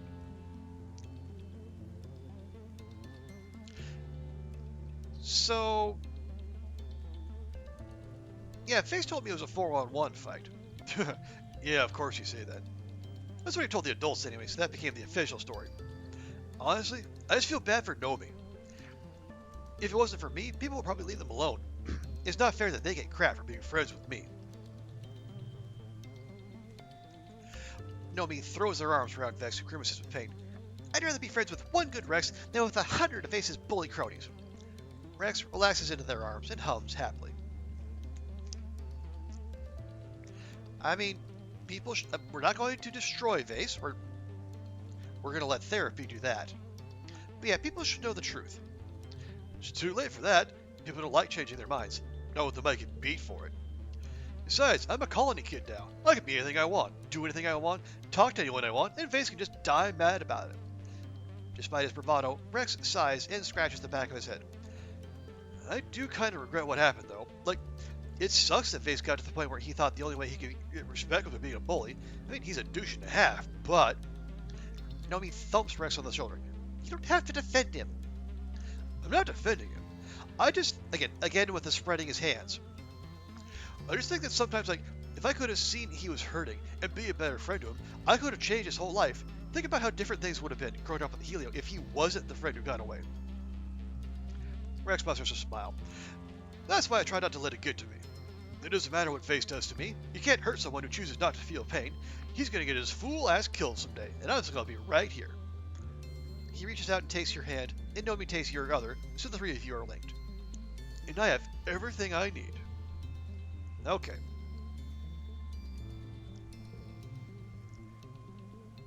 I guess we're at 90 friendship with him, so I guess that amount of exposition shouldn't be that surprising. Alright. Well, here you go, Rex. Our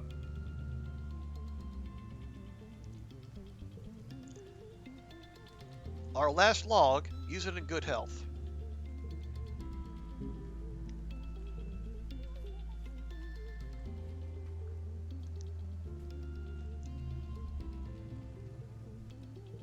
Alrighty. Another flower for our girl Tammy. She's gonna be up there. Yep. 94. Very, very close. Okay, yes. Tangent with, yeah.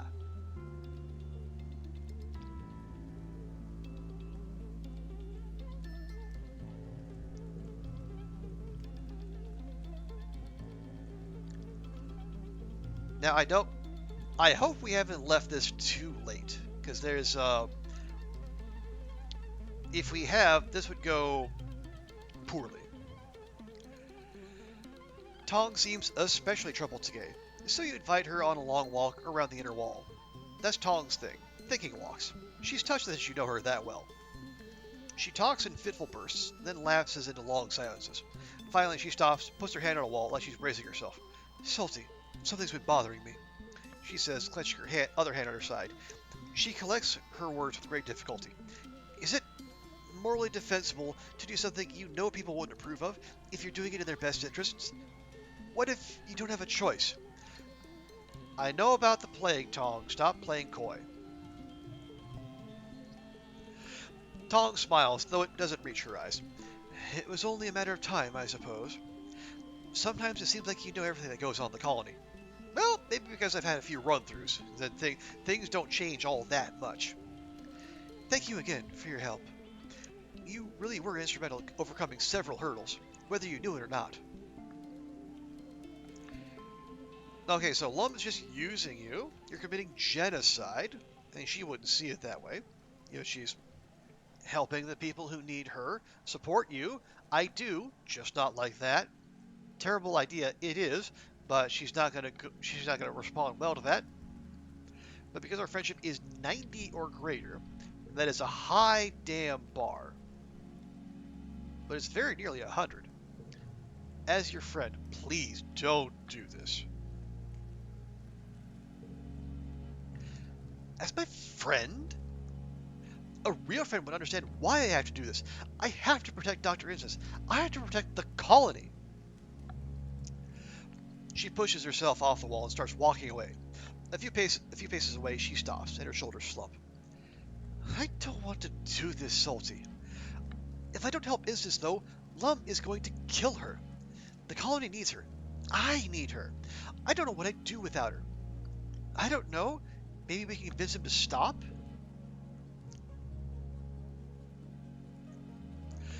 Tong scrubs her hands against her eyes and turns to you.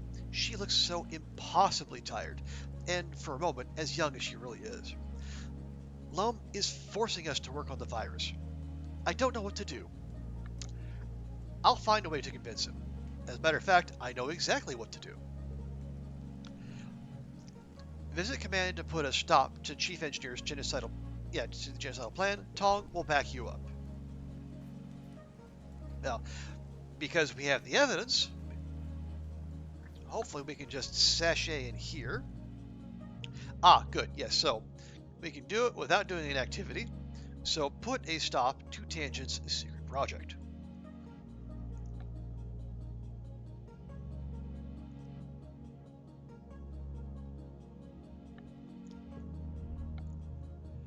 Tangent goes with you to confront Governor Lum. She looks scared.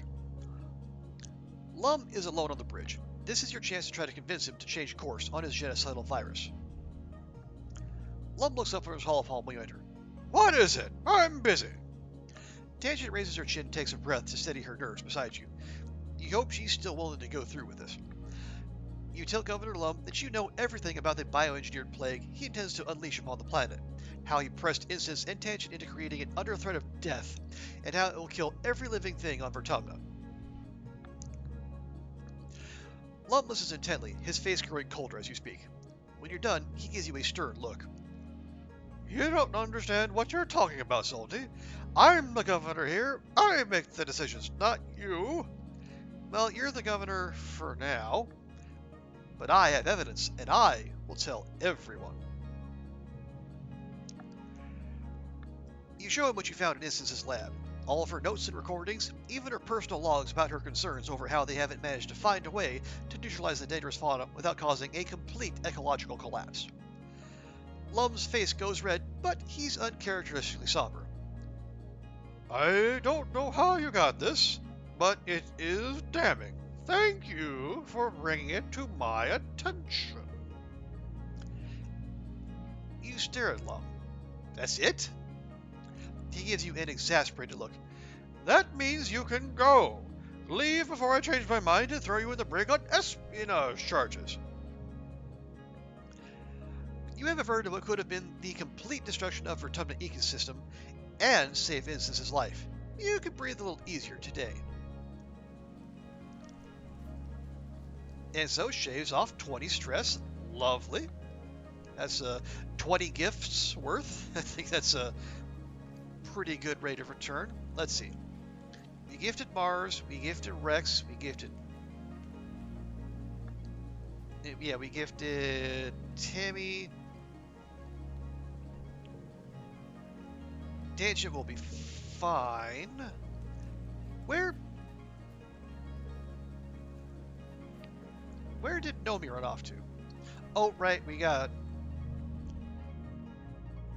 Vase. We got one more of those.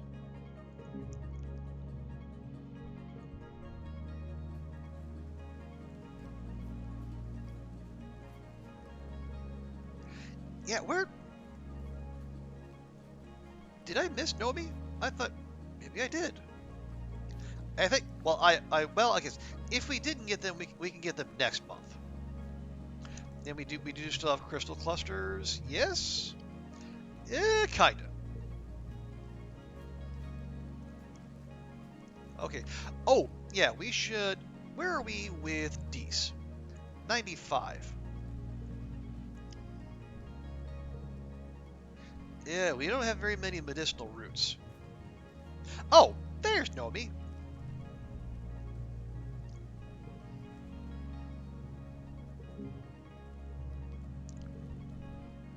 There we are. And where are we with them? They're at 58. Okay. Yeah, probably not gonna get them filled out before the end of the playthrough. Well, too bad, but it's oh well.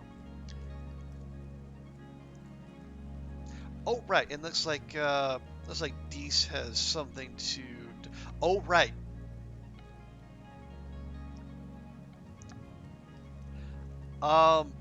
Yeah, if we hang on. In our previous playthrough,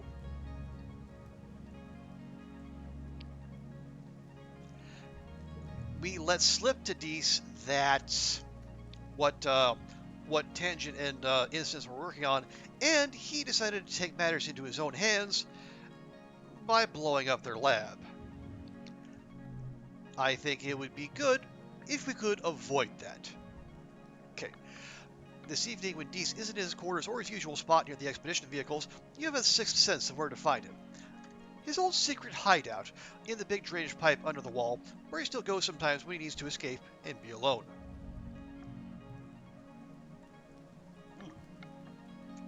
Sure enough, there he is at the entrance of the pipe, but something's wrong. He's fiddling with the package furtively. His head jerks up as you approach, and he clutches it to his chest. You can barely believe your eyes, but you know a bomb when you see one. What are you doing?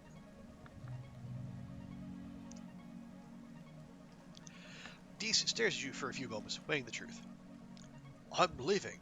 Not to lose it made me a deal. Sabotage the colony during the next attack, and they'll let me become a gardener. Don't get in my way, Solty. I don't want to have to hurt you.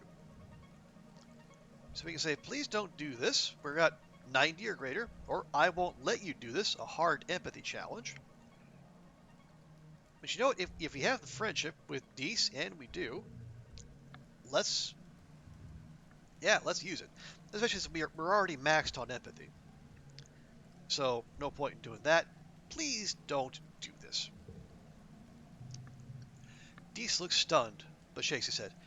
It's not about you, Solty. I'm going to do this. Except for you, there's nothing for me here.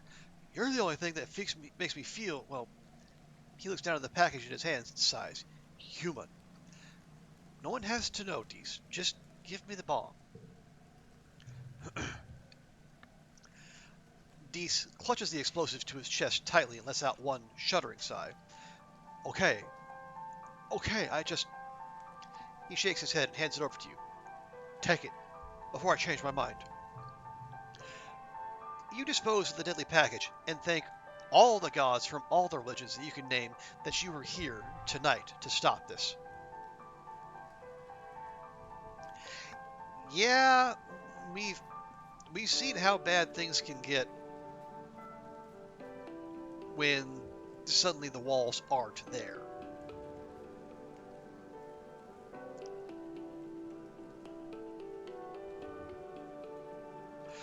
Okay.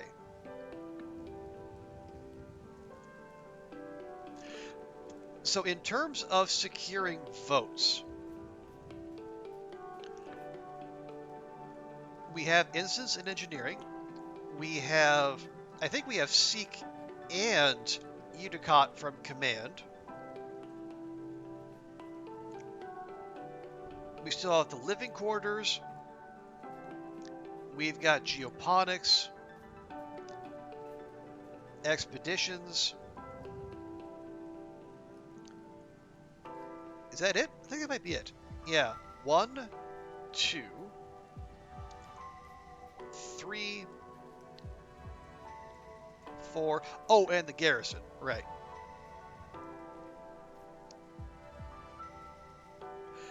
Okay, so we're still enlightened. So where can we go if we're still chasing blue points? Well, we're maxed on biology, so that's not going to help. Animals and empathy, not going to help. And we're there on toughness. Probably don't necessarily need to do that.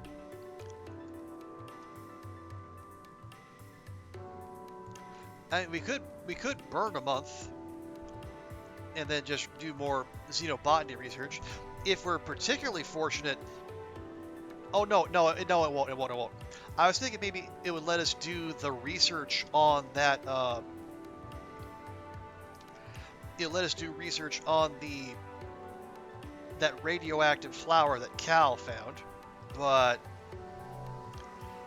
it won't let us do that and get the vote to put that off. Okay, so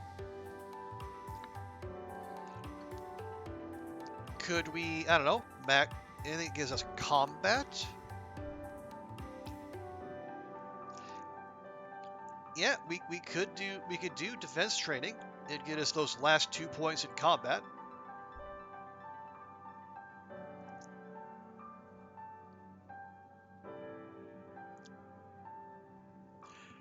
Well, hey, no, we don't necessarily. Well, I mean, we have to do this eventually. Yeah, but we don't necessarily have to do. Yeah, we don't necessarily have to get those because we're gonna go do expeditions. Yeah, we can put off going to do expeditions until the year rolls over, so we make sure there's more consumables to grab. And if you just go do the swamp, even if you just go to the swamp, grab all of the consumables, and come back, that'll get us the last 2 points in combat, then that'll be maxed. Okay, maybe instead we play, I don't know, we do some sports ball?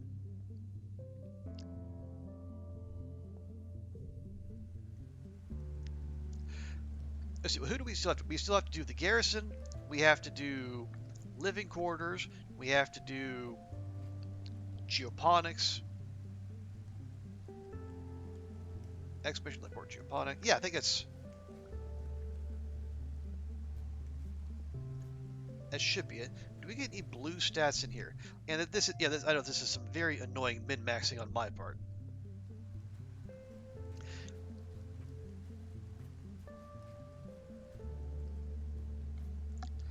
Let's see, what one? Who's was it? It was Marges. Okay, yeah, we're good there. Right. Let's.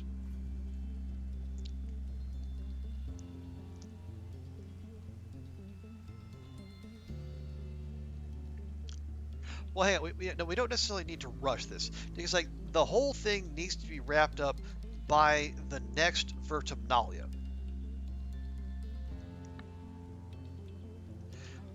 Which is basically like 1, 2, 3, 4, 5, 6, 7, 8. We got 9 months for like 4 more votes. Yeah, so we don't necessarily need to rush. So maybe we go ahead, we use this time. Let's get that reasoning up to that next level. What do you say? And then we'll do the tutoring of the children that we were going to do earlier. Yeah, because we're maxed on engineering and bio. Okay. You're helping Tammy brush up on her math and chemistry. Auntie Season says that I need to measure what I'm baking, but when I'm baking, I just go by how the dough feels or looks or smells, and it always works out. When I try to measure and think too hard, I get it wrong. She tugs on her ear. She told me that if I wanted to do it by feel, then I need to get better at chemistry too. She showed me this long textbook about food chemistry and how proteins combine to form gluten and how acid makes things fluffy and soft. I didn't know any of that. Aren't acids bad? Why would I put them in food? Yeah, let's be easy. Go easy on Tammy. She doesn't. Pressing her isn't gonna help. Well, she'll never learn if she isn't enjoying it. You gently encourage Tammy as you read through some food chemistry textbook together and work on some practice tests, even when she gets every question wrong.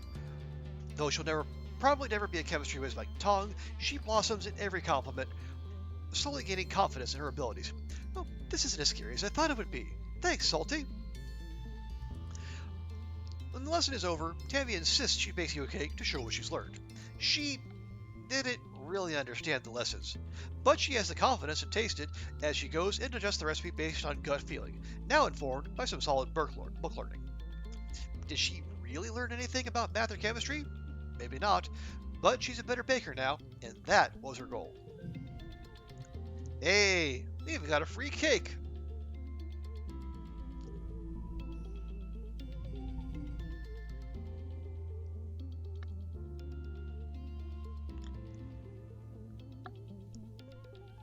Okay, let's see.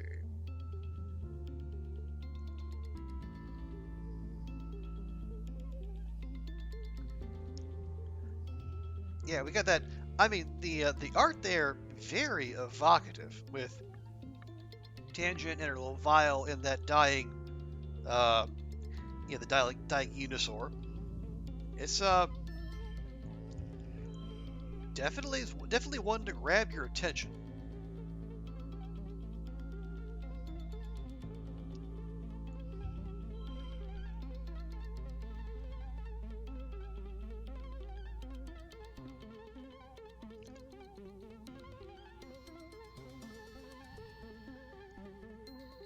Wait, what is this? Oh, right, it's getting a +3 because it's...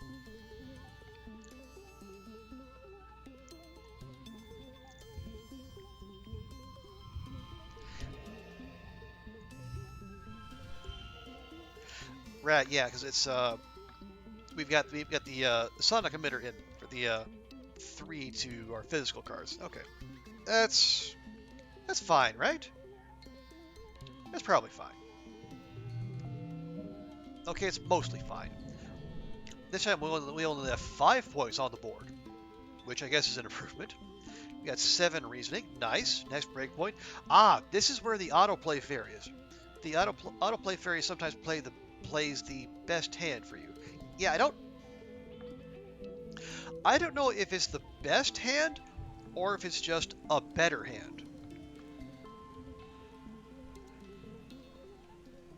But either way, I'm happy for the help. Okay. Oh, we are no longer. Yeah, we're no longer inspired. But that might actually be okay. Let's see, it's Wet 2. Wet 2 is Vase's birthday.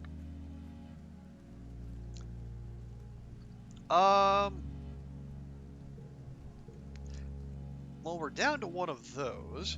We know he likes those. I think everyone likes cake, but you know what?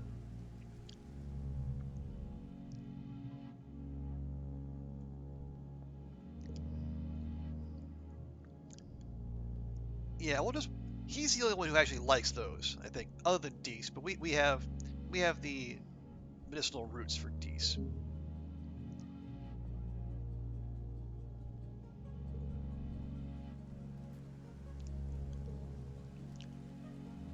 Okay, 96. Okay, yeah. So make one. I mean, yeah, we'll get him topped out here before too long.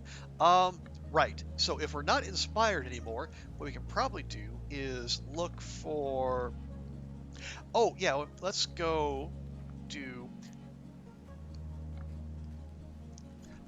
another round at the cafe. We can use the. Well, one, we can get the our vote from Auntie Seated since she's in charge here. You know, the empathy. Yeah, the empathy is what it is. But the creativity is the same there versus there, but we get 18 kudos there. The stress is higher, but we can manage that.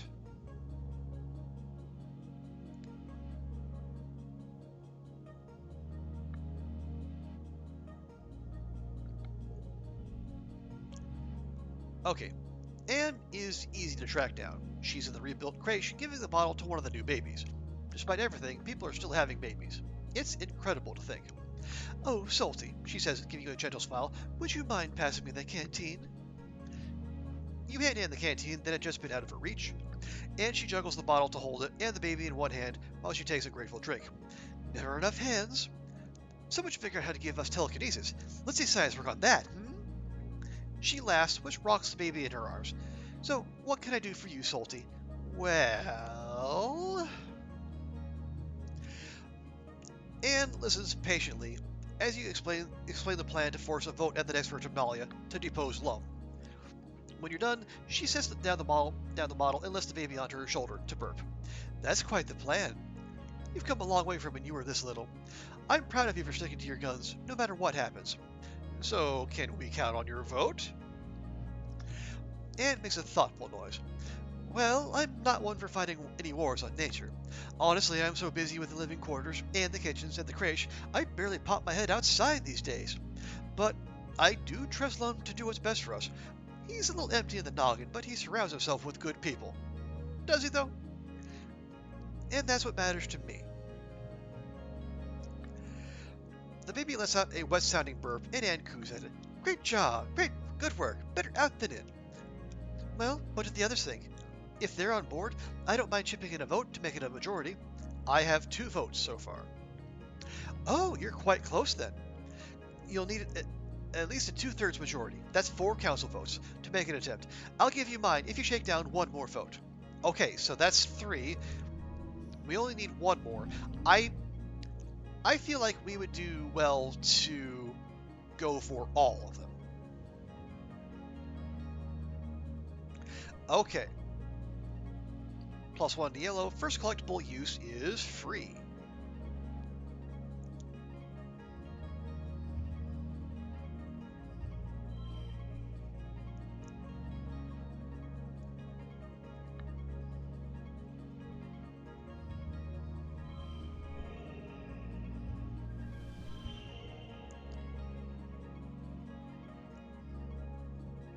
Okay.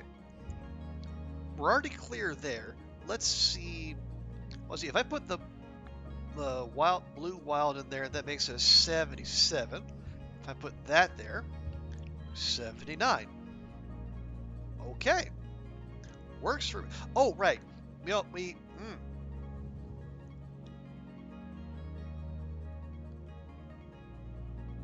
first collectible use is free.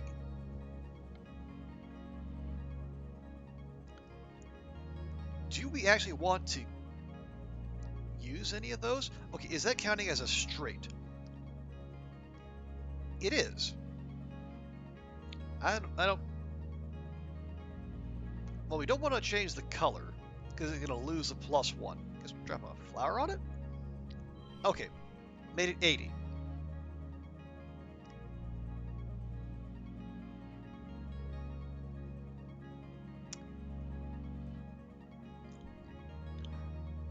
Okay, yeah. See, this text here is different. It's autoplay fairy says, once per battle, find a slightly better hand.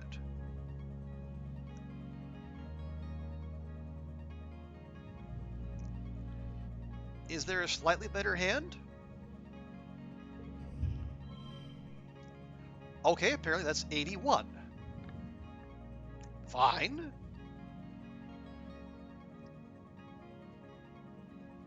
Now, it seems like it's not going to be the best hand.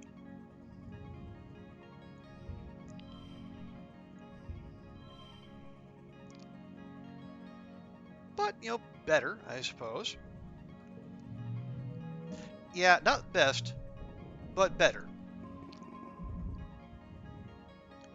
We have 4 creativity out of that. Good, we're up to 80.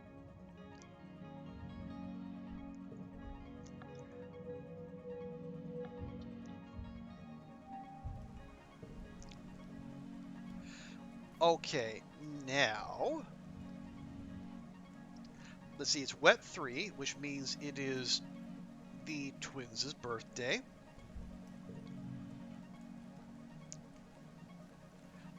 Although really, if we do just one more go through the cafe, Tangent will level up to 100. So maybe we'll keep one of our medicinal roots in store, but we will give one to Dees.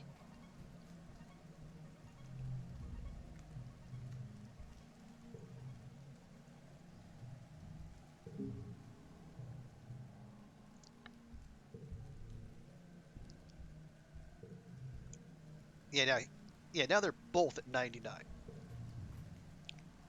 That would be good because we have the only ones we've maxed out. We maxed out Cal and Tangent last time, and then this time through we maxed out with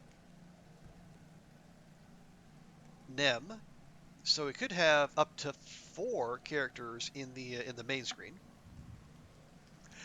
See, so we got that one. We got Command, Living Quarters, and Engineering.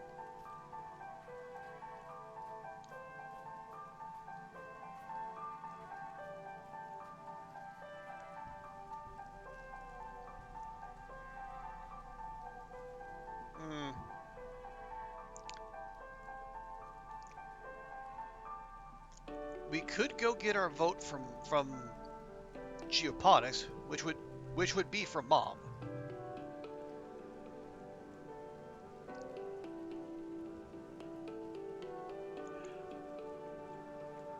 Or we can go to the Garrison, get one from Rhett, and then just do that defense training and max out combat. Again, that's not. We're gonna go to the swamps anyway, so that's fine. Let's go ahead and do this.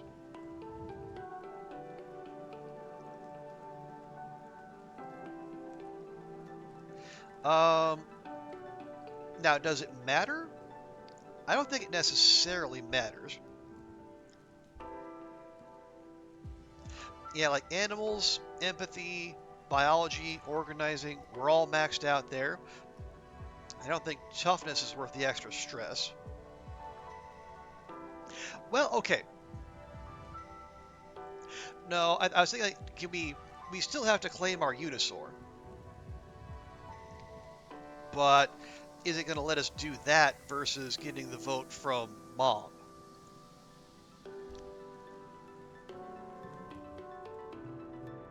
I got, oh, oh, oh!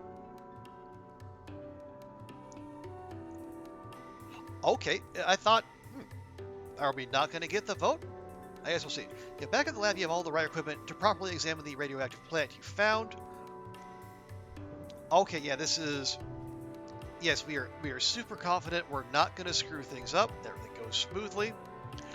You discover the radioactive part of the plant is confined to the carpel of the flower, its reproductive organs, and the petals act as a radioactive shield to protect the rest of the plant.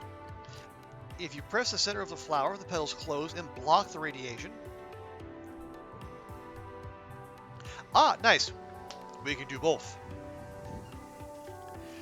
You find some time alone with the chief cultivator to talk about your plan to peacefully depose Lum. Let's talk to Mom.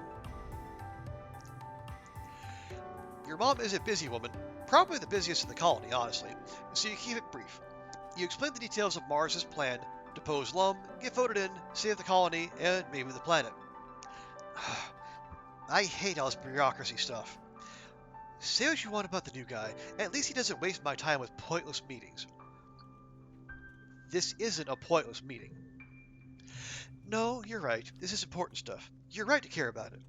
She leans back in her chair and puts her feet on her desk, linking her hands over her stomach. It's just, you're so young. You and Marzipan. Do you really think either of you could lead the entire colony? This isn't some hobby farm or a secret club. This is the fate of human civilization on a hostile planet.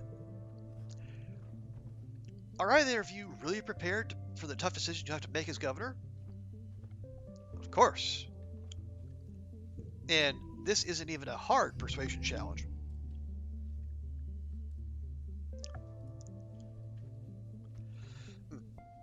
Excuse me. So we see so bonus to yellow because it's a persuasion challenge, and a bonus to straights.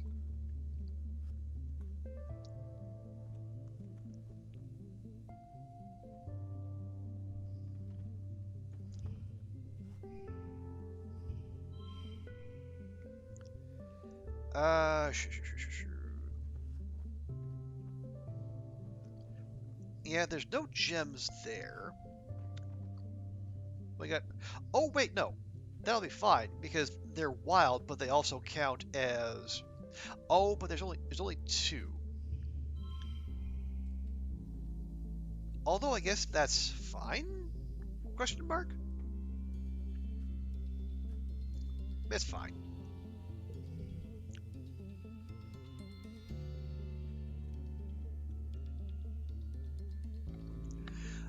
Okay. Well, let's see.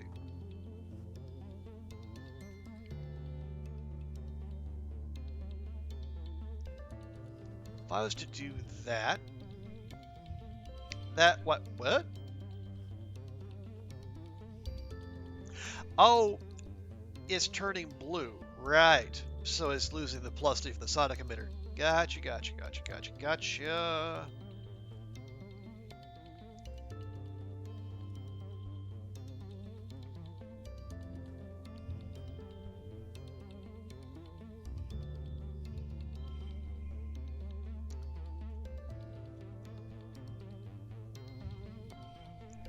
And we just need 10 off the last round? Sure, we can do that.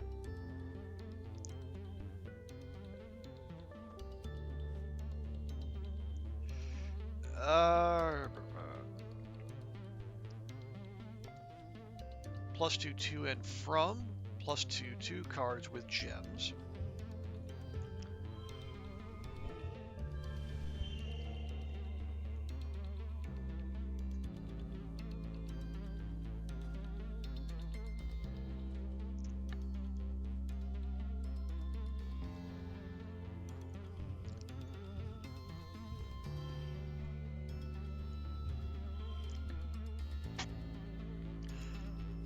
Okay, so there's that.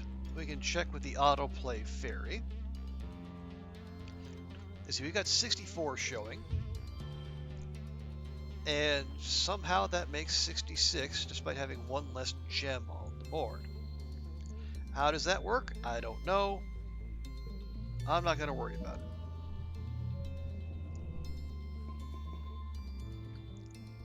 Little extra persuasion. Your mom smiles, one you haven't seen in some time. Look at you, all grown up and overthrowing the government, just like your old lady. It'd be hypocritical of me to tell you you're too young, she says, continues, and pats her leg. I was about your age when I lost this, fighting on Earth for what I believed in. I didn't listen to my elders either.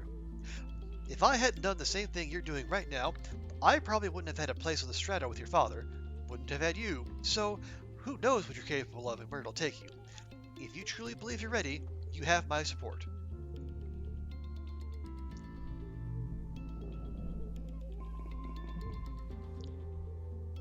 Okay, so nice. That was actually a twofer.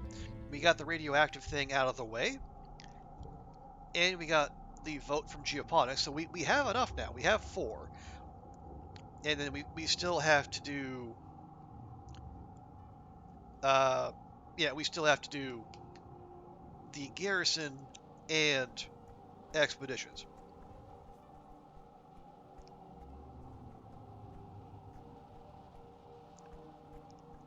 Okay. Just do a quick survey here, looking around, looking for consumables. Hey, a crystal cluster. You're kind of in need of one of those.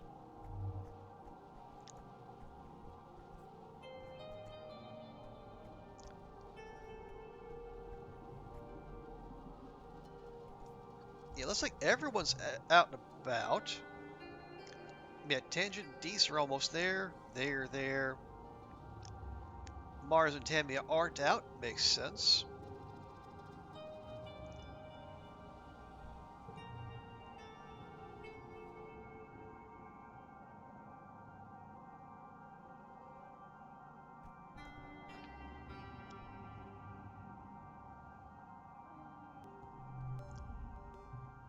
Let's see.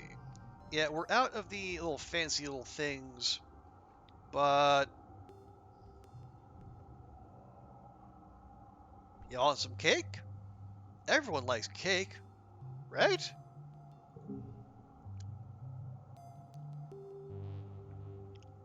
It's not like my birthday, but that's fine. We also learned that Vase likes cake. I mean, let's be honest. You would have to try to find someone who does not like cake. At least here. Okay. Yeah, Cal's out. We're maxed with him. Tangent and Dees are out. We're at 99 with them. We do anything. We're set. And I think that's it. Anyone up there? No one up there. Okay.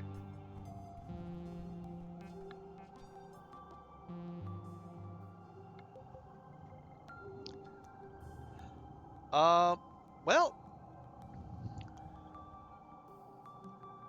here, we'll drop a save just in case.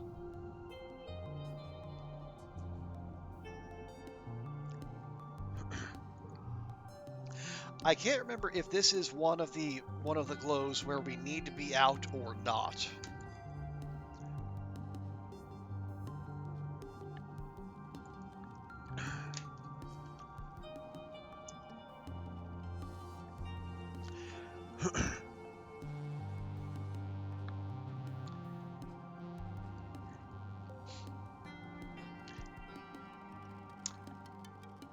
Okay, so let's excuse me.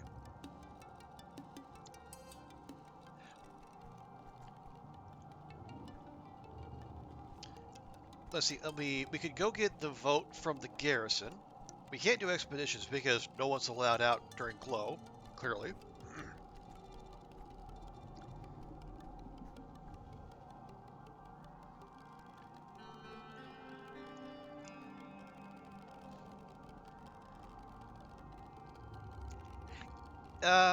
Yeah, okay, here's what we'll do. Yeah, we're going to proceed as though we don't need to go out. We don't need to do guard duty or whatever to raise the colony defense. It's already like 130%. So, let's keep pushing. Actually, let's work on creativity.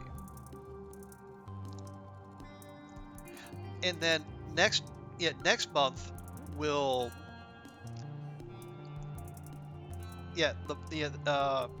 in quiet we'll go out to the swamps. We'll get the 2 combat there. We'll get the vote from expeditions, and we'll get the last bit of friendship with Vase to max him out. Okay, I like that.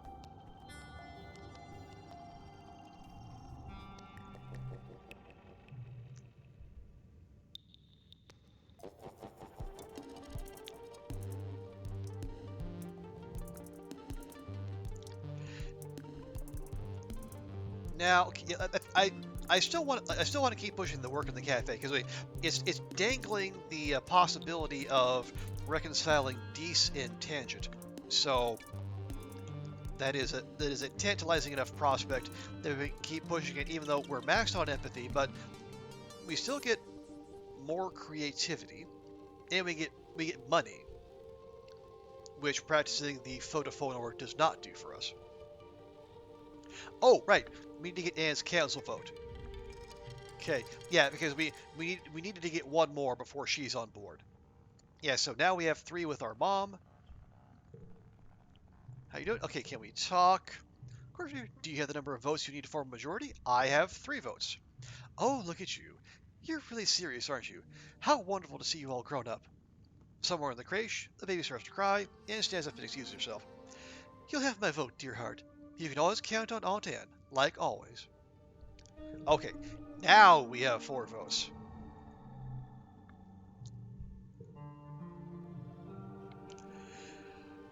You're surprised when Dees starts coming in for more bleb tea. You'd guess he rejected it because it's something his sister loves, but actually, he gets so interested he wants to try brewing it himself.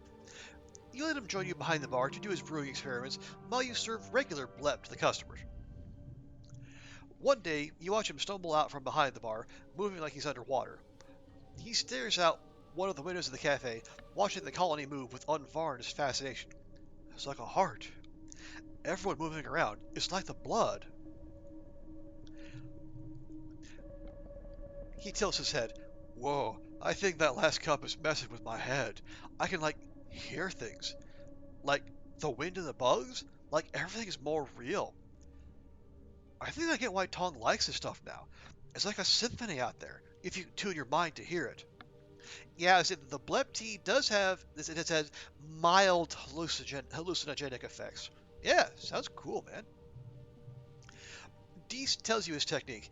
You have to steep the same grass 3 times and then throw away the middle steep. Otherwise, you'll be up all night, like my sister. Anyway, he says as you pointedly push him a glass of water, I heard Tong left something for me. You bring the crystal out from under the bar and give it to him. It's a large rainbow-hued thing, sort of like the ones that power holopalms. You tell him his sister left it for him, and apparently it was their mother's. He sits and stares at it, turning it over in his hand like Tong did. Let's just leave him to it. Okay, you serve it to the customer. By the time you turn back, Dees is gone. Okay, it's fine. It's fine. Okay, another bonus to straights.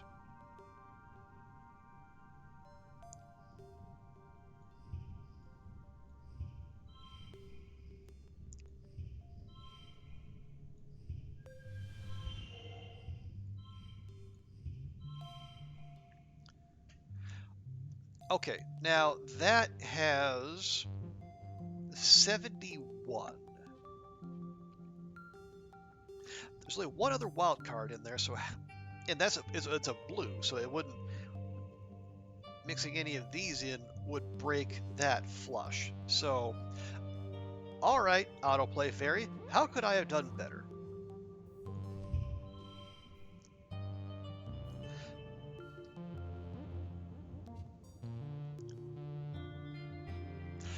Apparently this is better. It gives us a 72. Barely better. Well, we lose the flush, but we have Oh, because maybe the extra straights are where the points come from? I don't... Oh, and I guess, yeah, moving that also makes sure this has the highest value. Alright, fine. Oh, and that actually was max score. Hooray.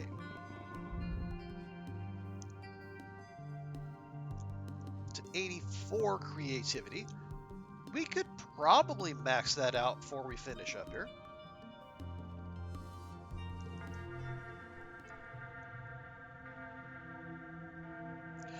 Okay. You're heading to bed when the sirens begin to wail, heralding the beginning of the yearly xenofauna attack. Outside your window, you see soldiers begin to form up. This year, Nim is heading up her own squad. You see her red hair bobbing along with the others as she rushes to defend the walls. Okay.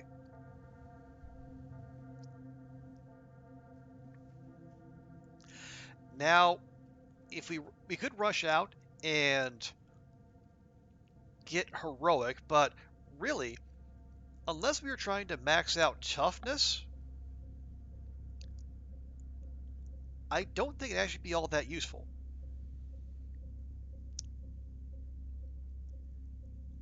And we did save, so yeah, let's just go wait it out again. Okay, you close your windows and pull the covers over your head. You get a hollow palm notification from Mars. You join a call from Mars, Tangent, Cal, Rex, and Nomi already in the call. I can see everything from my bedroom window. Nemi's got her own squad and everything now. Look at her go. Cal makes a noise of discomfort, but doesn't voice his opinion. You and your friends keep the call open and speculate on what's happening outside, supplemented by Mars' observations and Tangent's reading of congruence's processes. Everyone is on the call except Vase and Nim, who are defending the colony, and Dees, of course.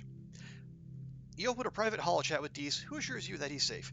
He just doesn't like to feel like pretending to root for the humans anymore. In the quiet following the battle, the colony comes out of hiding to gather in the courtyard, surveying the damage.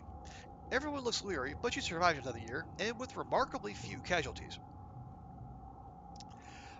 As the gates are secured and people begin to pick through the mass of xenobodies, you spot Dees watching from up on the walls. As he meets your eyes from a distance, you wonder how tonight's battle might have gone if you hadn't stopped him from planting that bomb. Exactly.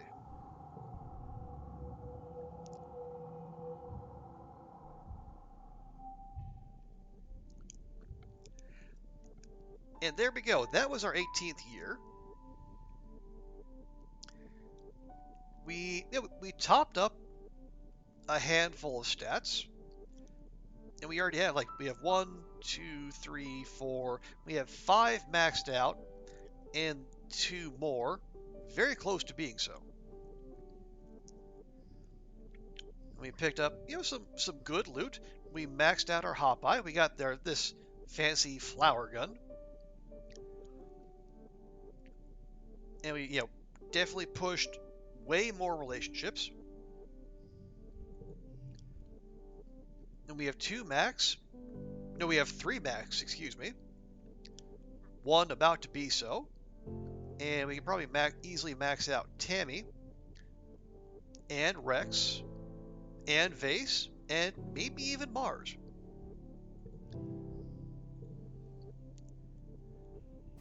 But that final year is going to have to wait for next time, because it's 2 a.m. and I be sleepy. And I don't know if it's gonna take one more stream to finish this out, I think.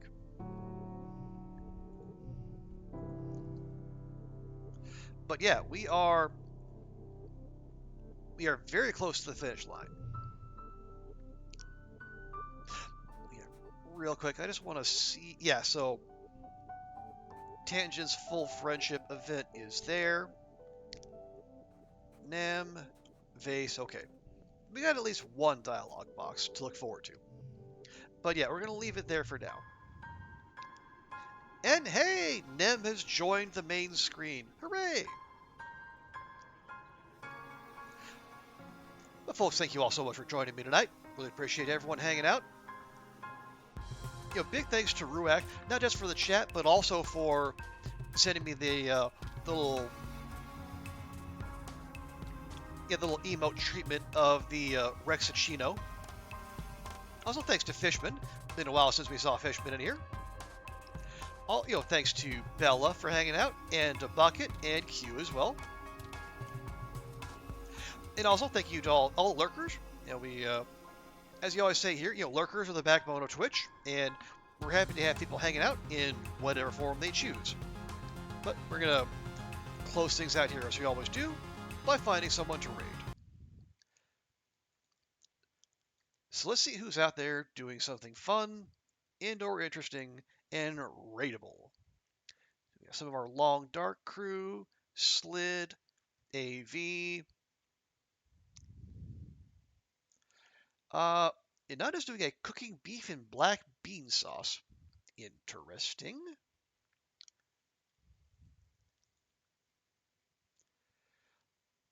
I don't see any of the mech thing. That's good. Actually, you know what? We're just gonna.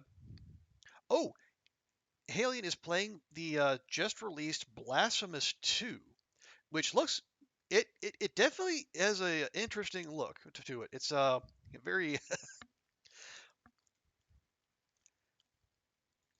it's unique. I'll give it that much. The hats alone are probably worth a check. Okay, so we're going to go raid Halion.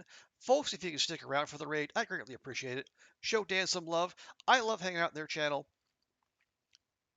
Cool streamer, cool community, and it plays a wide variety of games. And he's on tenterhooks right now waiting for news on Hades 2, like many of us. So if you can stick around for the raid, I appreciate it. But yeah, everyone have a great rest of your day. Yeah, we'll be back tomorrow. The Breakfast in FA tournament starts tomorrow, and we're going to be all on that. So look forward to that. We'll see you next time. Bye for now.